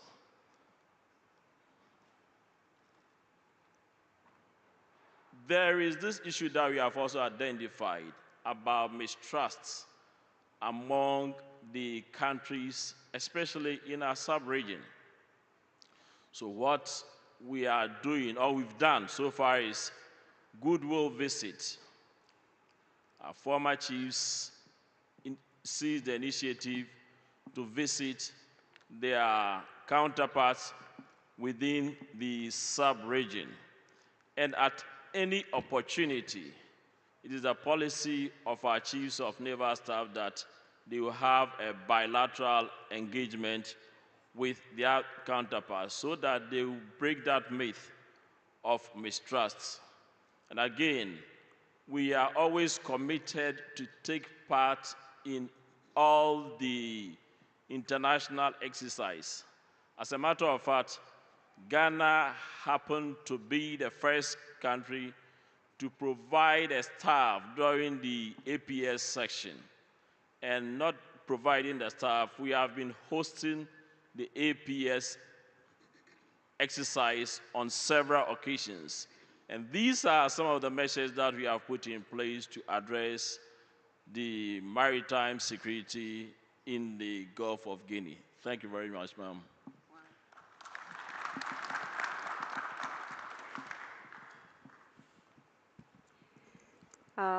Allow me to say thank you very much to my three admirals for those very incisive and wise contributions to the topic at hand.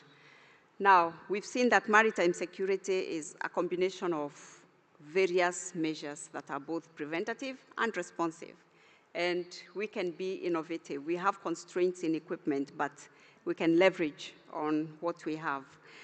Now, we had said that we would not be a talk shop today because, like I said, we are admirals, and we would open it to the floor. Maybe there is a burning issue you want to say, because it's the last session of the day, and we would not want to, we would want to give somebody out there an opportunity to add or vary or ask a question on what has been said in this session. Thank you, sir. We have, I don't know how.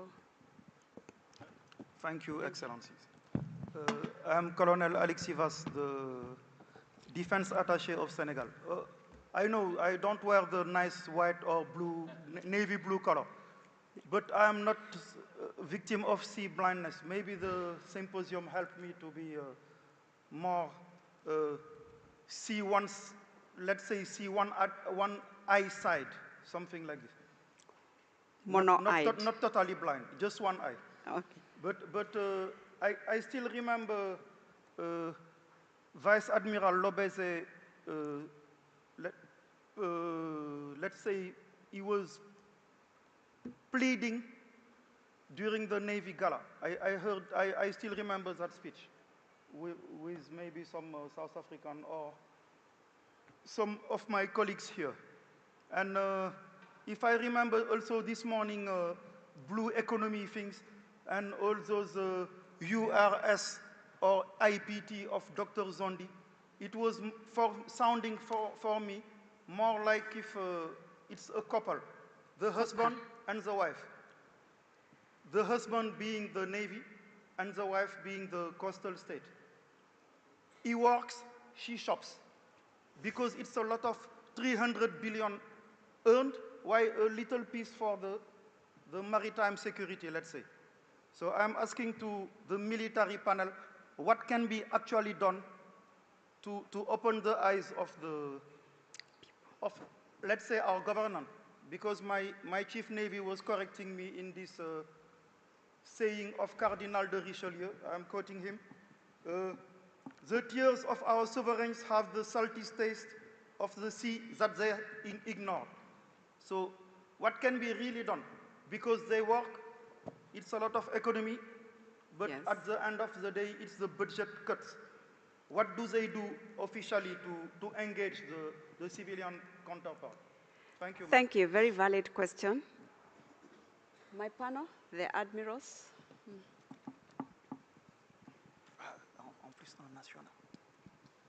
Thank you very much. The Army officer who wants to be a naval officer. Yes, like I said, you see, the issue is maritime strategy. As a matter of fact, I don't have the statistics, but I believe most African coastal states do not have maritime strategy. It is the maritime strategy that will guide you, the justification for you to go to the politicians to convince them the need for them to increase your budget. And you see, the sea environment generally is very hostile. So what Ghana Navy, for instance, what we then do that from time to time, we invite these stakeholders for them to come around so that we do some sort of presentation to them and tell them the need for them to see the Navy as an industry. I remember at one time we made an arrest in connection with IUU. And that money was so much, it is so much for Ghana Navy. So sometimes it's a matter of not knowing what happens out there. You know, on land, whatever happens on land is seen by everybody, but I must say that there's so much at sea, so much illegalities going out at sea, so it's up to us. So like Ghana Navy, like I said, we engage them from time to time and then tell them the benefits of investing in the Ghana Navy. And then, of course, it's an industry. At the end of the day, I believe that gradually they will come to appreciate that there is the need for them to invest in the Navy. So it's a gradual process. We have started and then we'll get there. Thank you very much. Just to add a little to what he has submitted. As elucidated by most of the speakers from yesterday up until now, we see that the wealth of littoral nations lie in the seas. Today, littoral nations are beginning to pay a lot of attention to the blue economy, where so much resources are expected to accrue, or rather accruing to such countries. However, we all understand that the demands for resources by nations are wide and varying. It is common knowledge in South Africa to hear budget cuts, like the Colonel Vaz asked or mentioned in his question. Yes, I want to believe is not just peculiar to South Africa. And for me, I think we only need to continually knock on the doors of the politicians. Nigerian Navy, for instance, under the leadership of the Chief of the Naval Staff, in recent times has accounted for a quantum leap in the production of crude oil. This has been, this is responsible or owing to certain strategies the leadership has come up with, which are being enforced. That way, the leakages are being blocked. Now, the country overall is better for it. The politicians themselves see what is accruing to the nation owing to the work the Nigerian Navy is doing. However, we will not be oblivious of the fact that the politicians do not think like us, one, and in their hands also there are several demands. But then, like the saying goes, that that bird, the goose that lays the golden egg, then ordinarily should have some benefits for it. So I just will implore our navies to continually knock on the doors of the politicians with the statistics of what, they are bringing to the economies of the country. Thank you. Wow. Thank you so much. I think that was a necessary conversation. Thank you. Thank you, sir. Okay, thank you, Ambassador. Ambassador? Thank you. Oh, so sorry. May I? Sorry. Oh, yeah.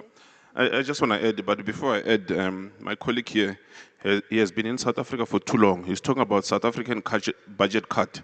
I think, sir, you need to change him now. It's time for him to be changed now. Okay, perfect, sir. You know, what you're saying, you just got a tip of it. But I just want to take you to a very tactical situation which a lot of people, we don't talk about it because we always speak strategic, and I hate it because if you don't win the tactical battle, you'll never win a strategic battle. You know, you need to win some of the tactical one. In South Africa, a lot of crude oil come from outside, about 95% by ships. And we need that oil to facilitate our economy. Now, if we have a blockage of oil not coming, it means you won't be able to transport a bread from a city to a village or from one village to another village or so, because there's no bakery everywhere. If the oil doesn't come, it means a loaf of bread will move in a South African rand from 15 rand to 100 rand. So it means the poor of the poorest will suffer. The poor of the poorest will suffer. One of the staple food in South Africa is a tin fish. That is a protein for all poor people. If our fish get depleted, as other countries already did in their waters and they're coming around Africa, which is going to run out of it, it means the poor of the poorest cannot get even that tin fish. And it starts from there, understanding it. And we need the government to understand it. So for us, what we do for the government to understand some of these things, we invite the treasurer now and then to give him a briefing of the state of the Navy and the statistics of what we're losing. Every time the new Minister of Defense and the deputies comes or become like the new minister we have now and head deputies, we invite them. Before we present the status of the Navy, we present the statistics, the threat at sea. The Portfolio Committee of Defense, once a year, we invite them, we present the status of what's happening in terms of threat versus the status of the Navy. So we're continuing doing that, hopeful that one day they will hear us and they will support the cause of the Navy. Thank you. Thank you very much, but let not the man be transferred under my watch. Let him stay. Yes, sir. After you. He was Hi. there first. I'm Admiral Silva Lima. I'm Chief of Staff of Brazilian Navy. I have a request, if possible. Would you like to speak in Portuguese? May I? Portuguese. I'm so sorry about that. Okay.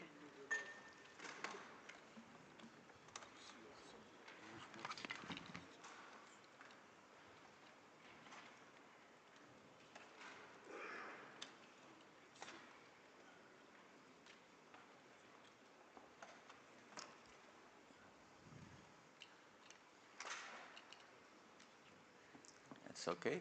All set. I'm ready for you. Bem, boa tarde a todos. Vou falar devagar para auxiliar a tradução pela nossa equipe de tradutores. Eu tenho, não só na minha vida como oficial, já se vão aí 46 anos na Marinha, mas aqui também, nesses 2 dias de debate extremamente valorosos, as dificuldades de sermos vistos, ou seja, a Marinha ser vista e, obviamente, através disso, receber os recursos que necessita para fazer seu trabalho.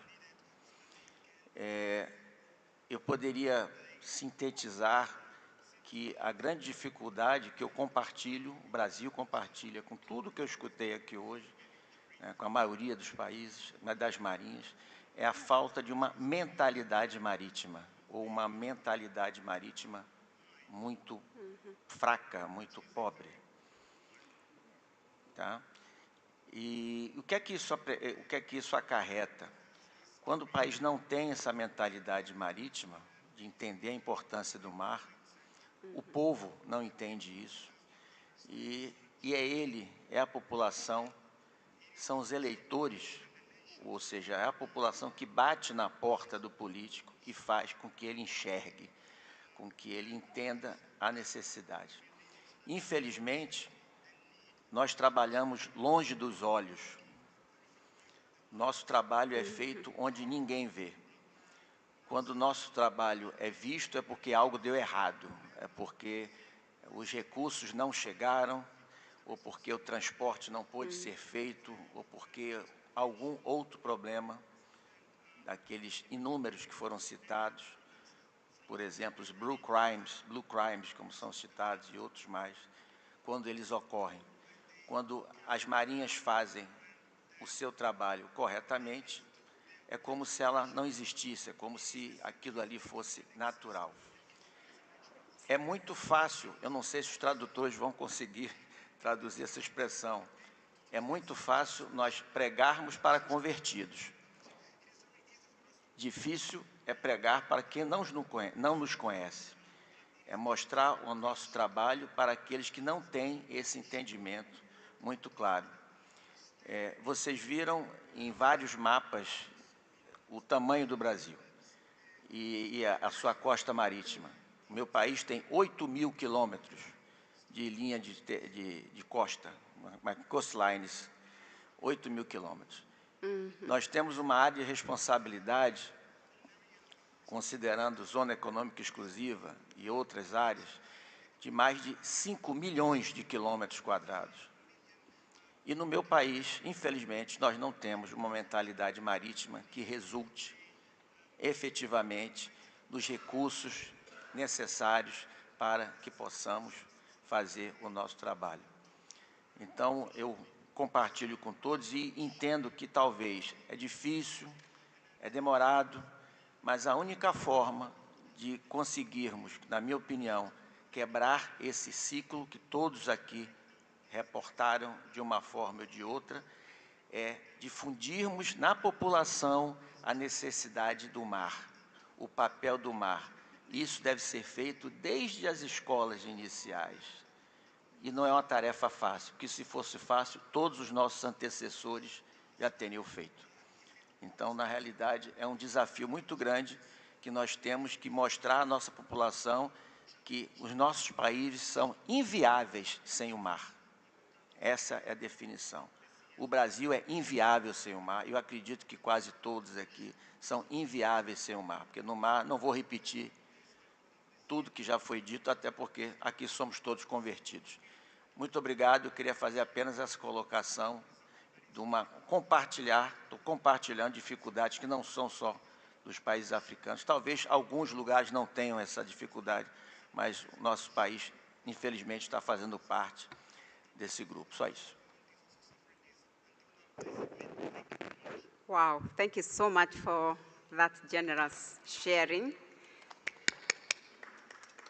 The man has, thank you. I think the problem is not ours alone, and we'll take tips from that. Thank you, sir, if you may. Sir? After him, you, and then we close. Okay, thank you. Thank you very much. I'm Vice Admiral Emmanuel Ogala, Chief of Naval Staff, Nigerian Navy.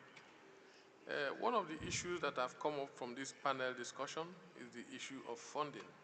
And I think it's a cross-cutting issue that affects every nation, be it big or strong, be it developed or underdeveloped.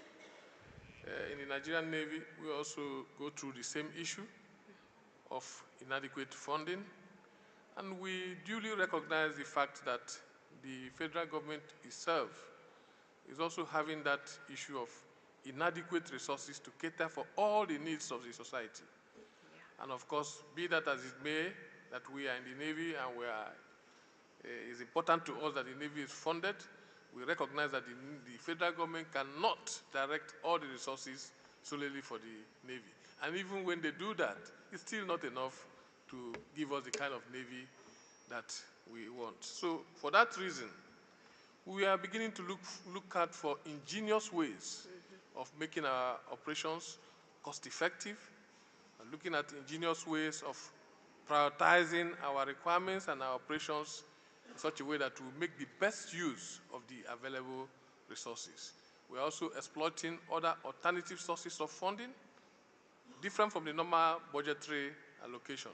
Of course, we've been going through a process of having some legislation that will enable some of the direct beneficiaries of maritime security in our waters to be able to contribute some percentage of their profit specifically for funding of procurement of maritime security assets, not only for the Nigerian Navy, but for all other government agencies that are involved in maritime security. We believe that with this initiative, we might be able to some extent, address the issue of funding. But key among that is the issue of prioritization. We have noticed, particularly since I took over, we noticed that there had been some level of lack of prioritization in our needs, and that's what we're dealing with now. We're also looking at how the Navy itself can be a contributor to revenue generation, and we have key areas where the Navy can play a part. Of course, when you look at the shipbuilding industry, the maritime industry as a whole, the Navy can play a significant role. And from my research, I understand the Egyptian Navy is very good at that, the South African Navy also. So we're also looking at how to develop our shipbuilding capability. We're also looking at how to develop our hydrographic survey capability in such a way that we'll be able to provide services for the maritime industry, and therefore raising the required funding that will directly be injected into the funding of naval operations. Thank you. Wow, thank you so much. You, sir.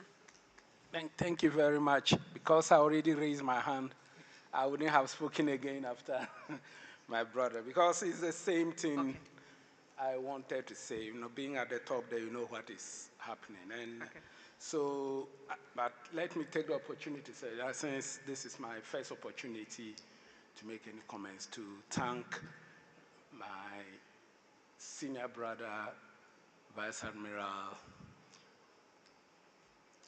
of the South African Navy, for the warm reception that you've given us and giving an opportunity for us to have this very important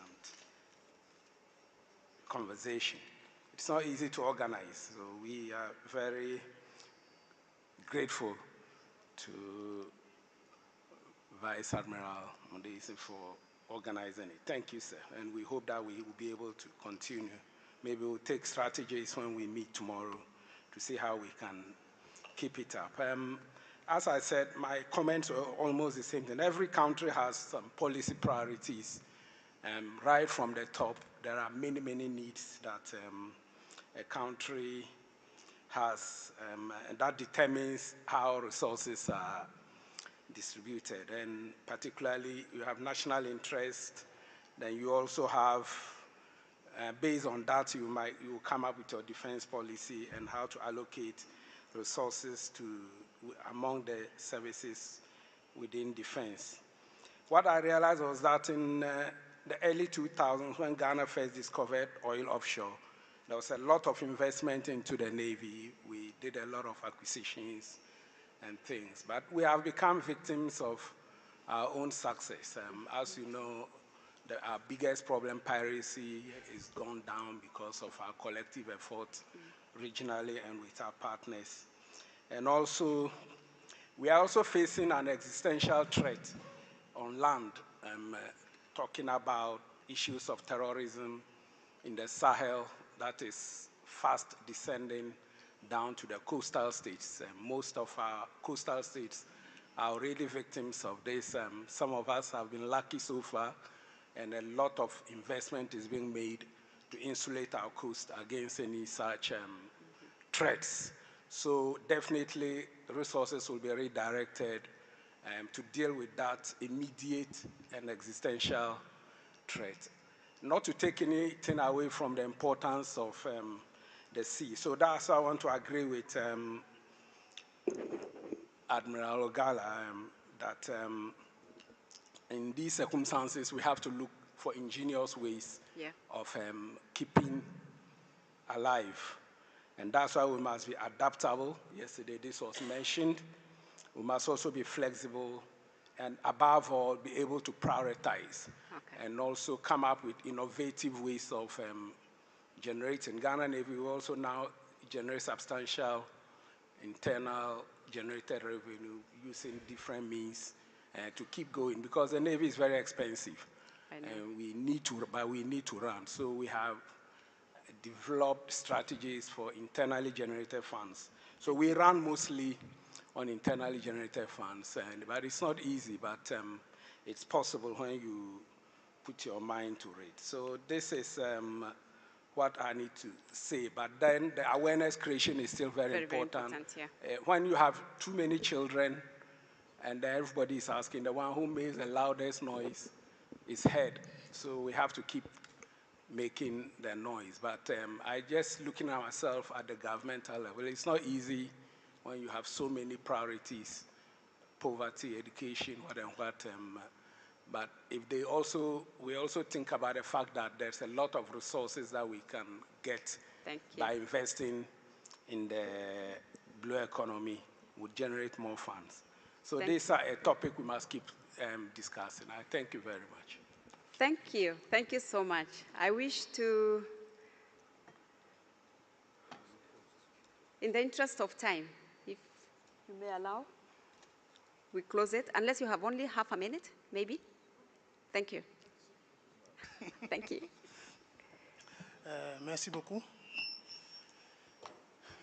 Alors, je suis le capitaine de vaisseau. Yes. Bien, je suis le capitaine de vaisseau Babaté de la marine du Togo. Je voudrais rebondir très rapidement sur ce que mes prédécesseurs viennent de dire pour dire que le problème de financement de la sécurité maritime figure dans la charte de Lomé. Cette charte détaille en long et en large qui finance quoi, qui peut soutenir telle activité, quelles sont les interactions entre les acteurs de la mer et les opérateurs économiques. Ce n'est pas une charte du Togo, c'est une charte de l'Union africaine, mais qui a été simplement portée par le Togo. Donc si nous allons dans cette charte, on peut trouver vraiment tous les mécanismes de financement qu'il faut à nos activités, à nos opérations de sécurité maritime. Ça, c'est le commentaire que je voulais faire. Alors, je voudrais revenir sur le concept marine garde-côte. Et là, ma question va s'adresser à l'amiral Massane, c'est ça? Voilà, de l'Afrique du Sud. Bien, ce matin, nous avons eu une présentation qui nous présentait le tableau de classement des marines africaines. J'ose croire que ce classement tient plutôt compte du nombre des équipements et non par rapport à l'efficacité des marines. Sinon, l'efficacité d'une marine ne se mesure pas au nombre des navires, des personnels que ce navire a, mais par rapport aux résultats obtenus avec le moyen que cette marine a. Bien. Plus loin, il nous a présenté les missions et les zones de compétence des marines et des gardes-côtes. Et le constat est que les missions, que ce soit les missions ou les zones de compétence, c'est totalement différent. Alors, à mon entendement, les marines africaines jouent pratiquement le rôle de garde-côte. Si vous pouvez prêter le mot, c'est les marines de garde-côte, en fait. Voilà. Parce que nous ne sommes pas encore des marines de projection. Nous n'avons pas cette capacité-là à nous projeter au-delà de nos frontières pour défendre nos intérêts. Seules les puissances navales peuvent se le permettre. Alors,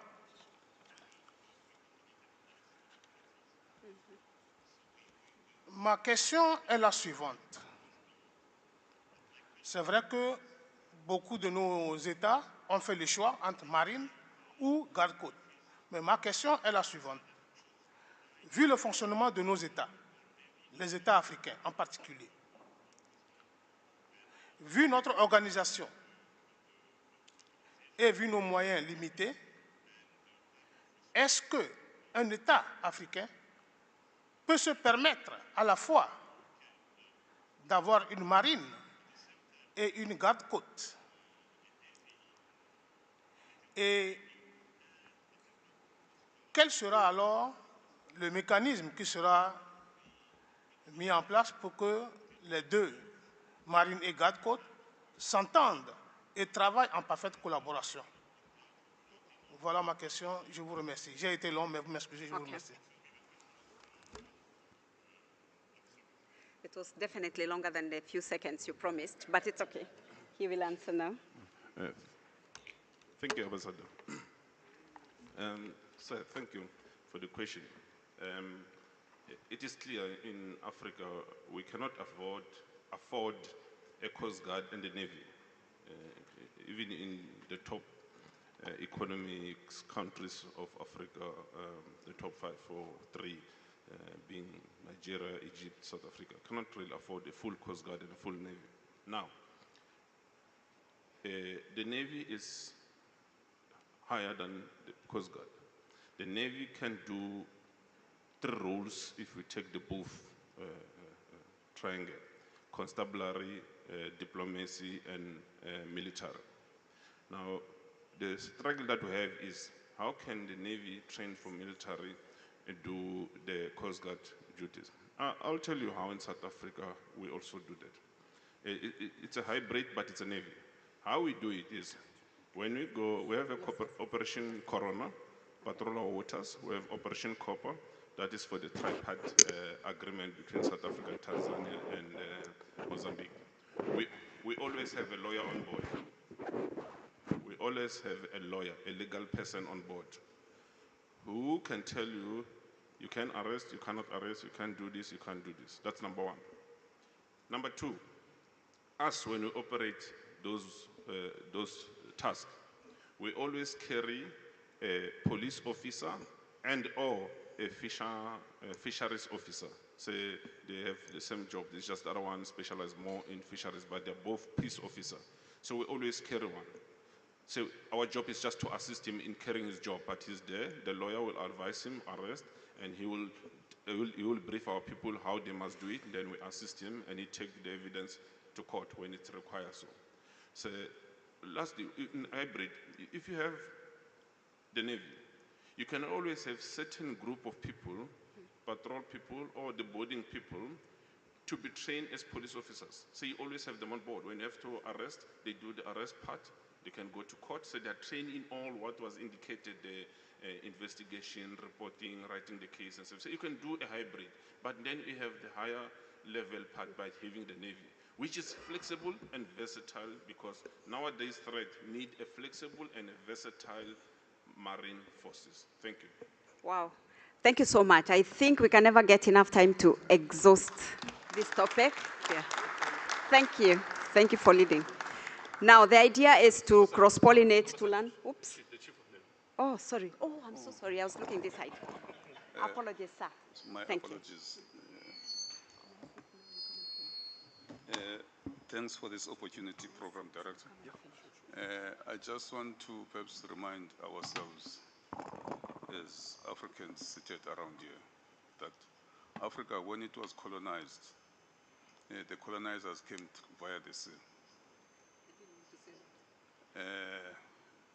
What am I trying to say here is that we need not to relax and wear blinkers and say that the Coast Guard will assist us in defending the sovereignty of our states.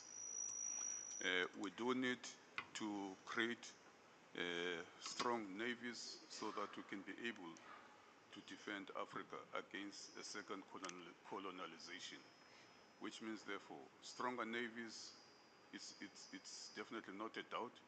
We do need to have stronger navies, whilst on the other side, in parallel to that, we are also operating Coast Guards. That's all that I wanted to say, because a Coast Guard will never be able to defend.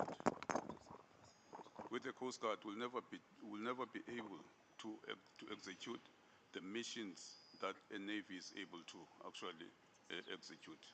Thank you very much. So, for my brother, I will say that we do need a combination of both, remembering that South Africa was colonized in 1652. Those people did not come to South Africa riding bicycles. They came via the sea. Thank you.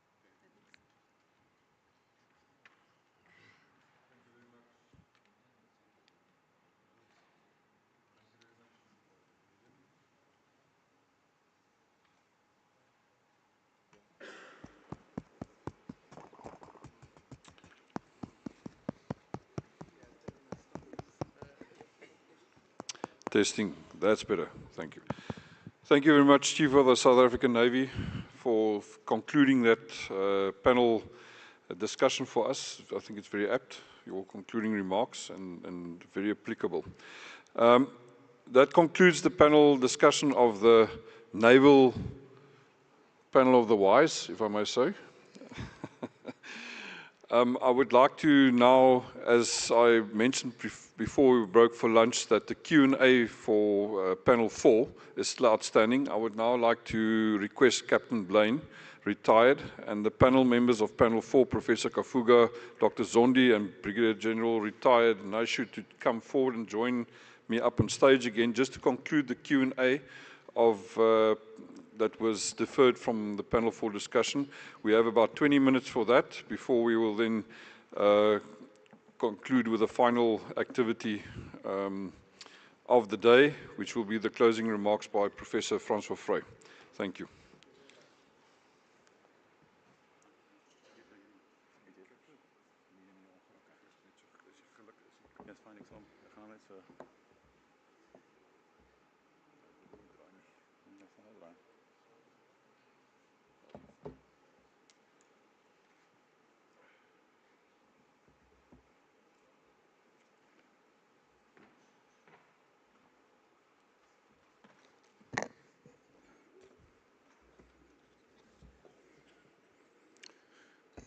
Chief of the Navy, honored guests, yeah, thank you for the opportunity to come and complete the session with some questions. We've got the three panelists here as well. We have some questions I think the Chief of the Air Force provided to us. I'd like to go through them first and then open up the floor for other questions that may arise.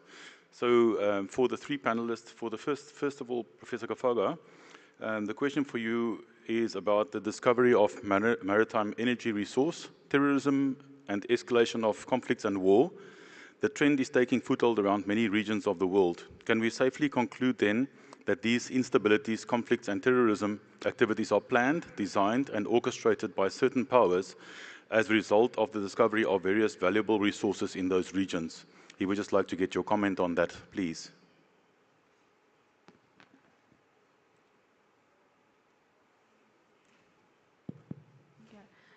Thank you for the question. It could be. I don't have hard evidence to prove whether this is planned, but I think we need to be very aware of the context, the geopolitics, and the competition over resources, and the amount of resources that the African continent has made it in the center of, I would say, in the spot for international and regional power. We need to do further investigation into this. I think that would be a good topic to do more research, gather information, and try to see if there is a plan. But what I am sure about is that it's all interlinked. It's not something to be taken lightly. The interrelations between terrorism and the resources and instability. I'm going to talk from a political perspective because I am a political scientist.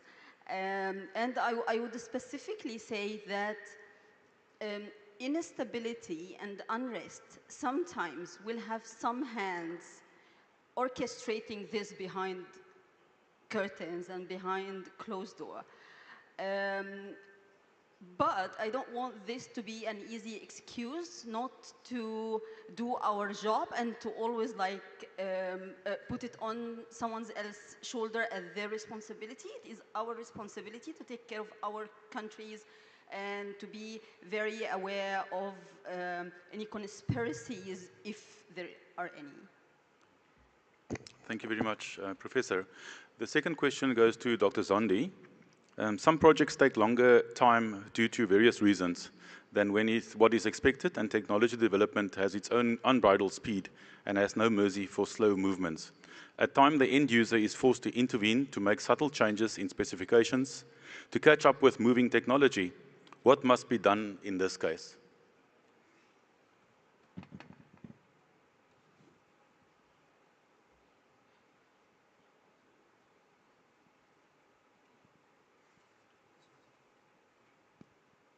I think it works.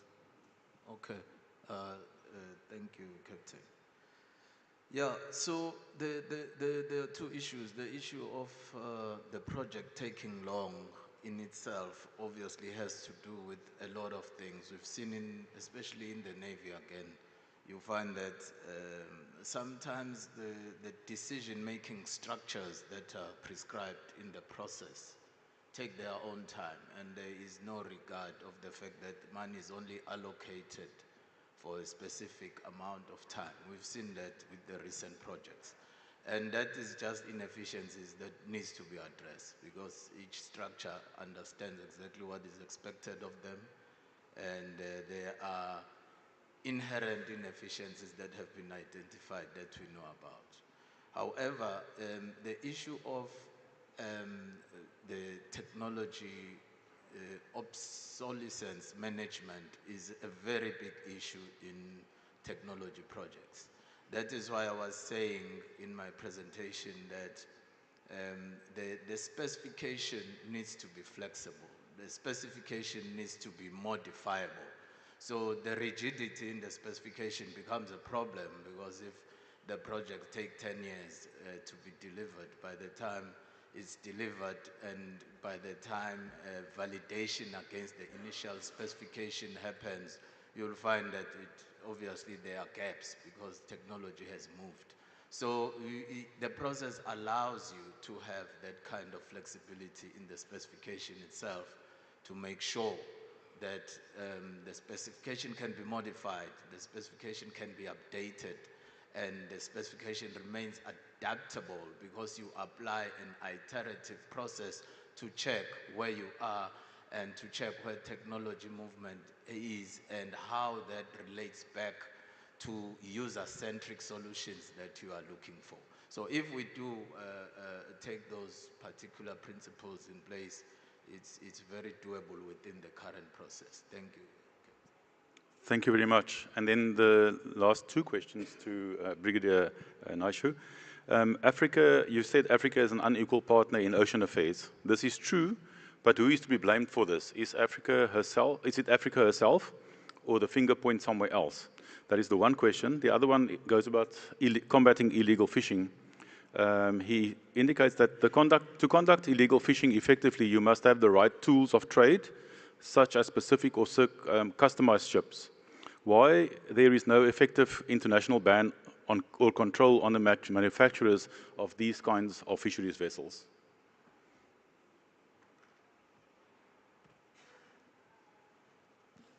Thank you. The first question, the one of saying that Africa is basically blind in terms of the maritime aspect. What comes out of the history of Africa for a long time is that what I see that comes out clearly is that the maritime culture. If you check maritime culture in terms of African countries, it's hardly there. We are very much land-centric when it comes to issues. I think a lot has been said here about our policymakers. They don't understand the aspect of the maritime world, of the blue economy. Even the word blue economy, you mentioned it to a lot of our policymakers, it's a word that is quite new and they do hardly understand it. It's an area that needs a lot of sensitization to be able to make even the local citizen in most of these countries. It's only the coastal people who understand the aspect of maritime to a limited extent. But when it comes to issues of the policymakers, that becomes quite difficult to have. So it's an aspect of maritime culture which appertains in countries like Europe, which started sailing many years ago, or perhaps the Americas. But Africans were very much confined to very close quarters in the beach areas for what we call subsistence fishing.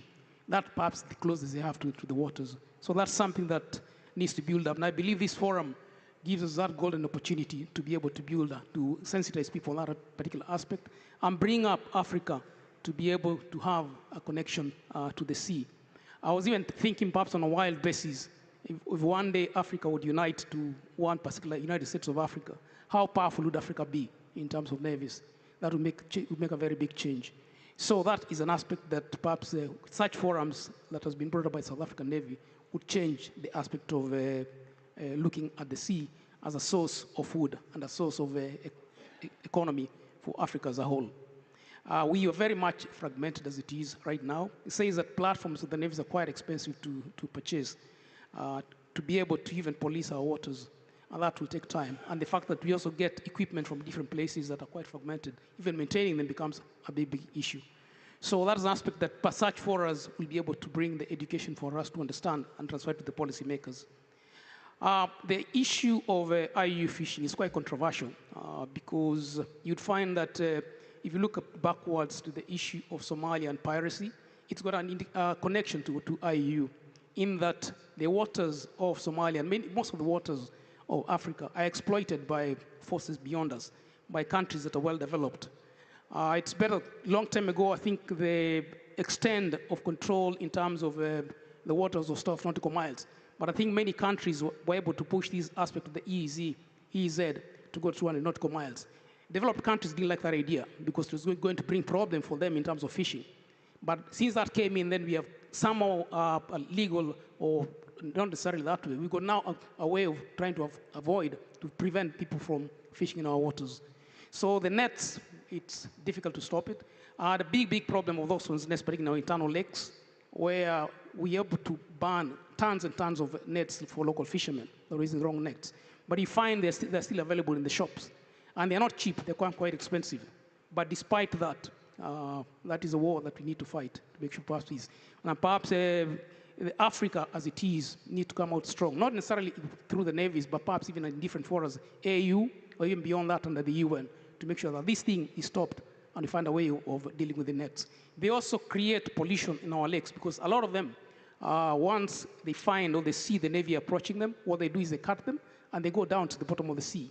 And what that does that sea, it basically interferes with the fish and the other animals that survive in the sea. So that's something that needs to be sorted out. Thank you. Thank you very much, Brigadier. So we have enough time for maybe one round of questions. If I can ask that if you identify yourself and also indicate to who you are directing the question to, please. We have one question over there. Yes, sir.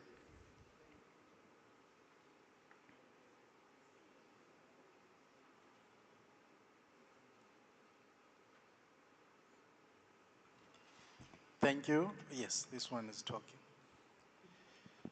Thank you, Program Director. I am Rear Admiral Junior Grade Mvovo.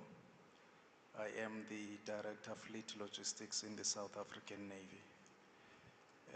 Dr. Zondi spoke on over-specification during the process of acquisition. And I know that the acquisition is a complex issue, so he couldn't attend to all the issues that surround the acquisition. During the process of acquisition, what you also do, you also design the support so that you are able to support the design. What we maybe has not come out is the troubles or the struggles that we are having in maintaining those capabilities. Like one of the admirals there said, how do you look at the ranking? Is it because you've got so many ships even if they are not effective?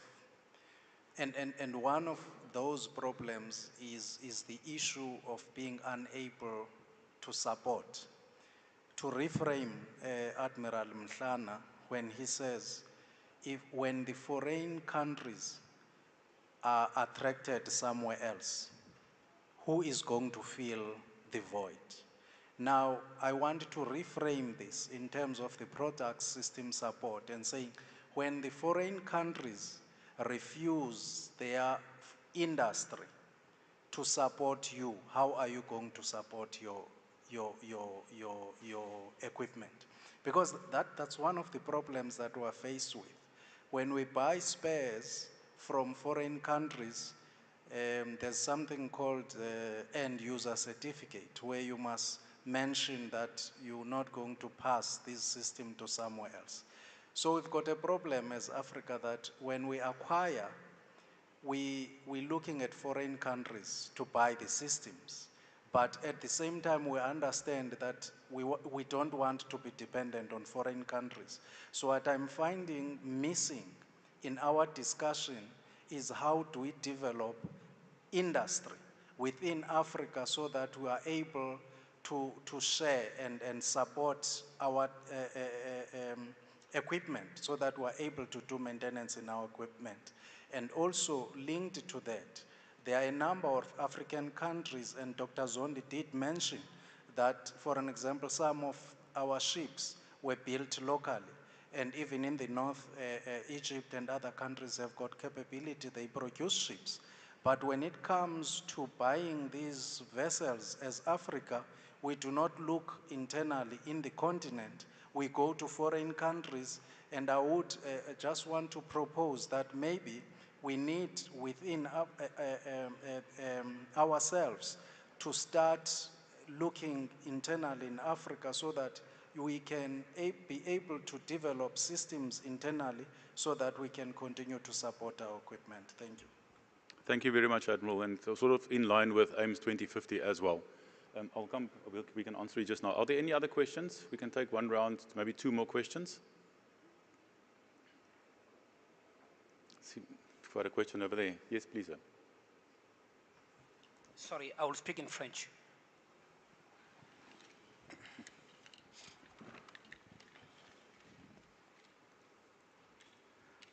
En fait, je ne vais pas poser une question, mais je vais partager une réflexion parce qu'il me semble qu'on n'a pas évoqué la question ici.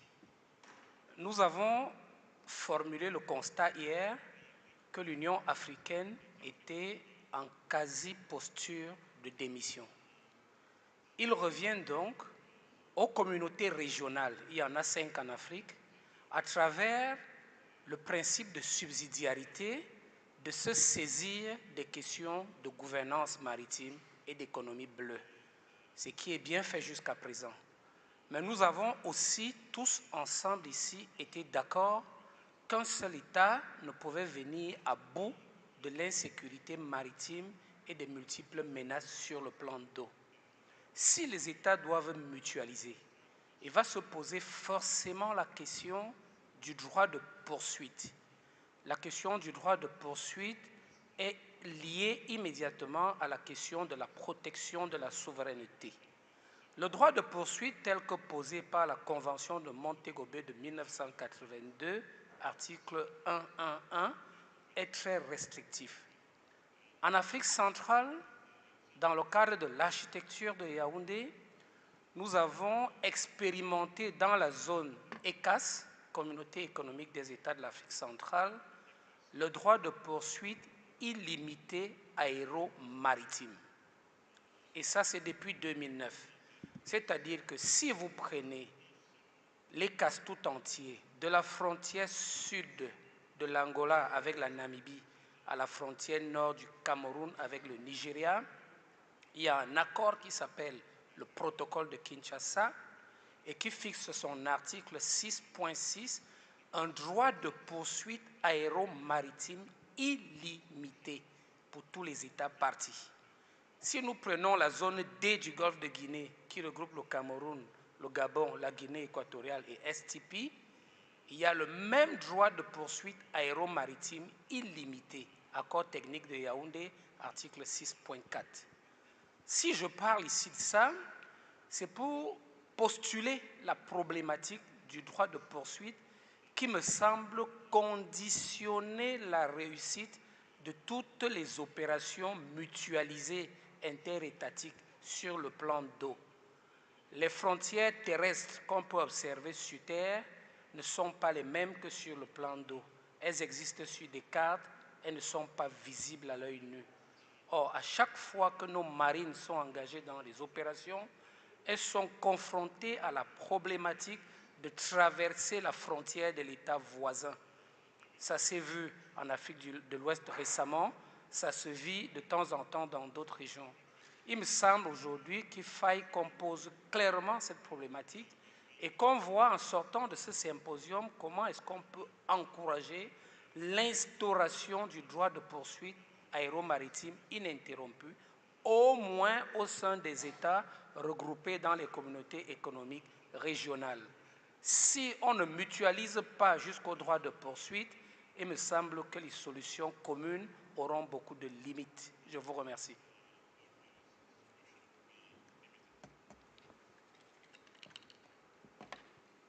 Thank you very much, sir, for that comment. And I think the rest of Africa has got a lot to learn from the way you have handled the issue in West Africa.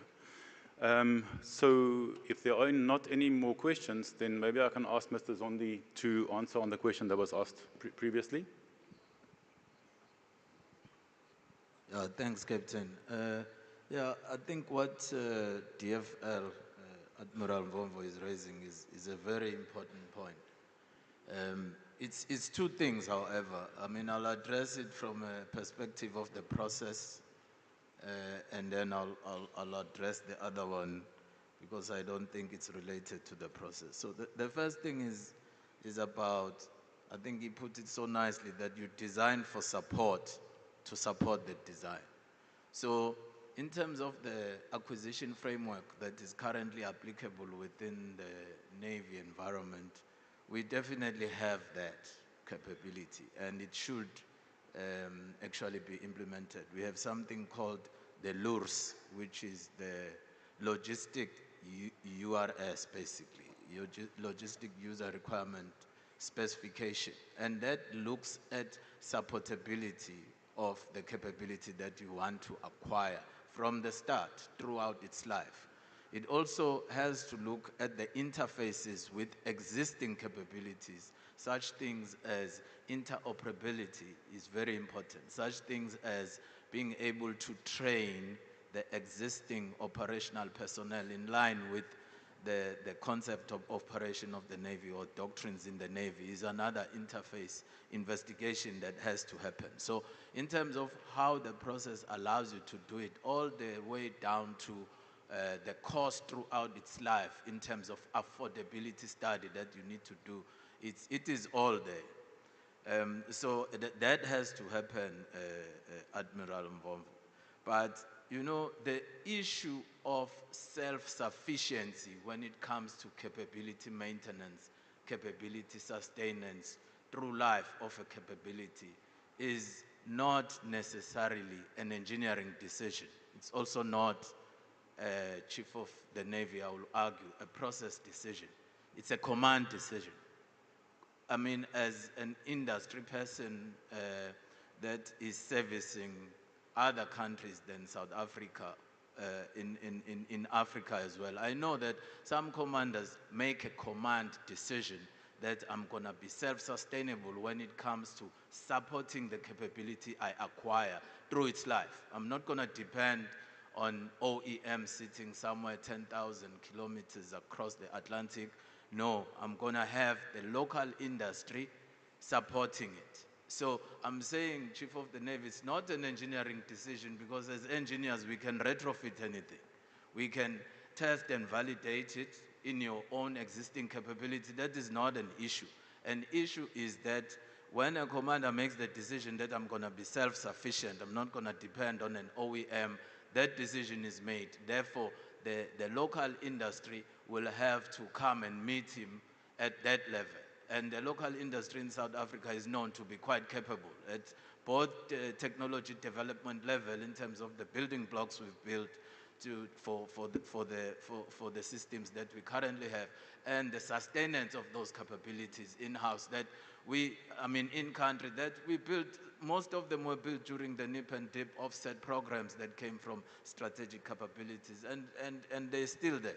So that is why I'm saying, Admiral, that when commanders make those decisions that I am buying a new IPV and this IPV will be maintained throughout its life in South Africa, it's not going to depend on a foreign OEM, then of course it will take place in that way. But in terms of capability and in terms of process enablers, it's all in place. Thank you. Thank you very much, Doctor. And just the last short comment from Brigadier. Oh, there's another. Admiral, sir. Thanks, Captain. I just want to reflect on what Admiral Mvomvo raised, that some African countries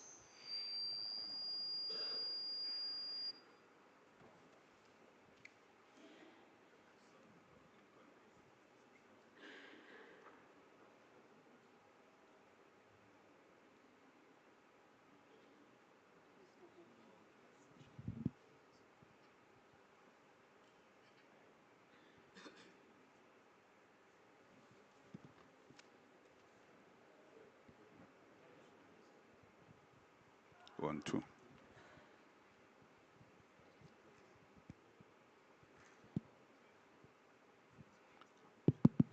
Okay, thanks, Captain. I would like perhaps to reflect on what Admiral Mvomvo is mentioned, that some African countries end up neglecting the available defense industry in Africa, go and acquire their prime mission equipment abroad. I would say perhaps it is not by choice for some of these countries to do this, because most of the African countries we do not have adequate budget where we can actually acquire the prime mission equipment for the maritime defense of our countries. Some depend on foreign donors to be able to acquire these assets. So these foreign donations normally come with conditions that I give you this money, you must go and buy prime mission X in industry Y. That is where the change needs to happen. That the donors, if you show your generosity, it must not come with conditions. Give the countries free will to expand, actually to spend the money where they feel that it is appropriate to spend. I recall when I used to represent South Africa at the United Nations contingent-owned equipment work groups. There will be countries that will be sponsored to come and attend those work groups. But soon as they open their mouths, those sponsors will tell them, you cannot speak on this issue. So I think the responsibility lies with our governments to make sure that we grow the African economies so that we are able to be self-sustainable and determine what type of defense forces and navies that we need and what assets that we need so that they can be able, our governments, to put money on the table to be able to defend the maritime and national interest of our states. And the donors needs to stop dictating to Africa how Africa must actually expend the resources that they are giving to the continent. I think the problem starts with these donors. We refused as South Africa to accept certain donations by a certain country when they came up with conditions wanting to use us as their pawns. Thank you very much. Thank you, Admiral. Those are really insightful points. And it goes to the fact that I think when Admiral Mbovu also spoke about this, the AIMS 2050 makes provision for the fact that we need to grow our industry base and we need to look at an African industry base. So that touches on that as well. Brigadier, you still want to say a short final word? Yes, please. Thank you very much. Yeah, for me, I think there was an impression that was created that in terms of Kenya creating a Coast Guard was quite ambitious. Perhaps let me just clear that particular aspect, is that by the time we created a Coast Guard, the reason why we created the Coast Guard in the first place, there was more or less a Coast Guard in existence, but in a different name. We used to have what we call the Marine Police Unit. All they did is that that Marine Police Unit was dissolved, and then it was transferred to the Coast Guard. And the reason we did that is so that we can now enjoy the expertise of the Navy to come on board, because their reach was quite limited. They were only able to operate within the harbors, but we wanted the reach to go beyond the harbors in terms of enforcement. That's why the Navy was brought in that particular aspect and created a Coast Guard. But it is not an ambitious project. We realized there was a gap, and this gap had to be addressed in terms of enforcement. Thank you. Thank you, Brigadier, for clarifying that. Can I ask that we give this panel another round of applause for the work that they've done? And Program Director, back over to you again.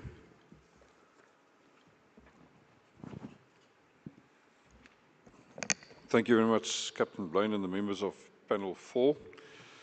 Now it brings me to the final item on our program for the conference, and that's the summary and synthesis by Professor Francois Frey, who's the Research Coordinator at the Center for Military Studies at the Faculty of Military Science of Stellenbosch University. Professor Frey, please join us for your final remarks. Thank you.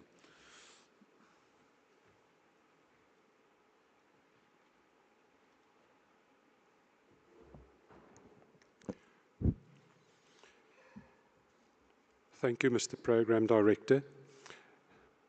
Admirals, distinguished guests, ladies and gentlemen, if I listen to the discussions, the questions, the opinions, maybe we should have an Seapower for Africa Symposium every 6 months and not every how many years.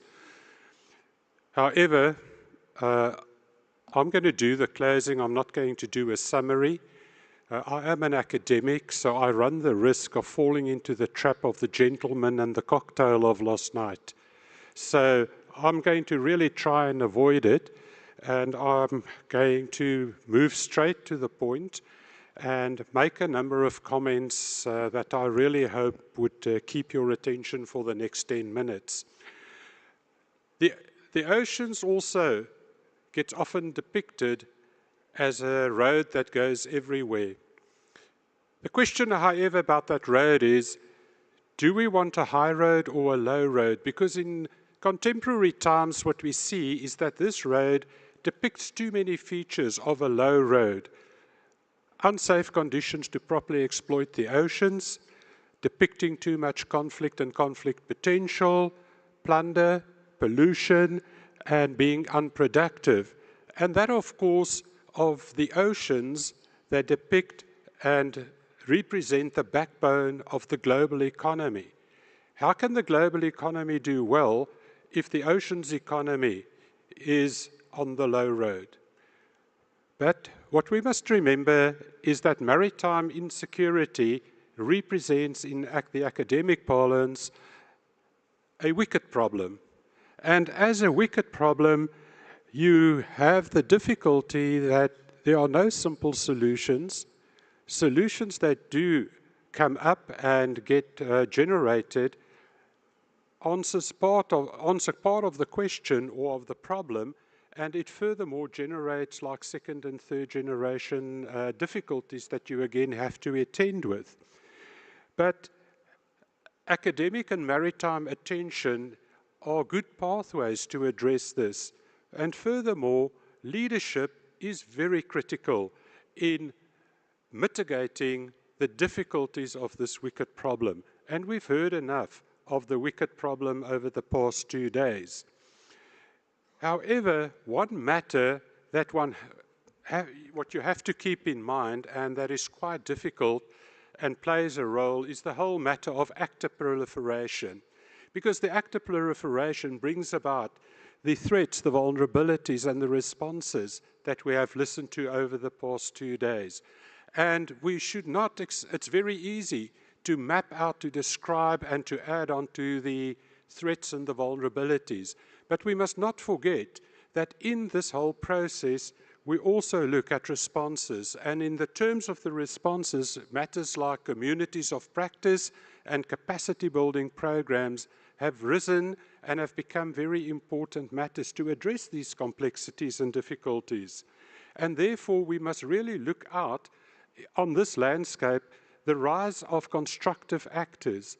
Yesterday, we listened to some presentations that mapped out all the options that countries have where they can pull their weight, where they can add, where they can join to make up the whole idea of cooperation in order to address this wicked problem. It is well known, no single country can address maritime security so that we have safe, productive, and clean oceans where you can use the oceans in terms of its economic potential under safe and secure conditions. But it does not mean that it can only be navies that practice and exercise and combine their efforts. There's a wider landscape that is available where you can pull your weight and where you can add and participate. We did see that yesterday in one or two of the presentations. The question is, where do countries from Africa want to put their weight?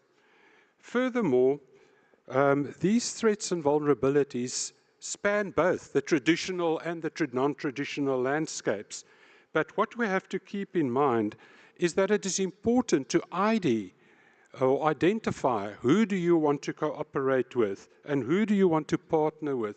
And we are in 2024, where partnering and cooperation is about doing it in a smart and intelligent way to know how you can contribute to make a larger contribution, but also to satisfy and keep secure your own interest.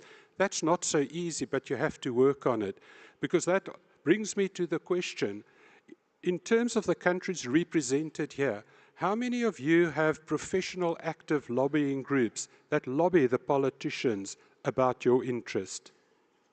You can answer that question, but that is an important question. We do not underestimate the critical value and influence of professional lobbying groups that are type of combined actors to lobby the politicians that are almost want to say that prefer not to listen. This brings me to the matter of African agency. Now, African agency, we've had two indicators about African agency in terms of UNCLOS, but also in terms of what we had today of SEMSA, where much of what we see also depicts a very strong African participation and influence with presence and with ideas. But we have to take African agency further, and taking it further is you must be active in order to influence and not on the sideline. Furthermore, you must build relevance. Therefore, you must be visible, and what you do, it does not matter how insignificant it seems in the bigger picture. If a country merely makes sure its own harbors and the waters outside its harbors are safe and secure for trade, it is a contribution, and in some cases, that is that country's contribution, bringing African agency into the wider picture. Therefore, the whole collective outcome here of African agency is about making contributions, and the collective weight of those contributions must be visible and should be visible. So this brings me further in terms of African countries and African regions to become a maritime security provider. That is perhaps an ultimate goal, particularly in terms of the non-traditional side of maritime security. To what extent are African regions the secure maritime security providers in their own regions? I do know that some countries aspire to be global security providers, but even as global security providers, it's a contribution, but it only answers part of the question in terms of the threats and the vulnerabilities and the responses that are required. Therefore, in conclusion, I want to ask the question, how do we turn African contributions, African ideas, African relevance, and the presence of Africa to turn the elements of the low road into elements of the high road, secure oceans, productive oceans, clean oceans for those that come in future? How do we do that? Or should the question be, are we doing it, and should we not really turn our attention to do it? I thank you.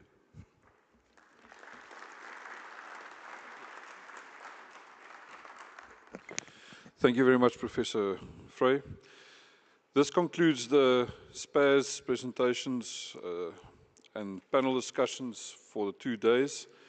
I think you can agree with me that the academic interaction has been extremely fruitful. It also gives me great pleasure to be in the position to stand up here and view the full number of participants from all over the African continent and the world. And I think we can just give a final round of applause to all the presenters that made their times available for this auspicious occasion. Thank you.